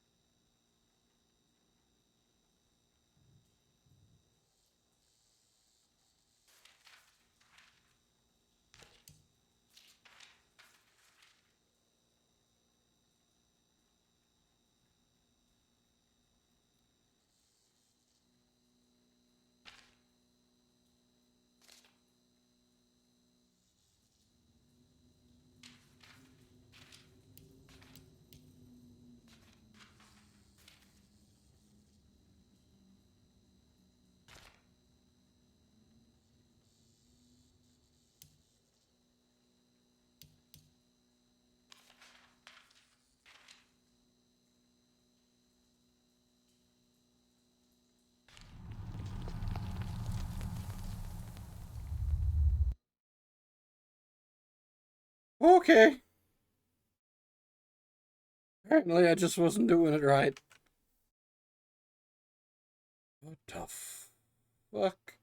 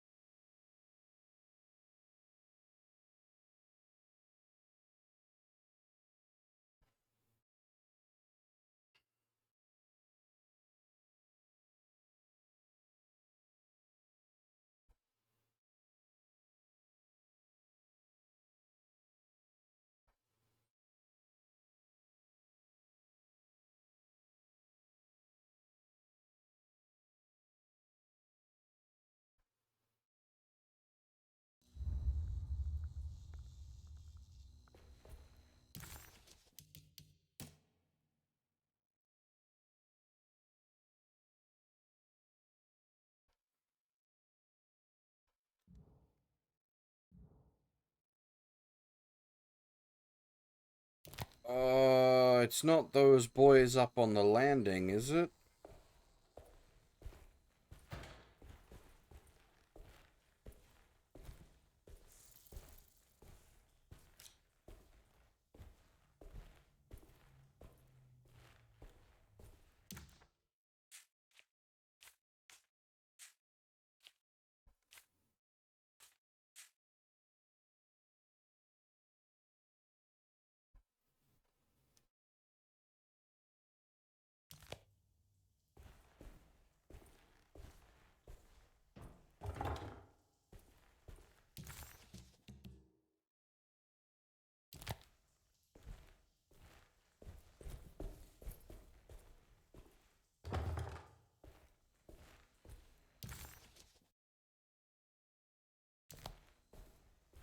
Curious.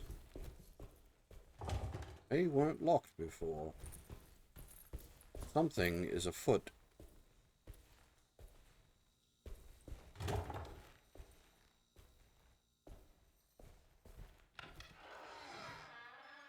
Yup.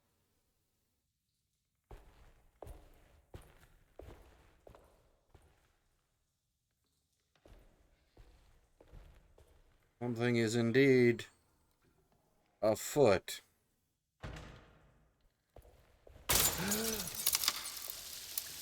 Oh.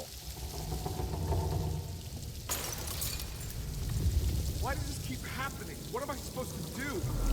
That water effect is a bit rough, though.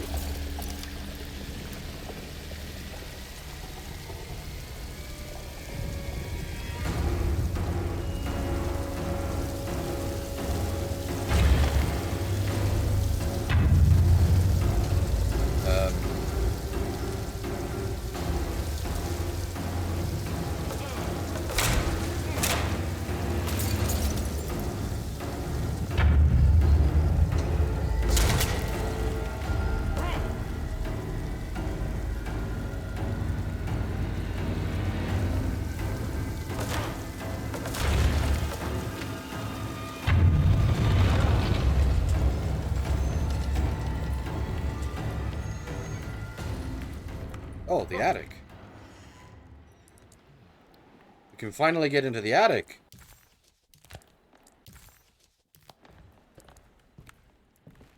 And we're back here. Well, perfect time to have a look around this place.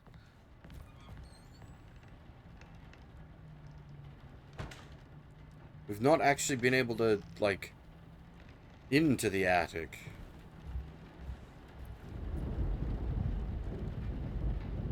Oh. Lovely. That can wait.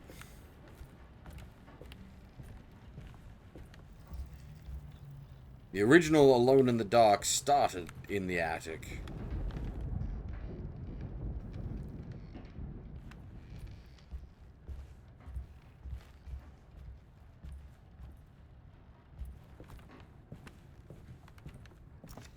What is that? Booze? We're pretty familiar with booze by this point.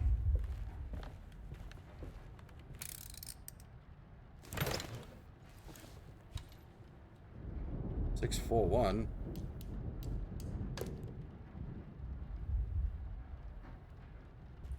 Hang on a minute.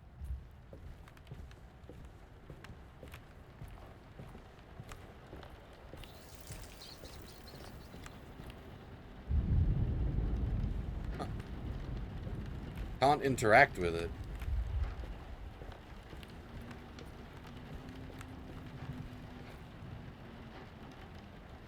Interesting.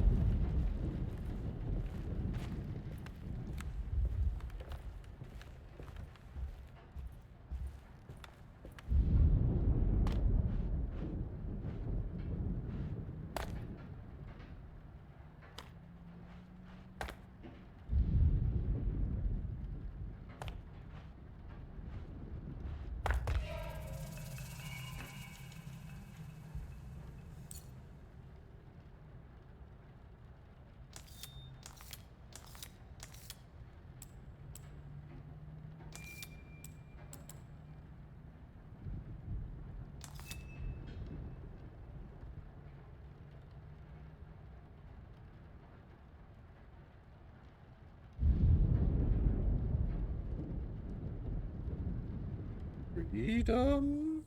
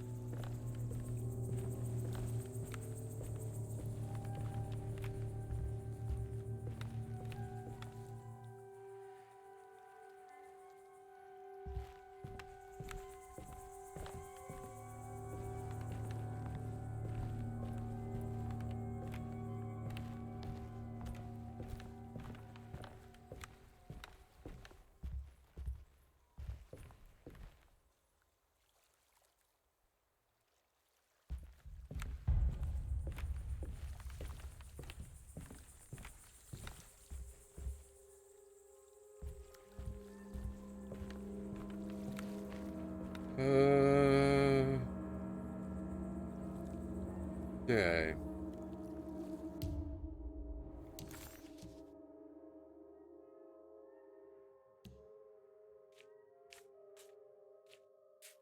Technically, that should just be like a straight drop to death.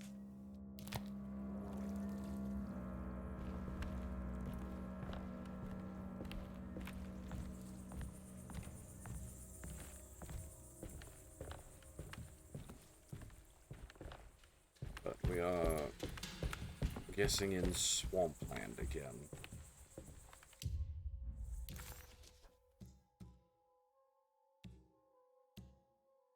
Okay.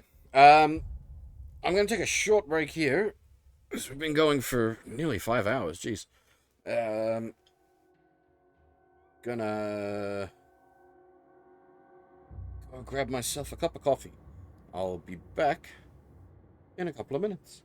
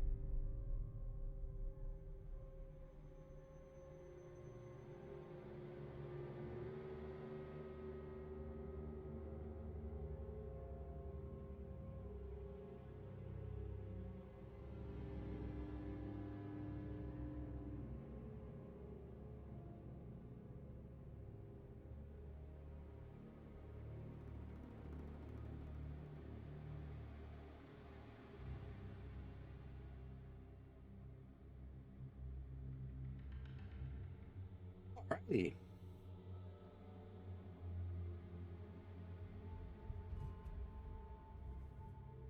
Thank you.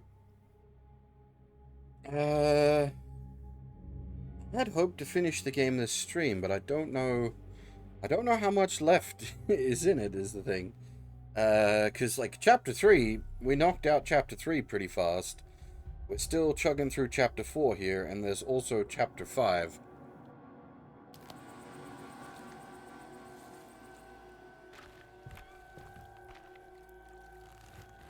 No, this is where Jeremy's hiding, right? Hello? Is anyone there? Jeremy? I need help! Wait. Can you hear me? I'm stuck in the mud and the fire's taking Jeremy, me. where are you? The motor is dead. I can't do anything more. Hang on, Jeremy. I'll figure something out. I'll get the boat running.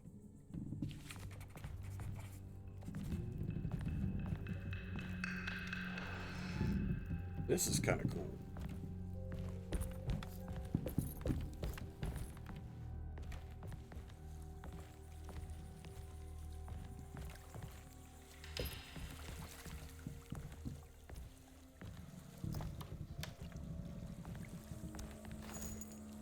Yeah, and I've seen people saying like 6 to 10 hours, and we're at, I think, like 10 hours.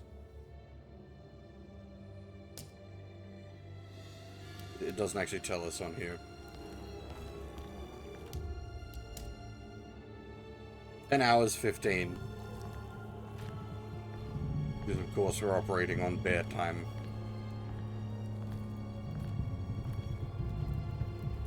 I've been exploring very thoroughly and indulging in all the lore.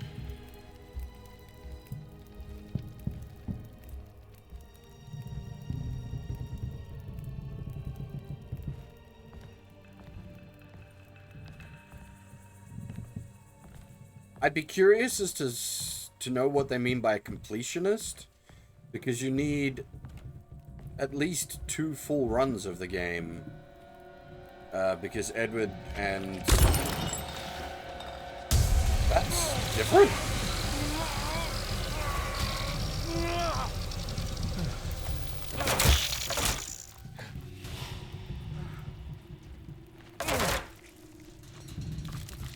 Oh, you're still alive, buddy.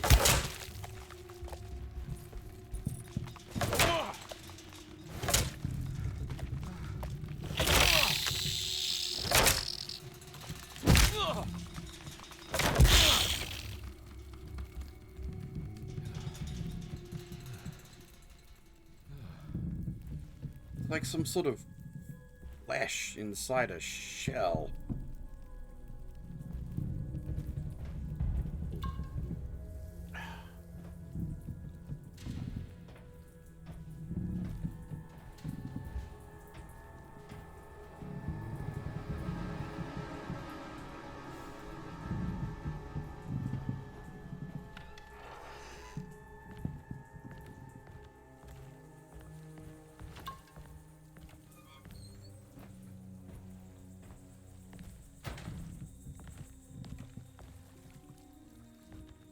The boat's wedged itself right into the bayou. If I get the motor started, I could try reversing back into the river. I don't think that's going to help us somehow with the amount of holes in this boat.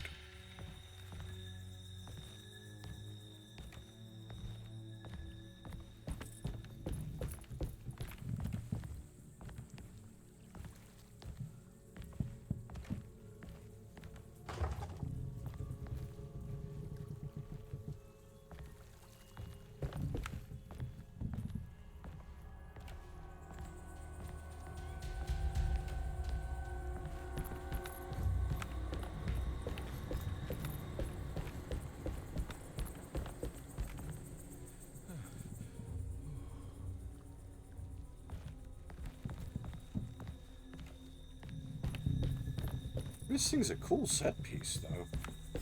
Of course, this is the kind of, like, horror set piece I quite like. Well, big cruise ship as a horror set piece is one I'm particularly fond of. Oh, this isn't a big cruise ship. It is, oh. I was hoping for Dong.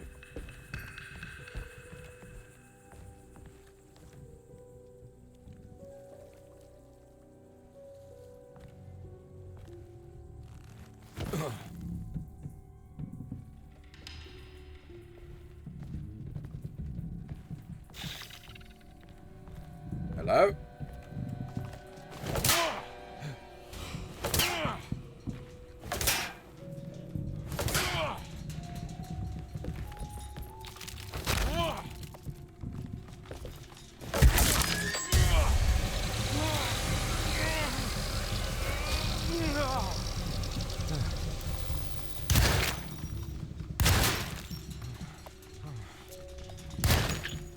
Whoop!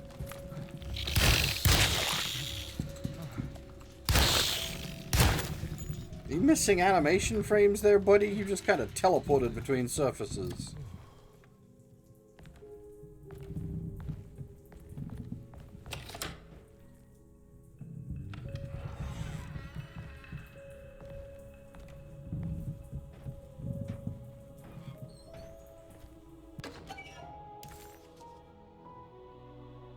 The artist spent a lot of time boating on the vast Lake Pontchartrain.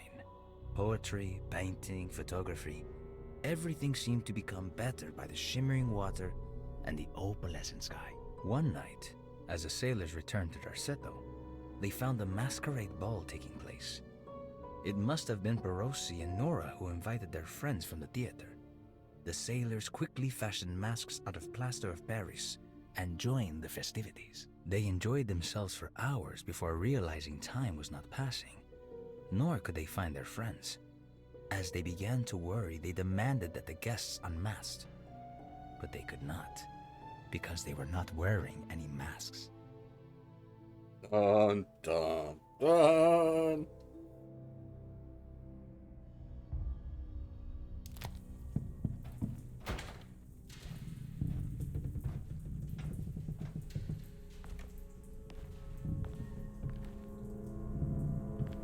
That little piano track that was playing earlier had a sort of vague feel of the Jurassic Park theme to it.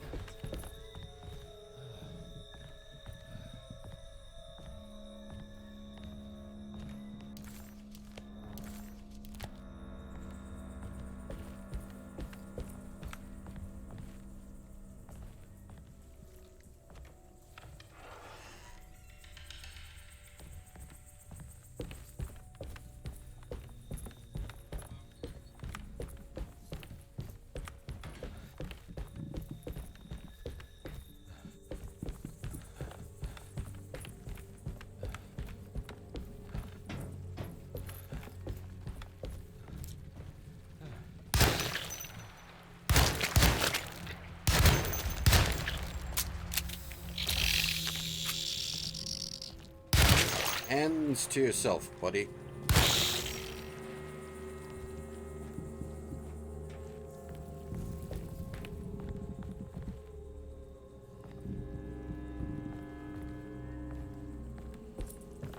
Oh. Hey. This game definitely needs some patches.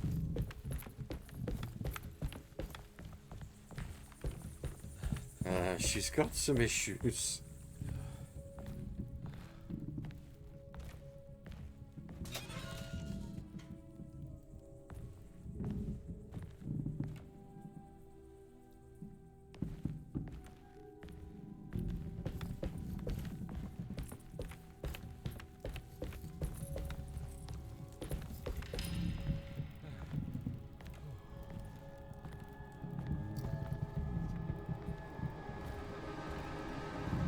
Thankfully, we haven't hit anything game breaking.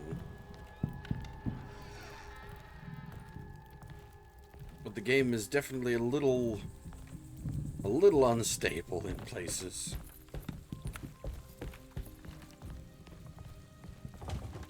Like the couple of times we've got stuck on terrain we're not supposed to be walking on.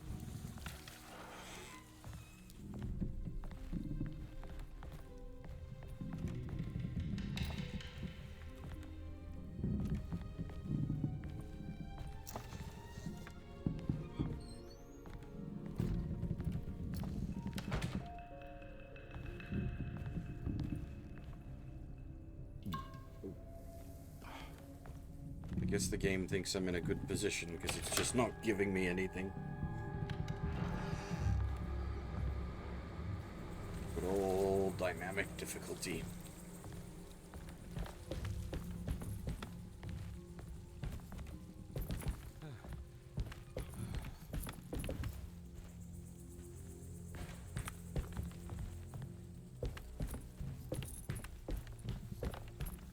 Dynamic difficulty, yeah, you really need to sort of hide the dynamic difficulty, especially in like a horror game.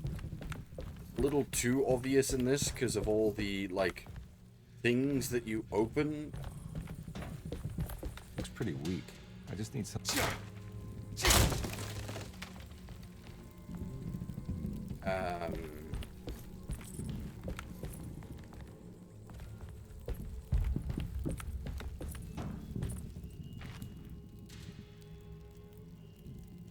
It's a point of no return. It smells like a point of no return.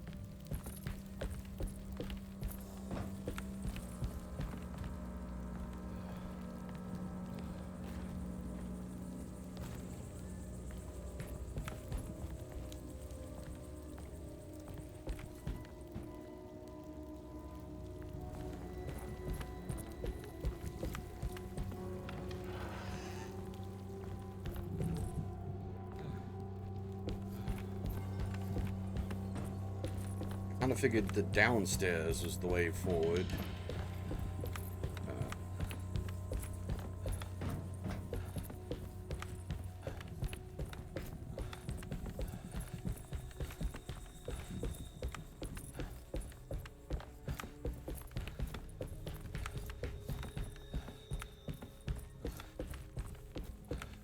This looked big and complicated.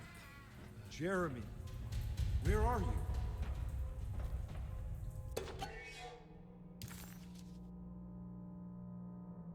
There are many ways to cross a threshold. The easiest one is being invited. A door swung open, leading you inside. Another is sleep, hypnosis, or even sudden fright. There are those who fold spaces that challenge Mobius, or jump through angles that defy Euclid. If you learn to properly use your talisman, you could go anywhere. You wouldn't even need to rely on the fluttering wings of the shrieking Byakis. That's it, Byakis, not Migo. Migo are another flying beast of nasty.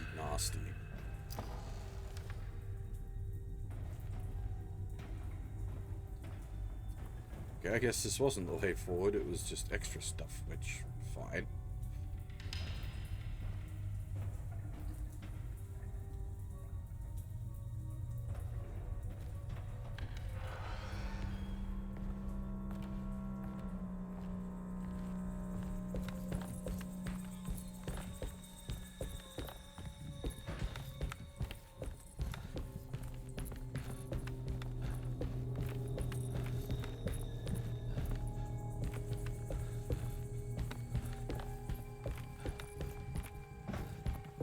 It's interesting because I've seen some reviews that were like saying the game is crap, but like at least for me, unless it really shits the bed with its ending, the game's been pretty good.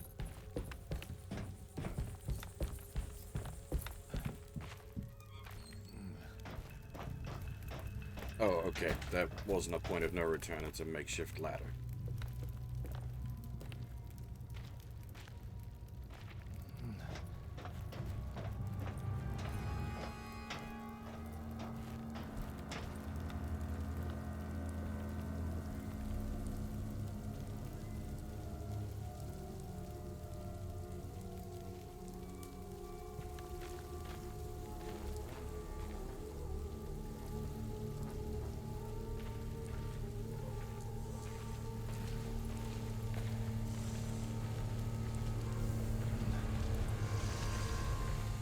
Like, the main thing I would levy against it is it's like This definitely needs fuel. its base price is way too high.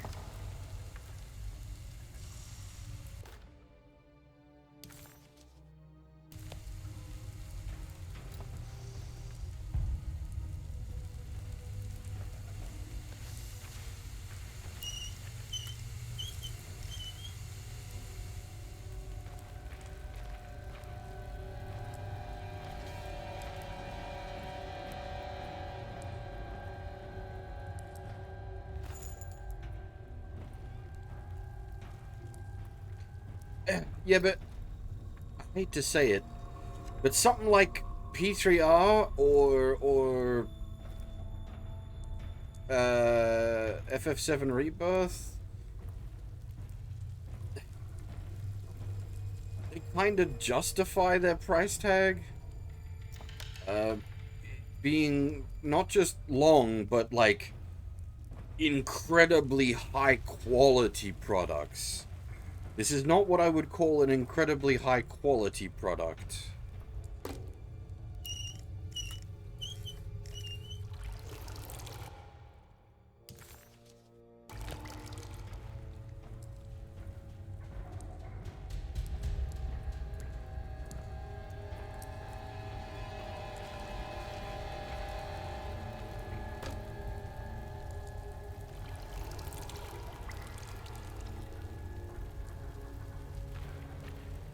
This is gonna make a mighty noise.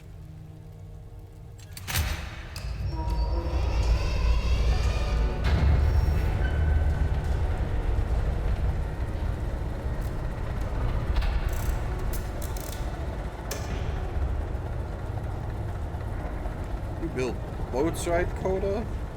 How's this one?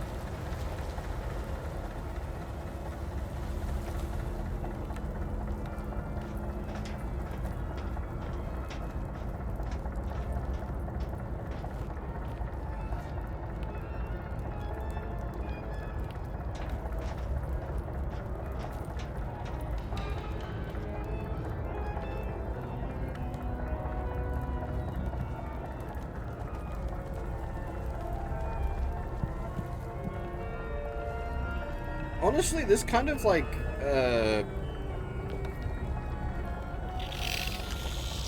river like paddle steamer, I think, would be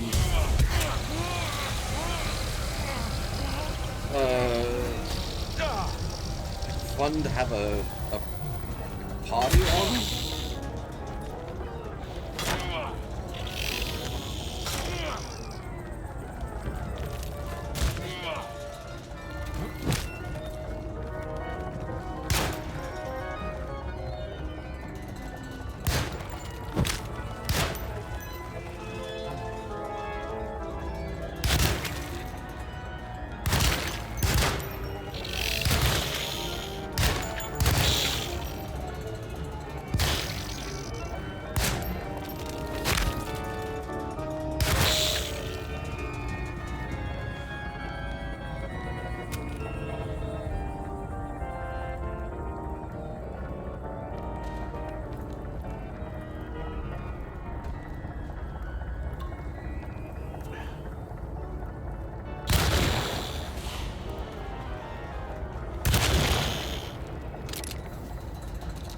These guys are surprisingly chunky.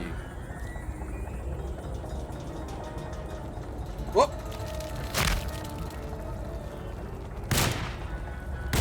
Whoop!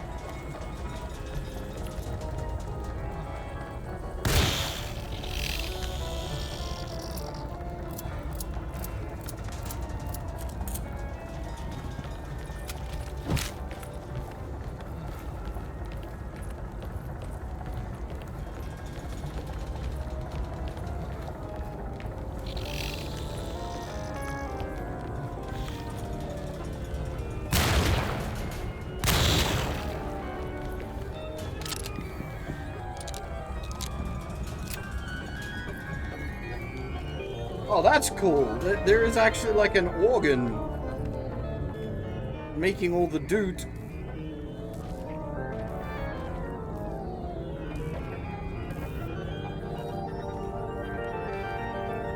That's really cool.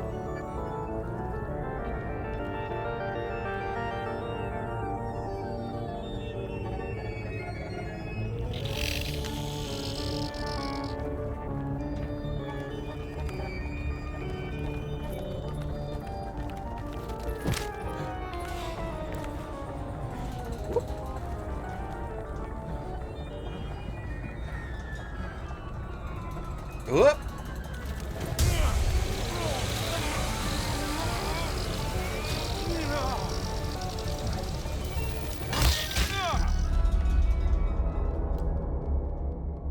Excuse me?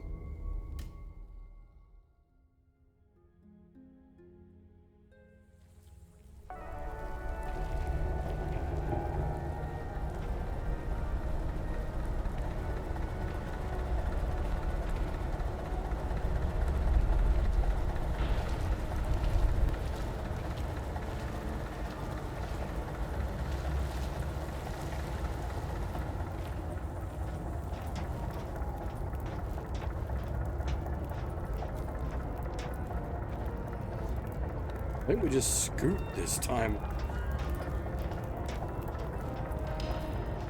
Save the bullets.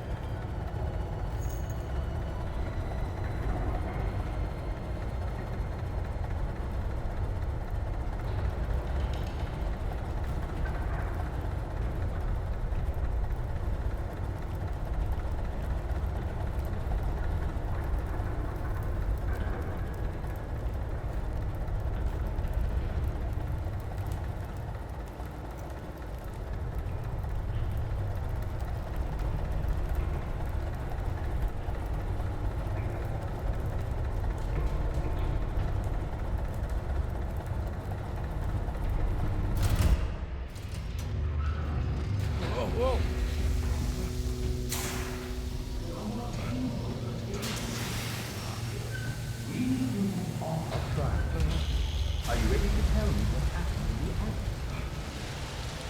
I put a rope around my neck, and then I strangled all life from my body. Are you under the impression that you died? Yes. No. I was supposed to die. What does that mean? That you were supposed to die? I'm the catalyst. I had to die to make the story happen. What are you referring to, Jeremy? 30 years ago, Frederic needed me to die. You're not making any sense, Jeremy. Come back. Find your focus. Hey! I cheated everyone.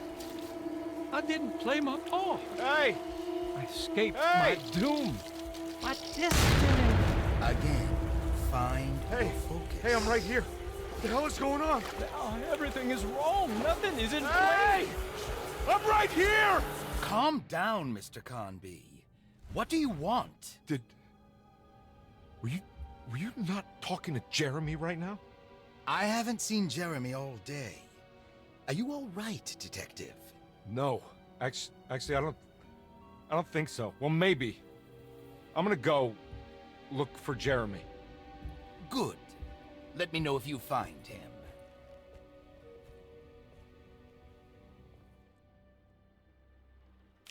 That was Jeremy's self-deceit? A steamboat stuck in the mud? I'm not gonna pretend I understand any of that. What a bunch of psychoanalytic nonsense.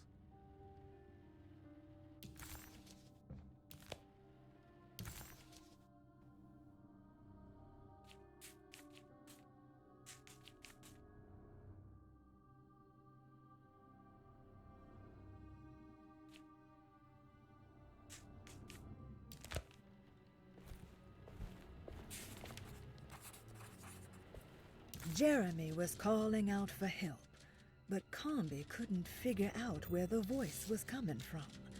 For a moment, Conby wondered if the boat itself was Jeremy, or if he was below it somehow. It didn't matter right now. Jeremy was clear on one thing. He wanted Conby to get the steamboat running and out of the mud.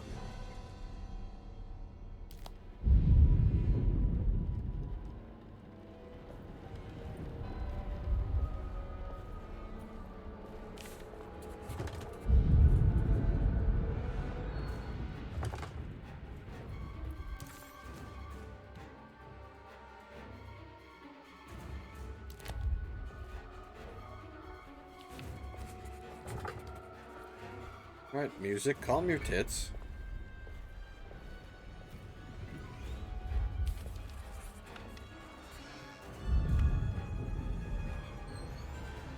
Oh. Something is afoot.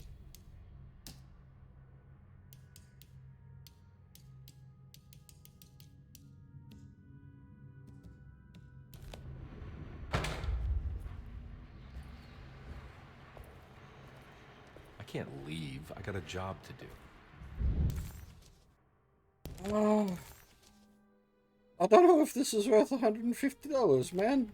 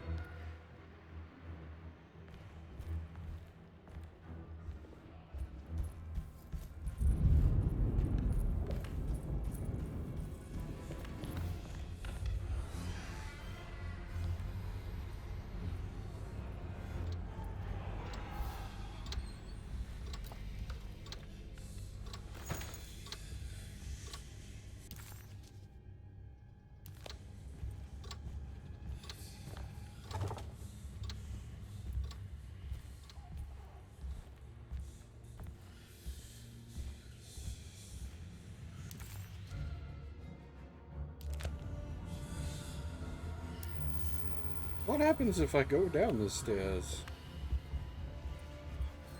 It's blocked.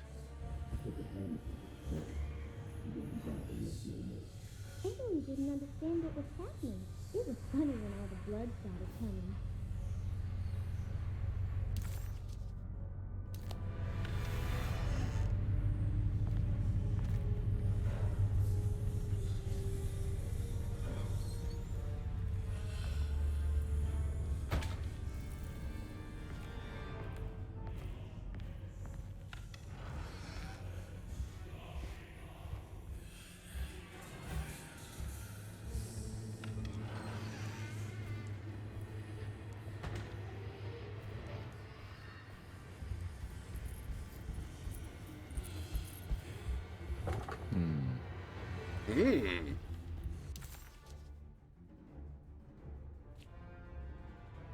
So I assume we're still allowed to get to the conservatory because we've got that, like, lingering prepare a sacrifice objective.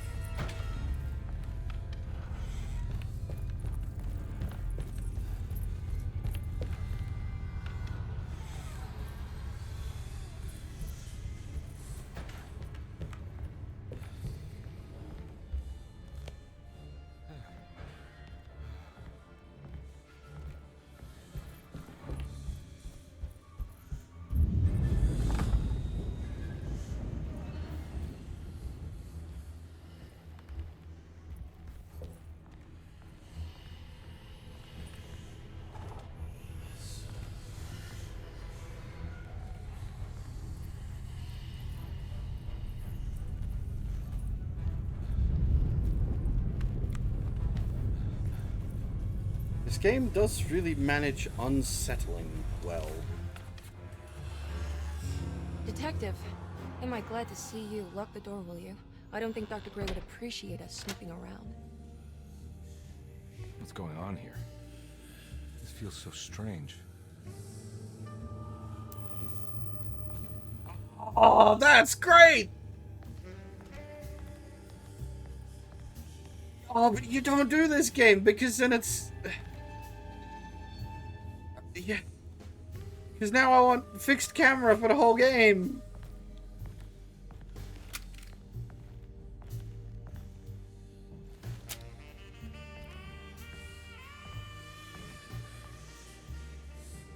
There's a book missing.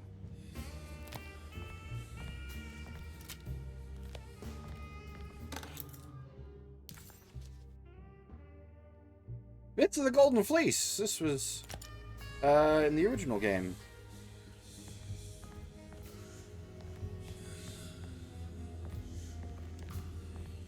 Have you found anything? What? Yeah. Yeah, I've seen some things. Okay. Let me know if there is anything you want to talk about.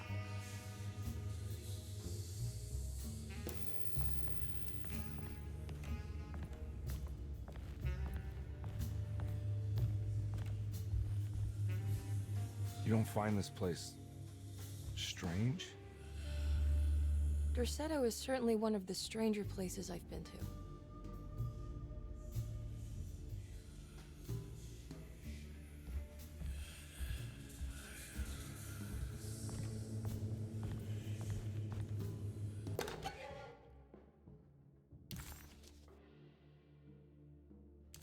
Nice.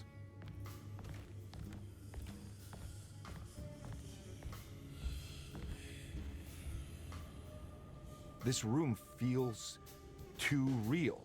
hyper-real, more than anything I've ever experienced. Okay. I don't see what you mean. Forget it. I gotta get back to breaking the contract. Yeah, that's what I was doing.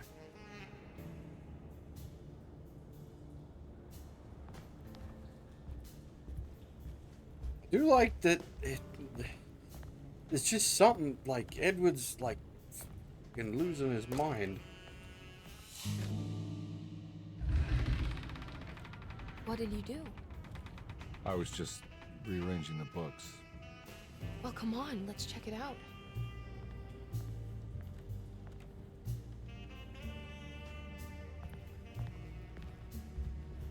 I think I'm beginning to understand. Dr. Gray is dealing with some kind of mass delusion. This is so cool. Like, static camera. Oh, man. Why couldn't the whole game be like this?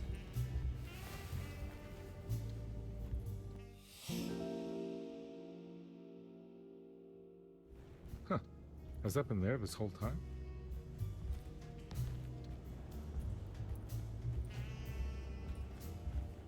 I wonder if this was like a proposed idea for the game.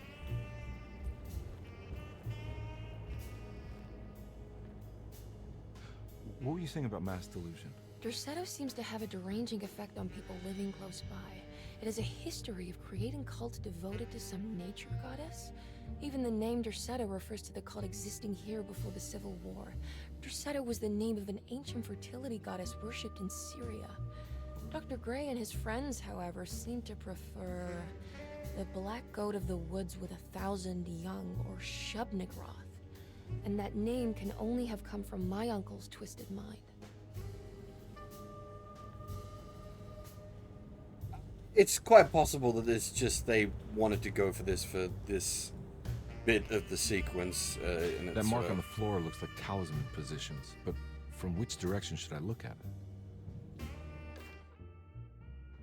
The Snake Dagger, a monograph by Yael Klein. In Ludwig Prin's book on pagan rituals called The Mystery of the Grave, as translated by Nicholas Vachy, there are several references to a sacrificial dagger called the Snake Dagger. It has long been thought of as a poor translation of the original text, that it would be more appropriate with worm dagger from the Latin vermis cultrum. This seems natural following the recent consensus that the original title of Prin's book, De Vermis Mysteris, should literally translate to the mystery of the worm. However, this would take away from Vachy's great effort at translating the underlying meaning of the words and revealing several cultural beliefs. While Prin certainly was using the term worm as a symbol or synecdoche for death and the dead, which is made clear by the contents of the book, in the case of the dagger, we shouldn't be too hasty to dismiss his translation. Reading through Vachy's correspondence with his patron, it appears that he had more than just the Latin text at his disposal. Vachy had dug up Prin's living relatives and uncovered several cross-referenced historical texts and an actual snake dagger. The dagger was dated to the early Middle Kingdom of Egypt and had such a clear shape of a wave that Vachy considered calling it the sinusoidal blade. Knowing the full story, it seems prudent that he chose to translate it as snake and not worm. There are several reasons why this choice of word helps us understand the pagans that Prin's book attempts to describe. The symbolic value of the shape becomes more apparent when reading about the use for the dagger. In the passage of possession and exorcism, we find the snake dagger poisons the poisoner within the victim and is therefore pacified. Where the literal text would tell us that the worm dagger trumps the demon possessing the victim, it tells us nothing of their reasoning, only that somehow this dagger wins against the demon, like it had the better hand in poker. Vachy's translation allows us to follow the underlying logic to the ritual magic that is being performed. Poison the poisoner. Sounds like fighting fire with fire. that to hurt the demon possessing its victim, the priests would have to fight back with a power that is known to the evil they are fighting. The snake dagger is therefore not only a good way to describe its form, but it also helps us understand how it could be thought of as a useful tool for exorcism. Finally, it also helps us understand their relationship to lunacy, that it was thought of as something poisoning the mind rather than controlling it. What is also interesting to note is that the possessed are always considered poisoned in their head and not their heart. The snake dagger always went to the eye of the possessed, leaving them partially blind, if they had the good luck to survive. Woof.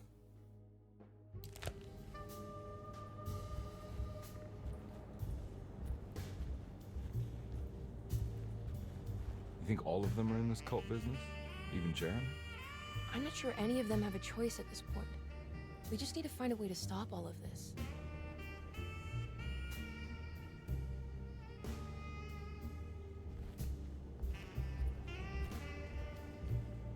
I've been so busy trying to free your uncle from the promise he made to the Dark Man. I guess I kind of just let everything else go. Don't worry, Detective. I feel like we're close. I'm sure Jeremy will turn up. If he is part of the cult, he wouldn't want to miss the Feast of St. John. I just need enough information to make him see the truth. I hope you're right, but I doubt he'll show up. Not as long as the Dark Man's got him hiding.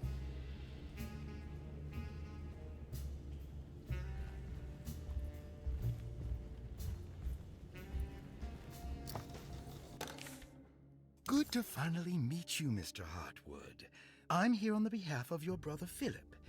You were expecting me, weren't you? Yes. You're from Derceto, no?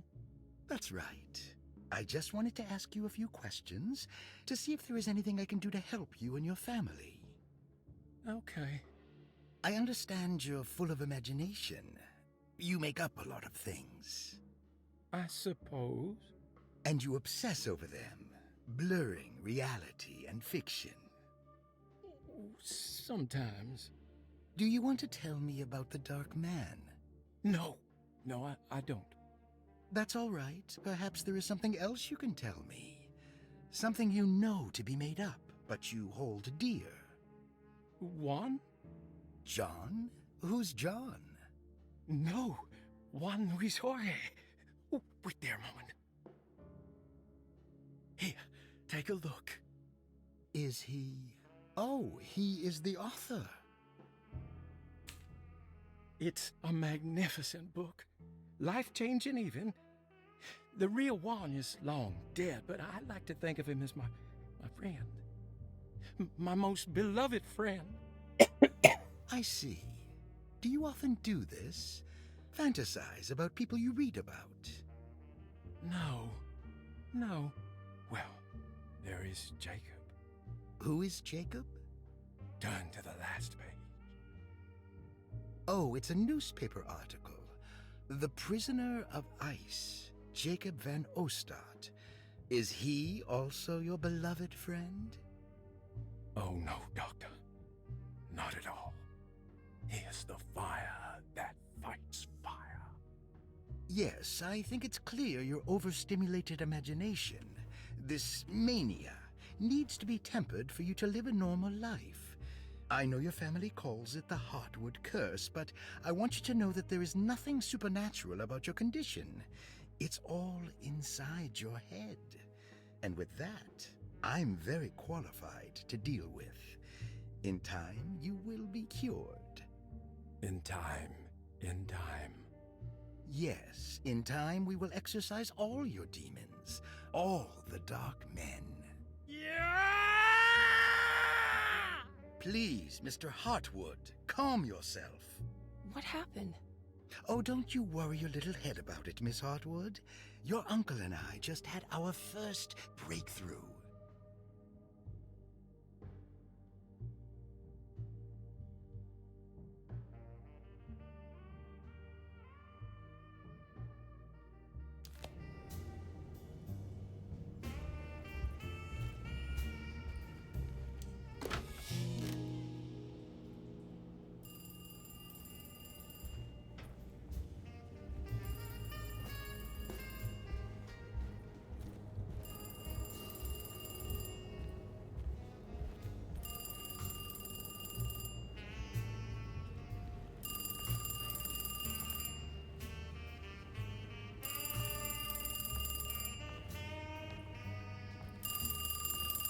But who was Bone?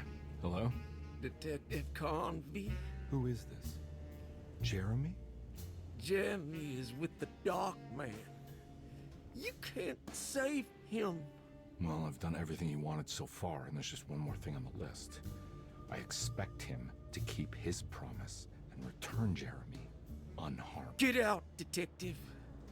While you still can.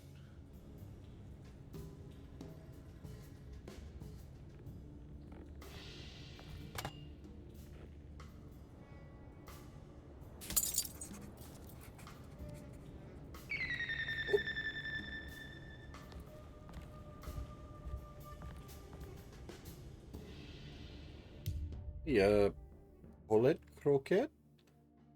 How's it go? Thanks for the follow. Ah, hang on. What was the clue for the...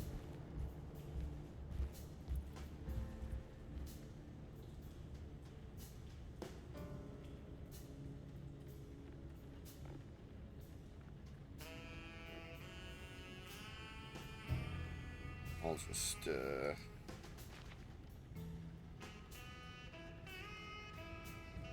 a screenshot of that.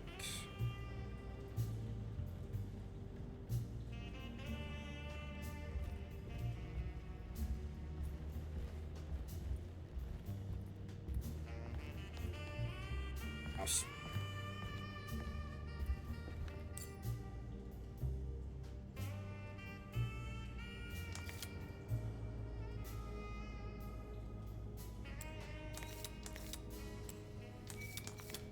Not just...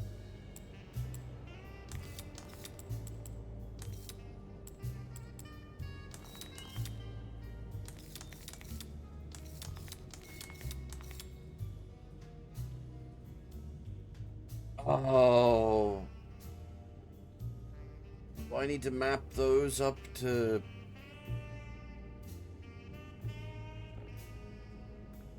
the numbers?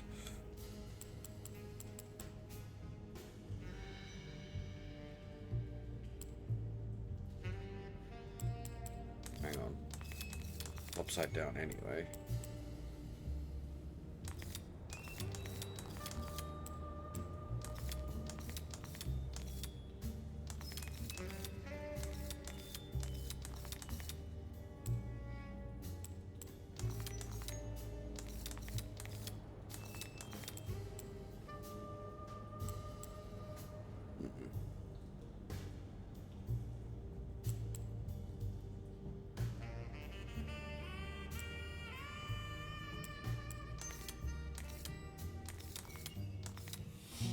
Okay, cool.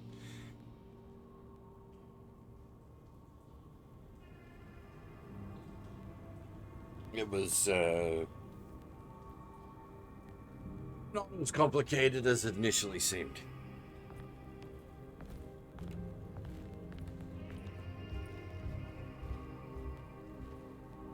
You okay? You look a little frazzled.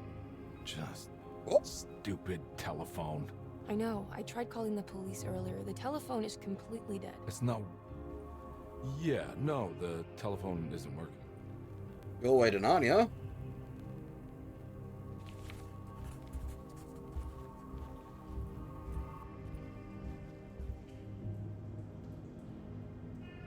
Miss Hartwood, I think you're gonna want to see this. Assuming Is there she something in the can closet? see it?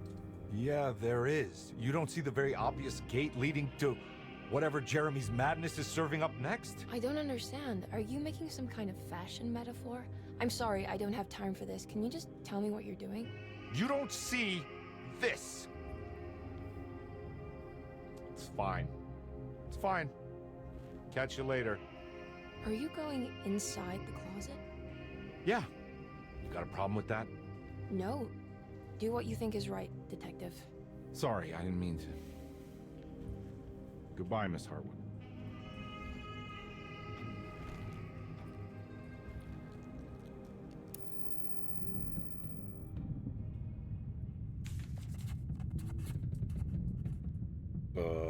Hell?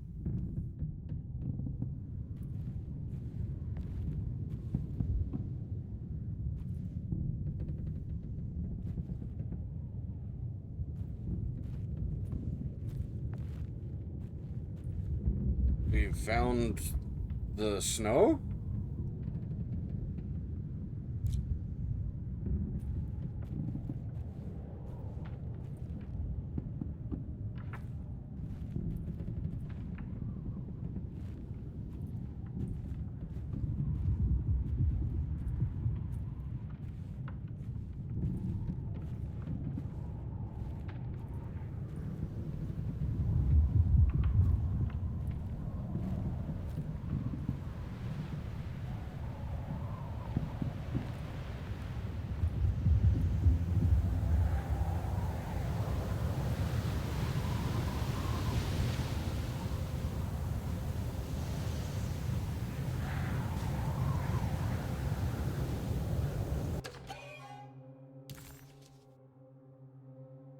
What can be said about Jacob van Ostad without evoking contempt or apologia? The first piece of information is the obvious. He is not the explorer Jeremy idolized in his youth, but the figment of his imagination. If you want biographical facts, I am not the one to answer such questions. In the case of Jeremy, he is a guardian of imagination, or rather a persona appointed the role of containing a self-sabotaging mania. However useful Jacob once was, his loyalty to Jeremy has slowly been replaced by fanaticism. Like a firekeeper who has for decades been burnt by his own sacred flames, now does what he imagines the fire wants. Jeremy has lost all control over Jacob and suffers greatly because of him, but is admittedly also still invigorated by his labor. In the plainest of words, Jacob keeps Jeremy sick so he can remain Jeremy.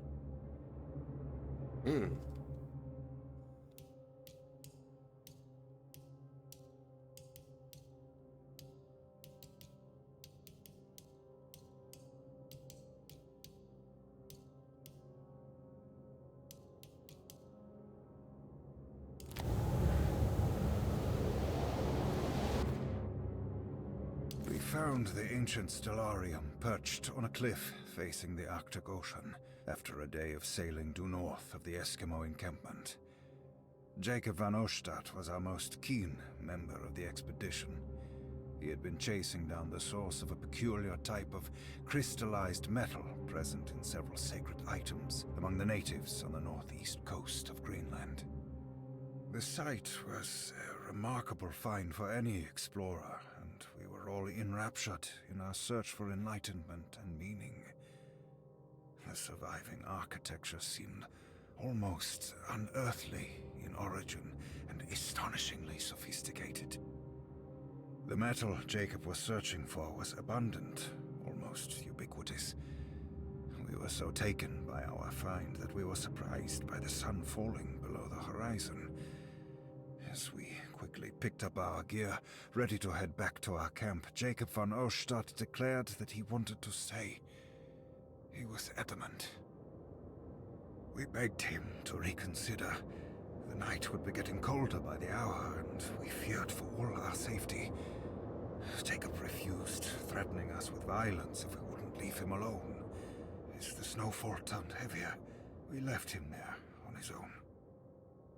The next day, the weather became worse, and we had to spend hours enforcing our shelter as our tents became increasingly useless.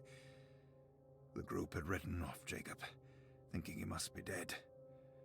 I had an urge to make one final attempt to save him, so I headed out as darkness fell with a handful of flares and headed toward the coast and up the climb, towards the stellarium.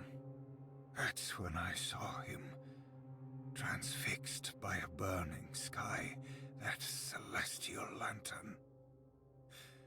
Jacob keeled over and let out a painful shriek that struck me with such fear and pity. He was crying in agony, for the cold weather had ravaged his flesh. I called out to him, and he turned to face me. His vacant stare held me in place like a needle through a butterfly, and he said, "You must leave now, Heshtan. Go, and never come back." And so I left.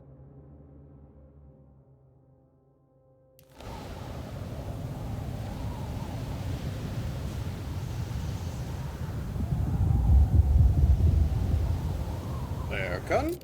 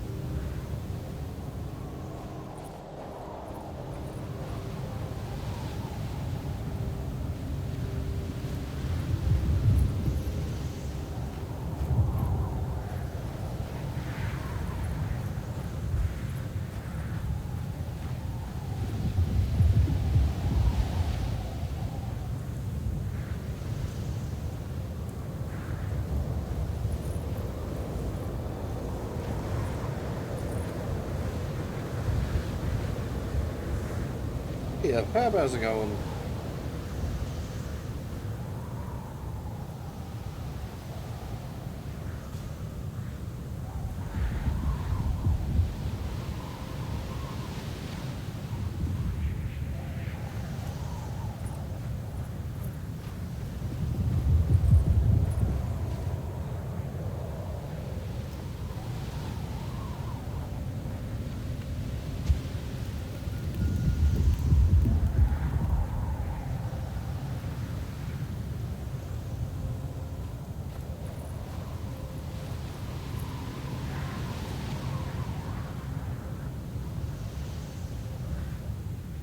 Oh. Well, the game's been really good.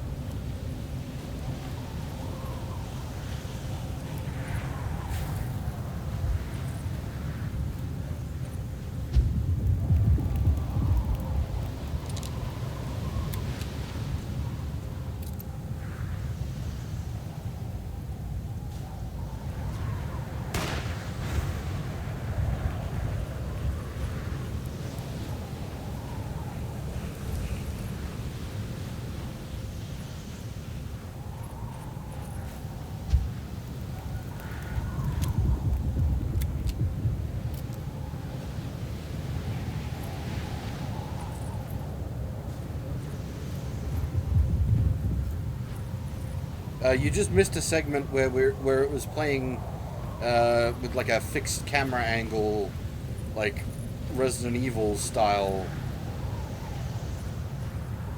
or I suppose original Alone in the Dark style.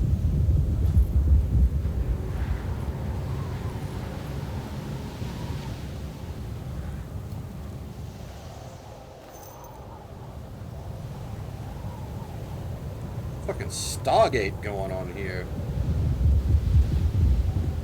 What the fuck?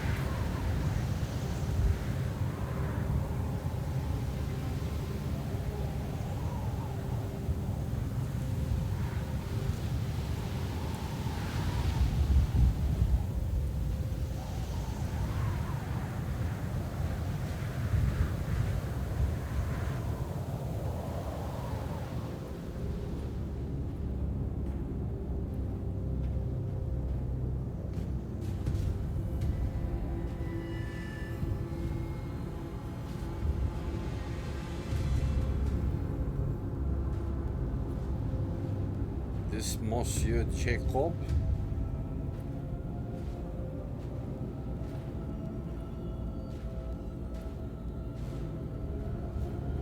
Hey, you! What are you doing here? What is this place? Turn back, detective. You're not wanted here. Whoa, take it easy. I'm not your enemy. Oh, you're wrong, Detective. You're wrong.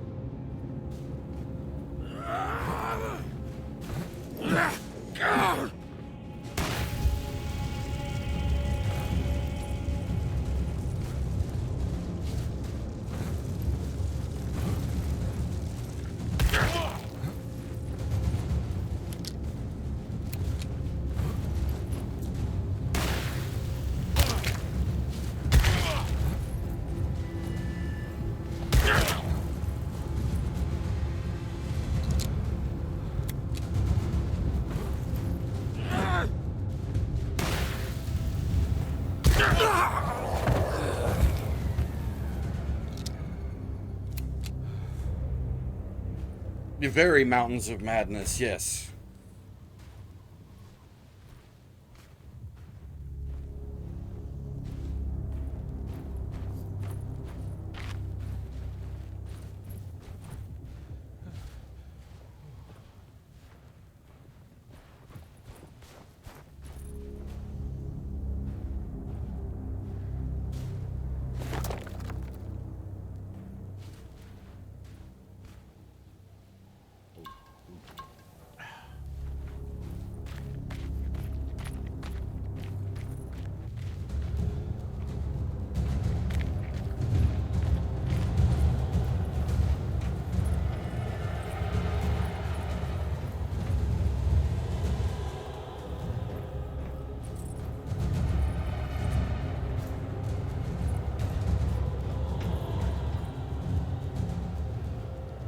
Oh, this is familiar.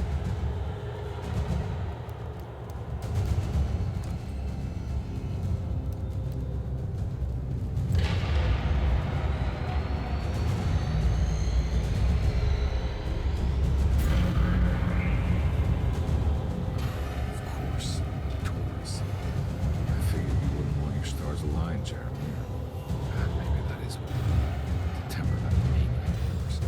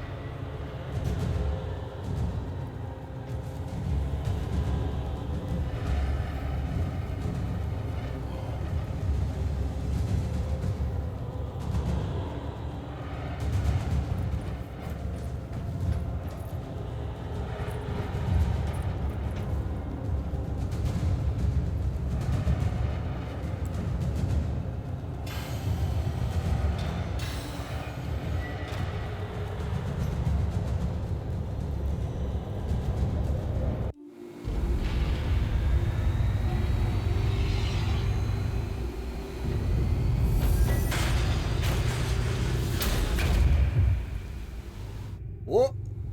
It's a starfisher.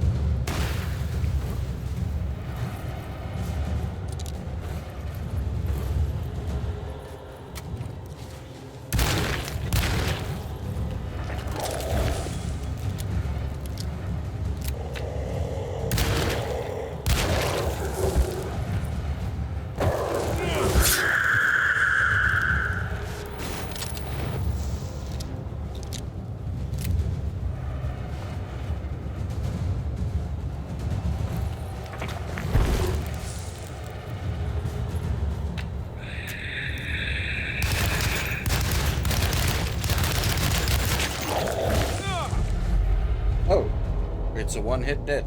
I see. That's a bit dodgy.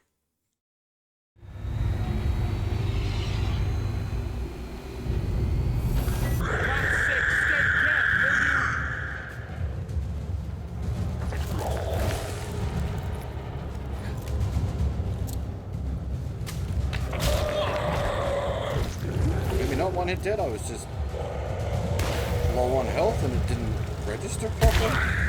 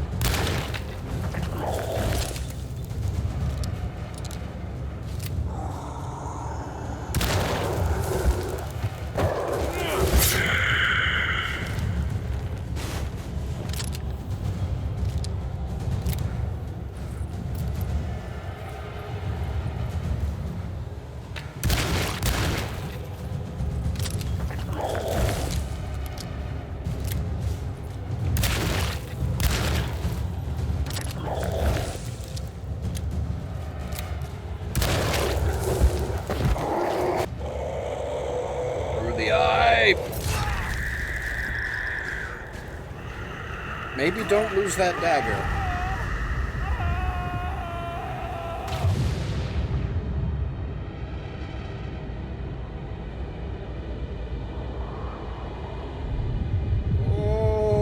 Okay.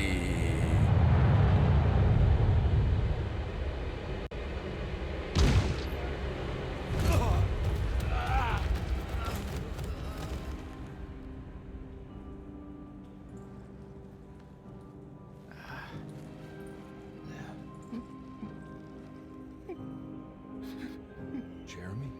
Boy! I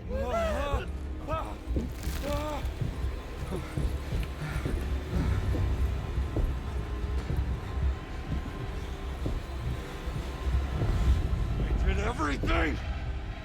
Aren't you happy? Stupid charlatan! What more do you want from me? You want me to lose my mind? Oh, my Lord! Doctor! Baptiste! Quick! Jesus. What are you thinking, compadre?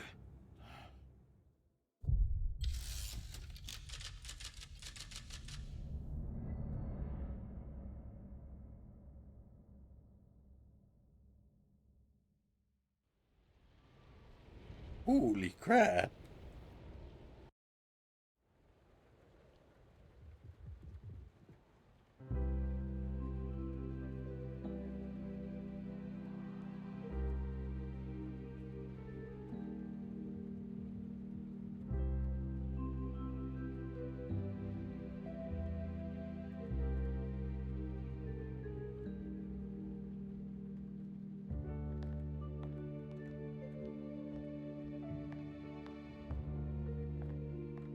You awake?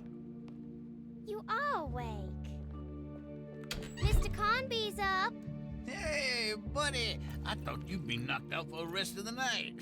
Come on out and join us, will you? I'll save you some gumbo. Good to have you back. You gave us all a good scare. What happened? You had a psychological breakdown. Sorry for manhandling you, but you're being violent. You stabbed Jeremy and then punched Dr. Gray. Are they okay?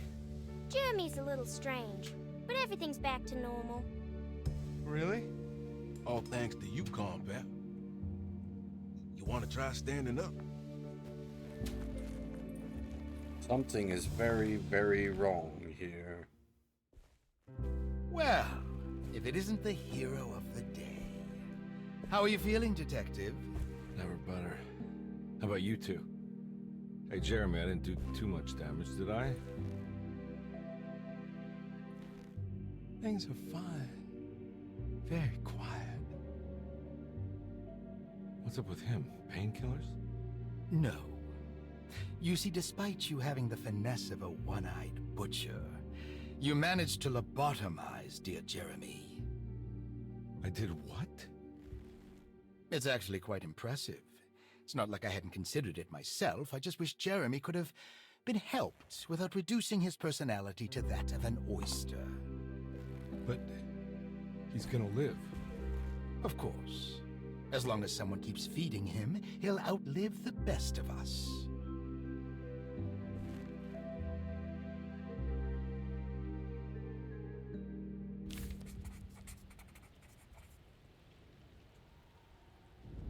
Does Emily know about Jeremy's condition? Yes. She seems to be handling it quite well under the circumstances.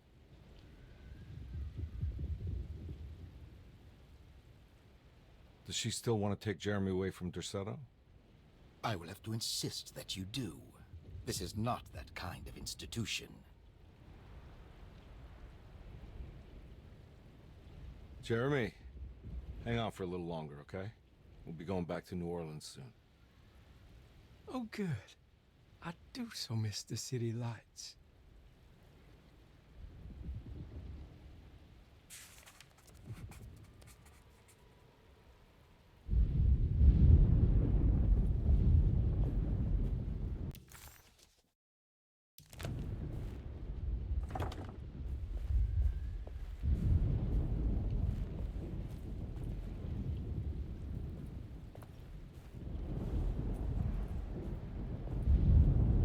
Hey, Ruth.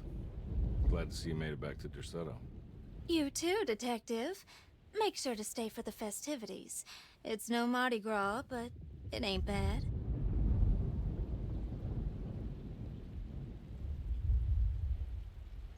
You seen Emily around? I saw her packing some things into that old jalopy you arrived in about an hour ago. I'm sure she hasn't given up on you yet.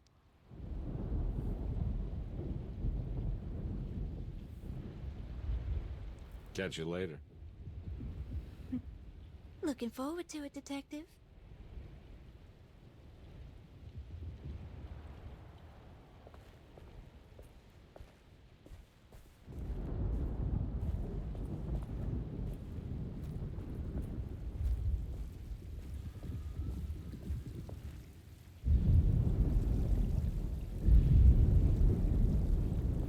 This is weird. What are you looking for? Just keeping an eye out for the storm. Radio says it could be a wild one. You don't know where Emily is, do you? She's packing some of Jeremy's things. Said she wanted to take him away. I'm sure she'll come and get you when she's ready.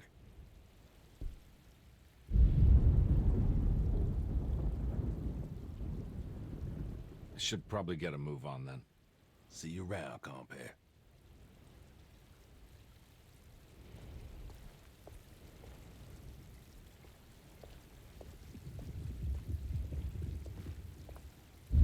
Good to see you back on your feet, Detective. Have some gumbo. Thanks. I'll save it for later.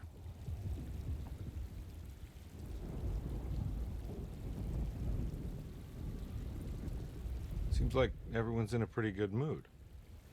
The Eve of St. John is the most important date of the whole year. It's the only day when the black goat of the woods tends to her young.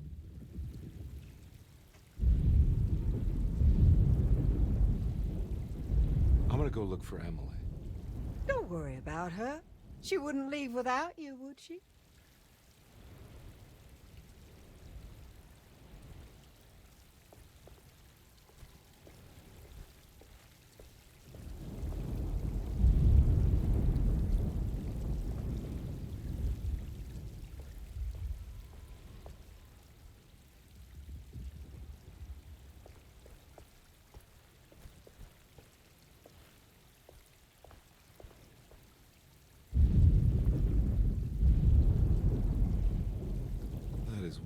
impressive tree.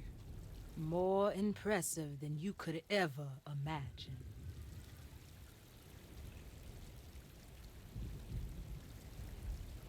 So how does this all work? You dance around chanting? For the ritual, I mean? Stay and find out, Detective. It might just do you good. Yeah, gumbo is like an everything stew. You haven't seen Emily, have you? No, Detective. I haven't.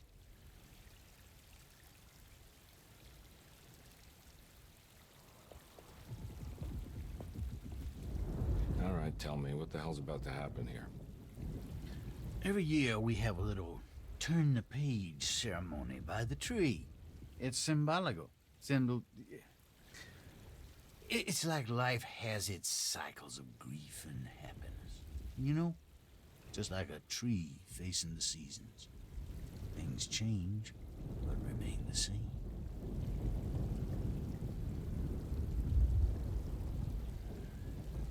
So this is basically New Year's Eve, but with a tree metaphor. Exactly. You're so smart. It's about starting again. I mean, who could use a positive message like that more than a bunch of lunatics like us?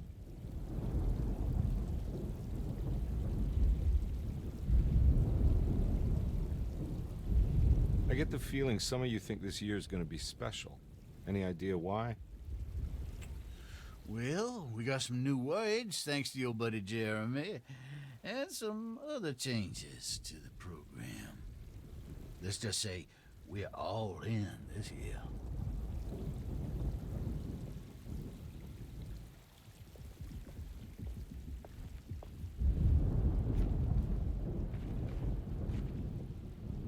Hey, kid. What are you up to? Preparing for the ceremony. I don't want to disappoint Mother.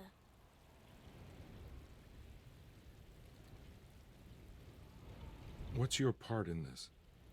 I'm the Cabersan Corn. It's very important. That's the Only sacrifice. I can settle our debt.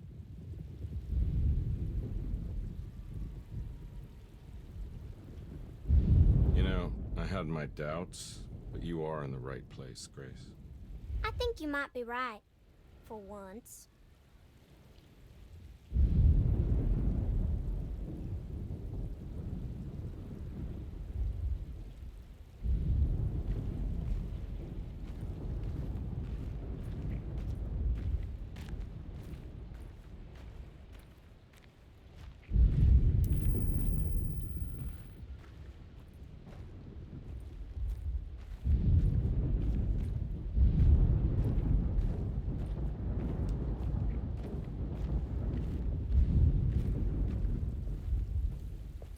This is...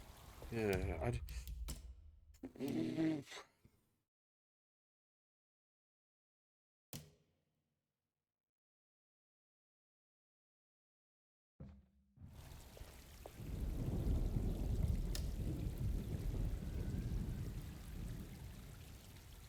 Everyone knows what to do? Y'all know the new words. Mrs. Thompson, we talked about this. I'm not sure everyone is comfortable. Doctor, I insist. This is important. We've waited for so long, Doctor. Let's just go with the old song. Not every change is an improvement. Boss, good or bad, we need to move forward. All in, Doc. Let's bet it all. But we don't know what we're dealing with. It'll be okay, Doctor. Better even.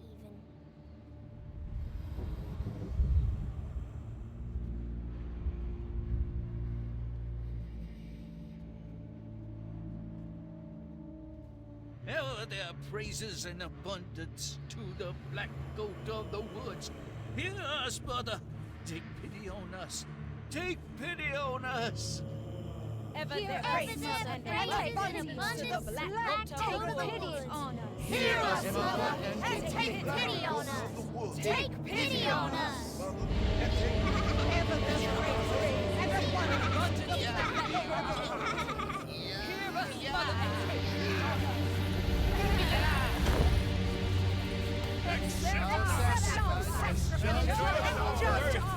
Hear us, Mother, and take pity on us. Are you you crazy? This here's what needs to happen, Conrad.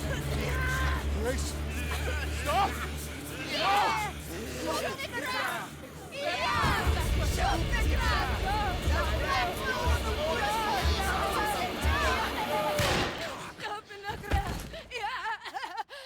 Detective, get my uncle out of here. Jeremy, come with me. Get over here. Jeremy, come with me. Jeremy, come here. No! There has to be a sacrifice! We're doomed!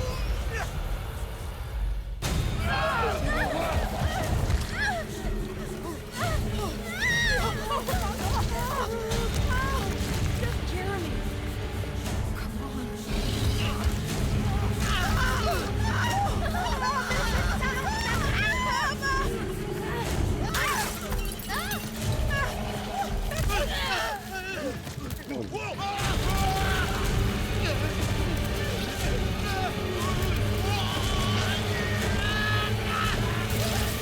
Holy shit!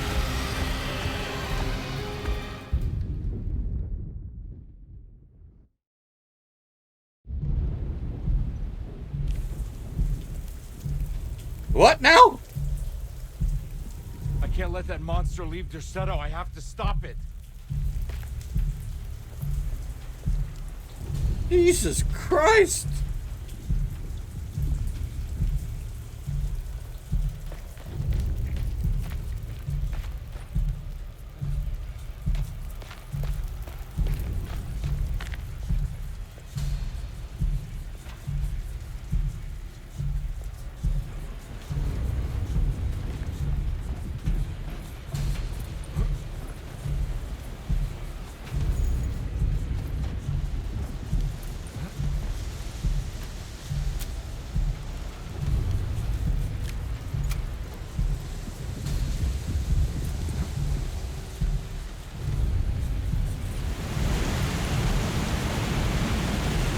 Yeah, this is actually a Dark Young situation.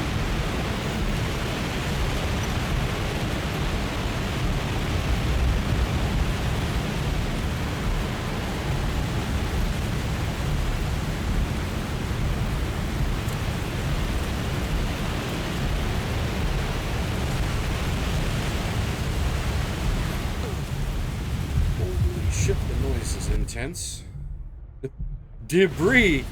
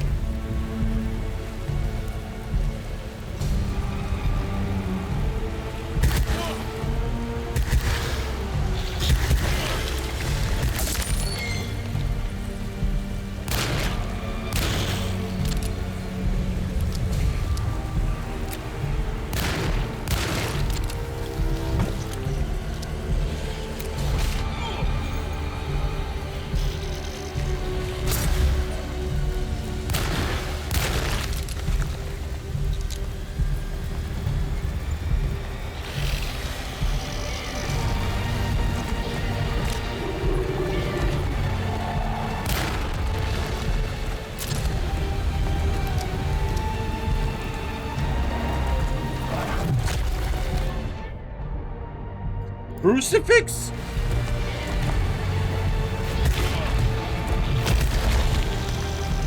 I don't think those work on this.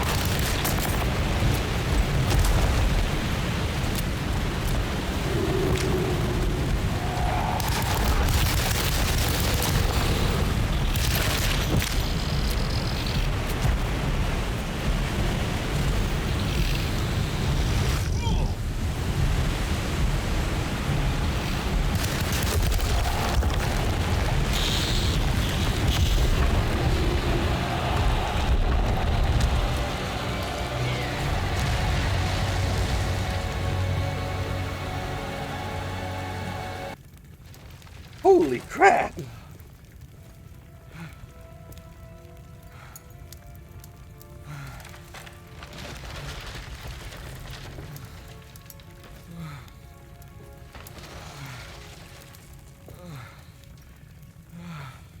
Detective! Oh, what the hell was that?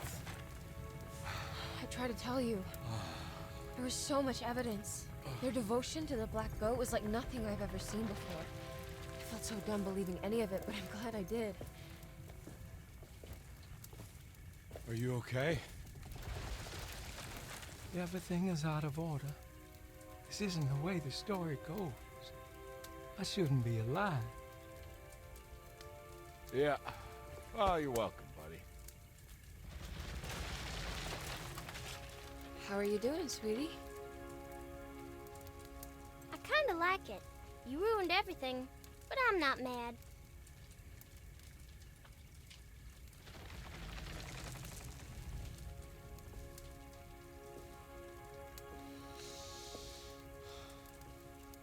All right, you ready to head back to New Orleans?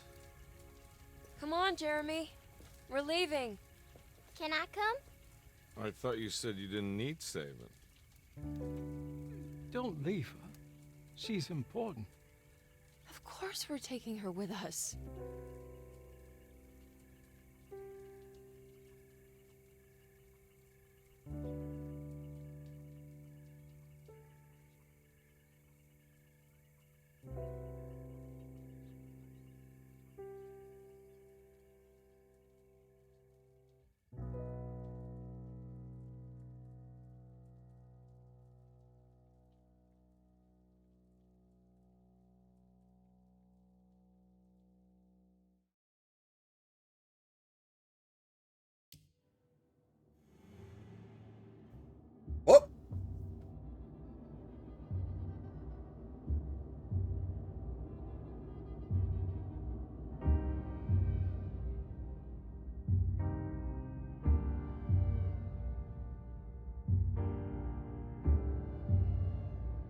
From what I'm aware, the game does have multiple endings.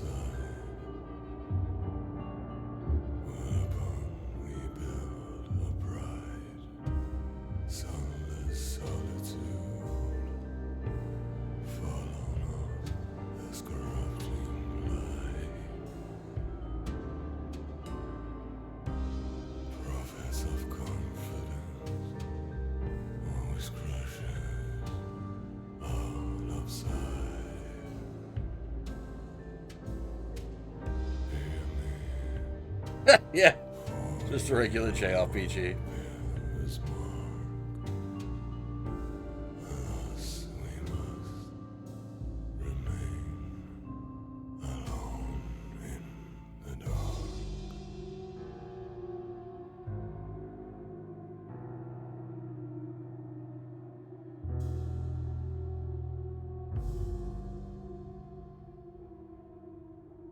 But yeah, I don't remember the specifics of how some of these beasties and legends work.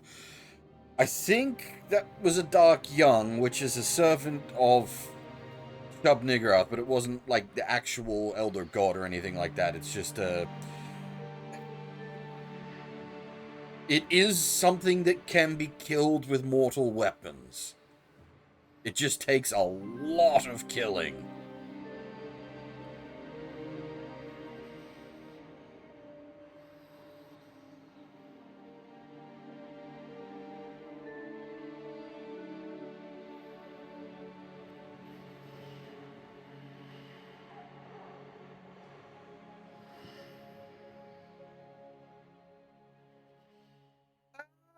Burning the shit out of it and dropping a building on top of it probably makes it dead.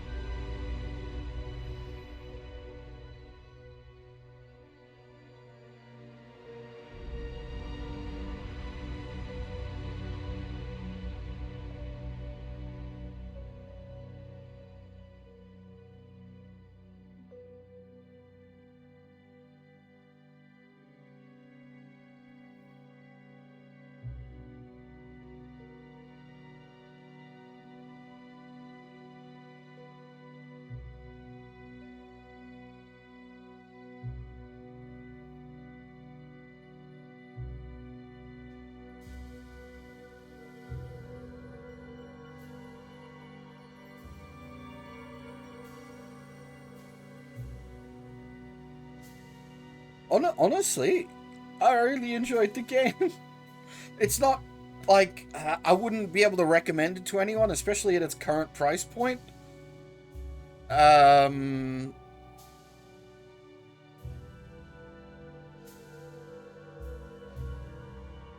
like that was actually really good, and like there were points in that where like it was really ratcheting the tension up. It was like actually good.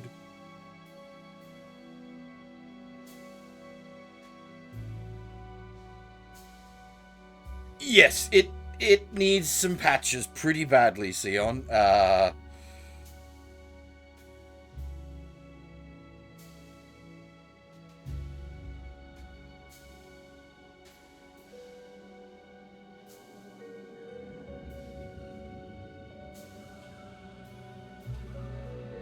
What's a death stream? I don't know what a death stream is, sorry.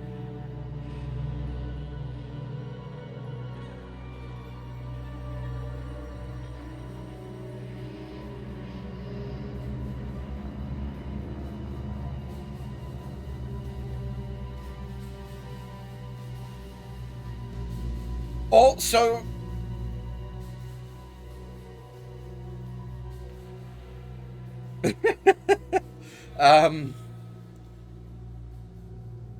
it's definitely not like a big, like, epic budget game. That definitely shows.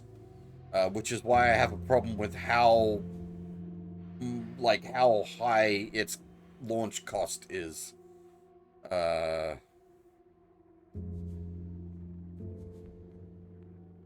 Like it's $100 Australian. It should maybe be like 50 or 60. And then obviously convert that into whatever currency you guys operate on, but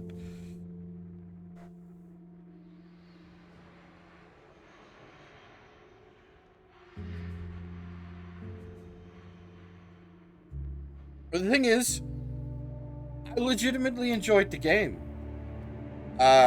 It definitely needs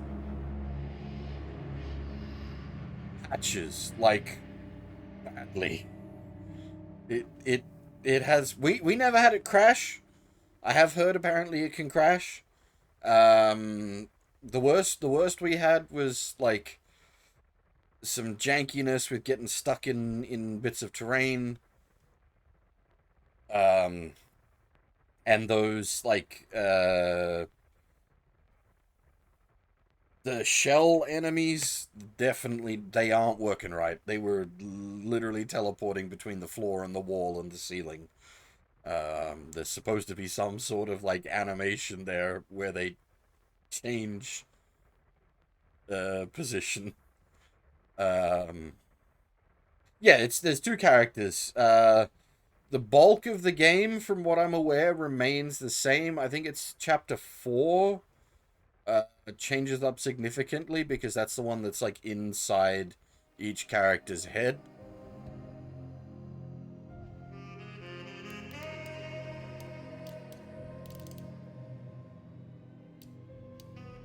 But yeah, as I was saying, there's meant to be multiple endings as well, so that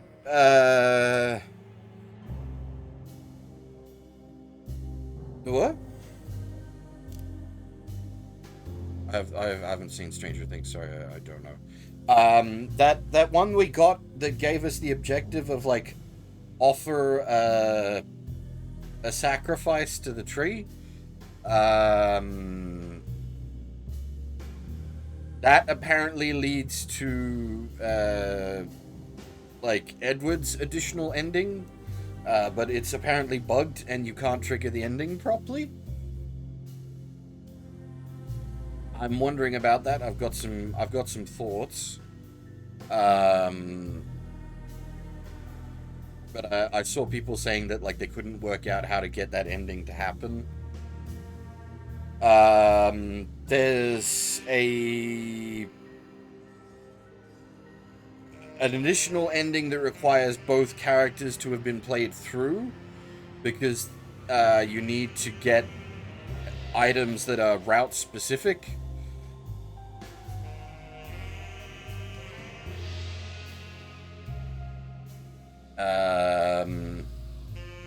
So like you've got the two main endings, like your main line Edward ending, which is what we saw, then your main line the lady ending, and then yeah, you've got the like additional ending for Edward based on like finding the stuff during his run through, and you got the additional ending for the girl based on finding the stuff for her run through, and then there is a fifth ending on top of that that requires items from both characters' playthroughs.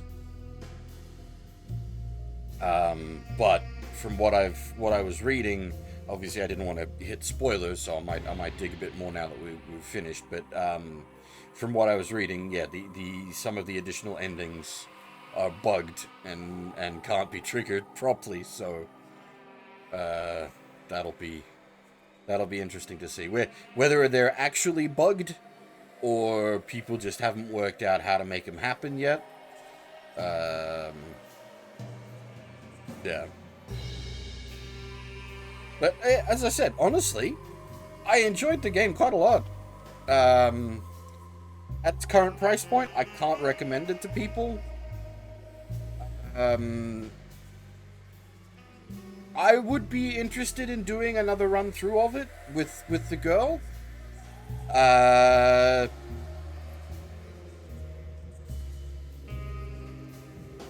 Won't happen anytime soon though, because I'd want to wait for patches. Like I'll be curious to potentially do another run through the game once it's been patched up a bit. Also, I mentioned before, like, I need a new GPU, and I'm probably going to take care of that today. So it'll, like, yeah, it'll be something we can come back to when I've got a better computer as well.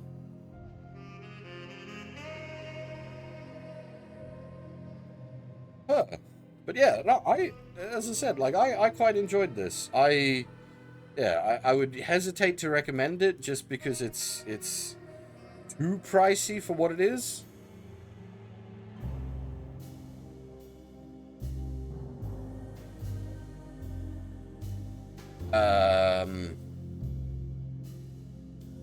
But I enjoyed my time with the game. I would definitely recommend grabbing it a couple of months down the line when it's on sale and has been patched.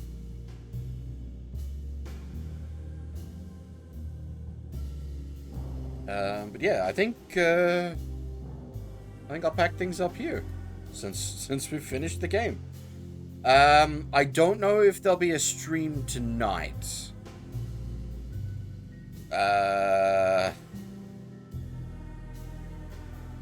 If there is a stream tonight, it'll probably be a shorter stream. Just because I got work tomorrow morning. So yeah, it just sort of depends. This has been a lot of fun. I really enjoyed this. I hope you guys did as well.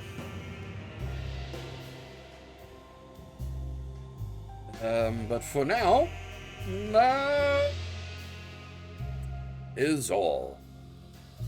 Thanks for watching, everyone, and hopefully I'll see you all next time.